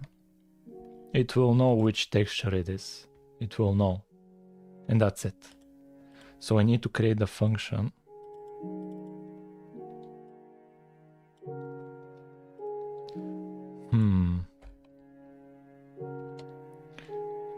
Void here, this float rotation, rotate.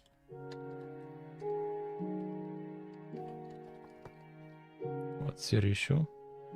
And let's implement it.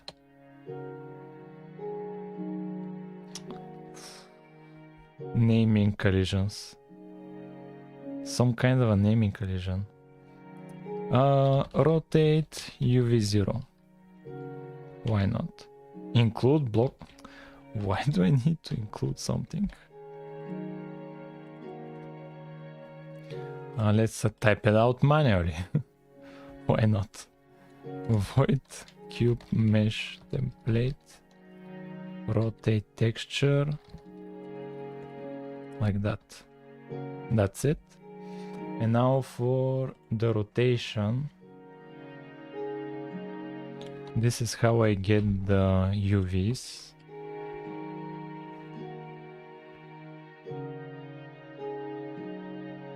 And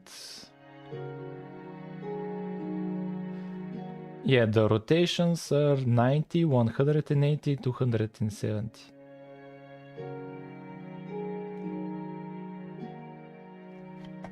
We need a temporary, since we are going to move them around. Vector 2 temporary. We need a temporary position, and here if else, if rotation equals 90 degrees. It's a very simple function. Equals 180. Else if rotation equals 170. That's it. And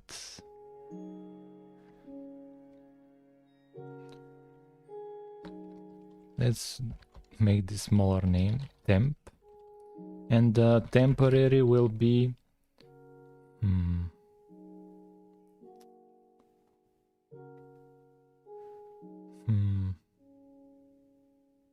let me think about it.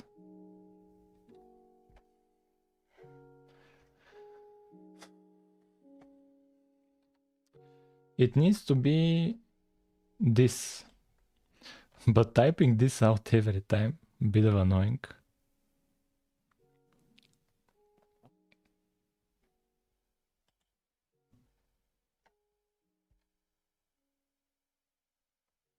Let's do U0 is this.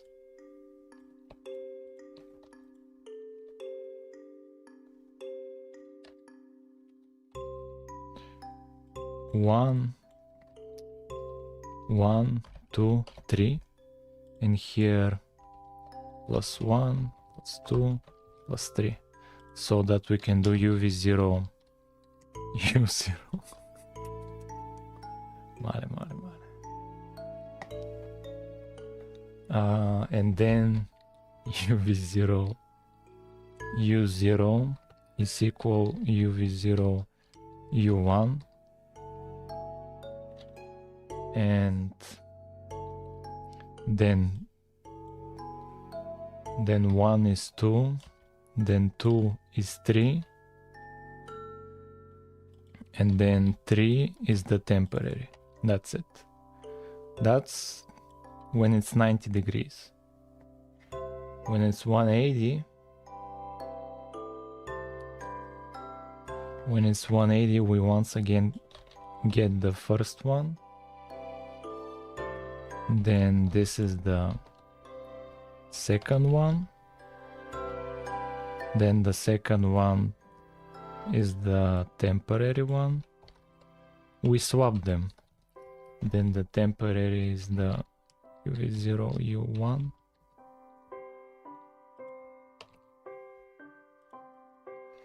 And then U1 should be U3, U3 is temp. That's it. Now the final one is more like this.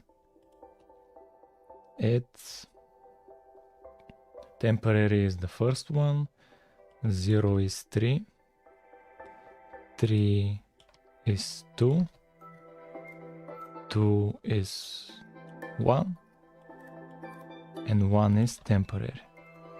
That should be it. Let's see what's up.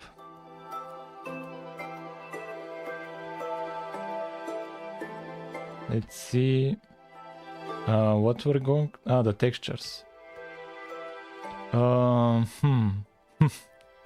They're the same.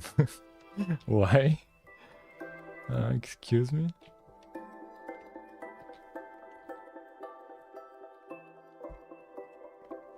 Do we ever get to here? That's the question. Do we ever get to here? No. Okay, so this is a good problem. It's good that we're not getting here. That's the issue. That's good. W coding skills. I'm sure there will be easy to find lots of people with a different opinion. I'm sure of that. It will just take time until that comes.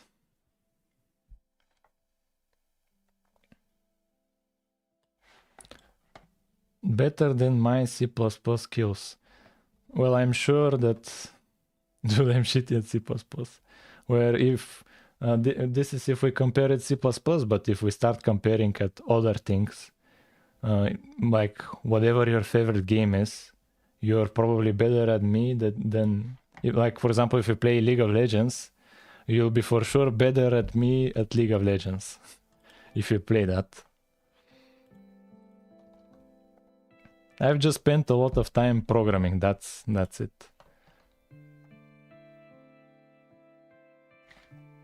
Yeah, okay, so you're better at GDScript and C# than me, for sure. For sure.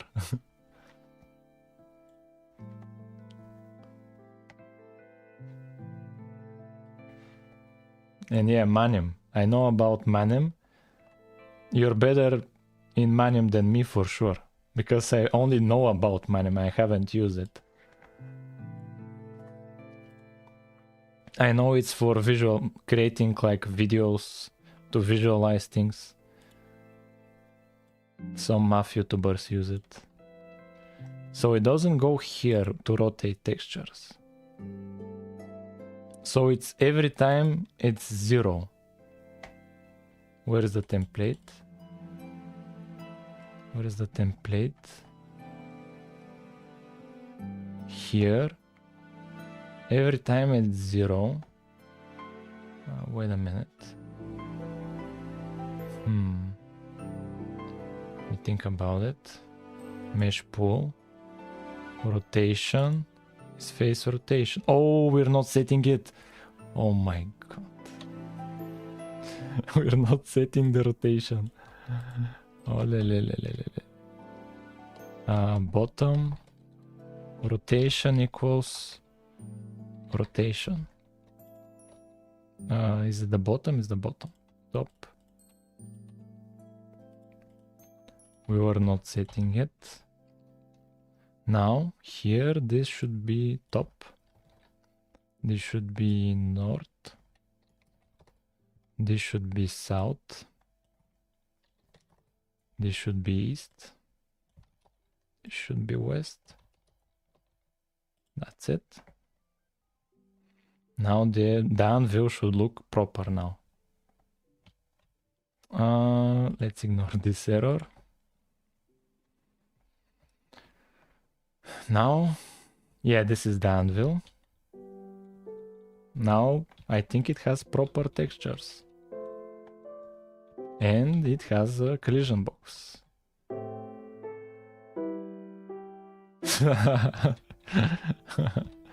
Yeah, that should be it. I used to be a genius at Roblox Lure, but I don't play it anymore, so I just forgot most of it. That's sad to hear that, like learning something then forgetting it. OMG, seeing this masterpiece live is insane. Yeah, but this is the C++ one, like this is... I have the Java one as well. Where's the Java one? Here. Here's the Java one. It has a door. We have zombies. We have skeletons. But that's the Java one. We are slowly moving to C++. We have redstone. That actually works. We have many things. We have a sword. We have inventory. The Java one is far ahead. I've spent a lot of time in the Java clone.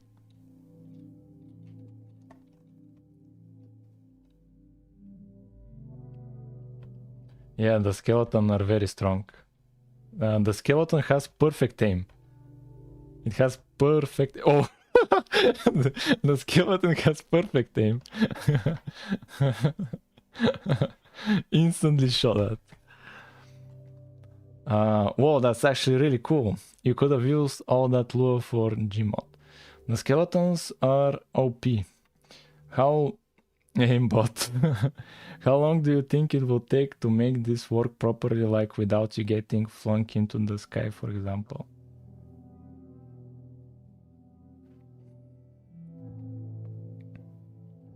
What do you mean? To make what work? To make this work, what is this? What is this? Like how long until it works properly, the clone?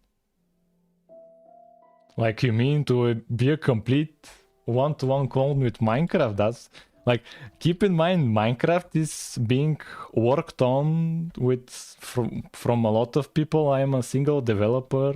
Like, like come on, let's be like, I'm doing my best, but I'm outnumbered. Yeah, so this was the goal for the stream. We have custom block hover. That's perfect. And we tested it on this anvil. This is perfect. This is what I wanted. This is what I wanted. Yeah.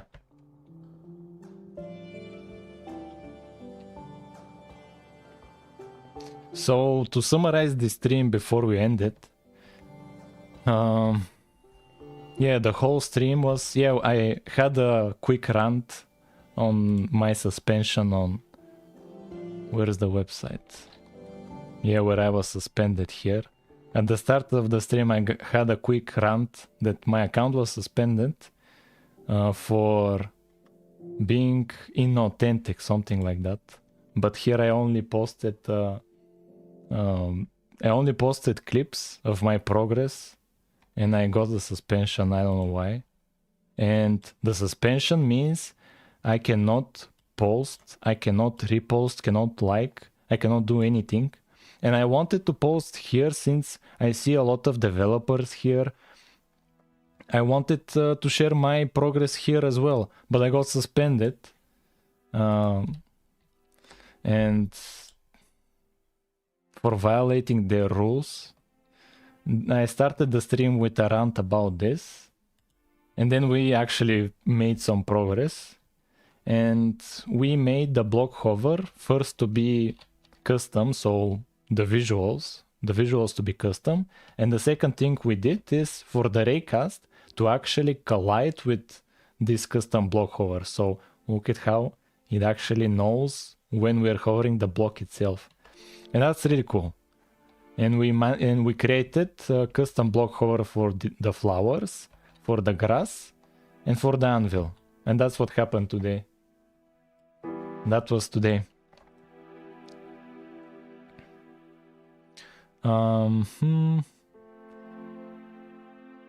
If I was doing it, I would make most things into separate class so it's modular. Are you going to continue the other clones? No. I'm sticking with one clone. I will not continue the other clones because I really like Raylib. And this is in C++ and Raylib, the latest one. I don't even use Twitter that much anymore. I mean X. Oh, Maskeli, what's up? You just got at the end. I was just ending. Sometimes I just roast people because it's fun. I don't hate or love them. Just roasting is fun. We need Herobrine update. I want to make the dragon. I think the dragon would be more fun than Herobrine. I want to add the dragon and to be able to ride the dragon. That would be very cool. But first, for what would we do for a next stream? For the next stream, I think it would be best to finally have the player to walk around in the world. Since we have these collision shapes, now we can add a player and collide with the world. That's what we can do. That would be the next stream probably. Adding the player that collides with the world. And after we add the player, we can add the dragon. Okay, thoughts? Add the dragon? And to be able to ride the dragon? Thoughts? Chat? Thoughts? Riding dragons? Yeah, to fly around, to be on top of the dragon, to fly around in the world. That would be cool. Oh, but if we did that, we would need to make the world endless. Because right now, the world is static. We should make the... Okay, so in the next stream, we'll add player. And the stream after that, we'll make the world be endless. And the stream after that, the dragon. Thoughts? This was great stream. Shader support. Oh yeah, shaders. Oh, we could add in the Unity Minecraft clone. I have custom directional lighting. Yeah, shaders. That would be cool. Shader support. Yeah. Okay. So yeah, we are done today. Thank you all for watching, and I have to end this. And maybe I'll stream tomorrow, most likely. Okay. Bye, guys.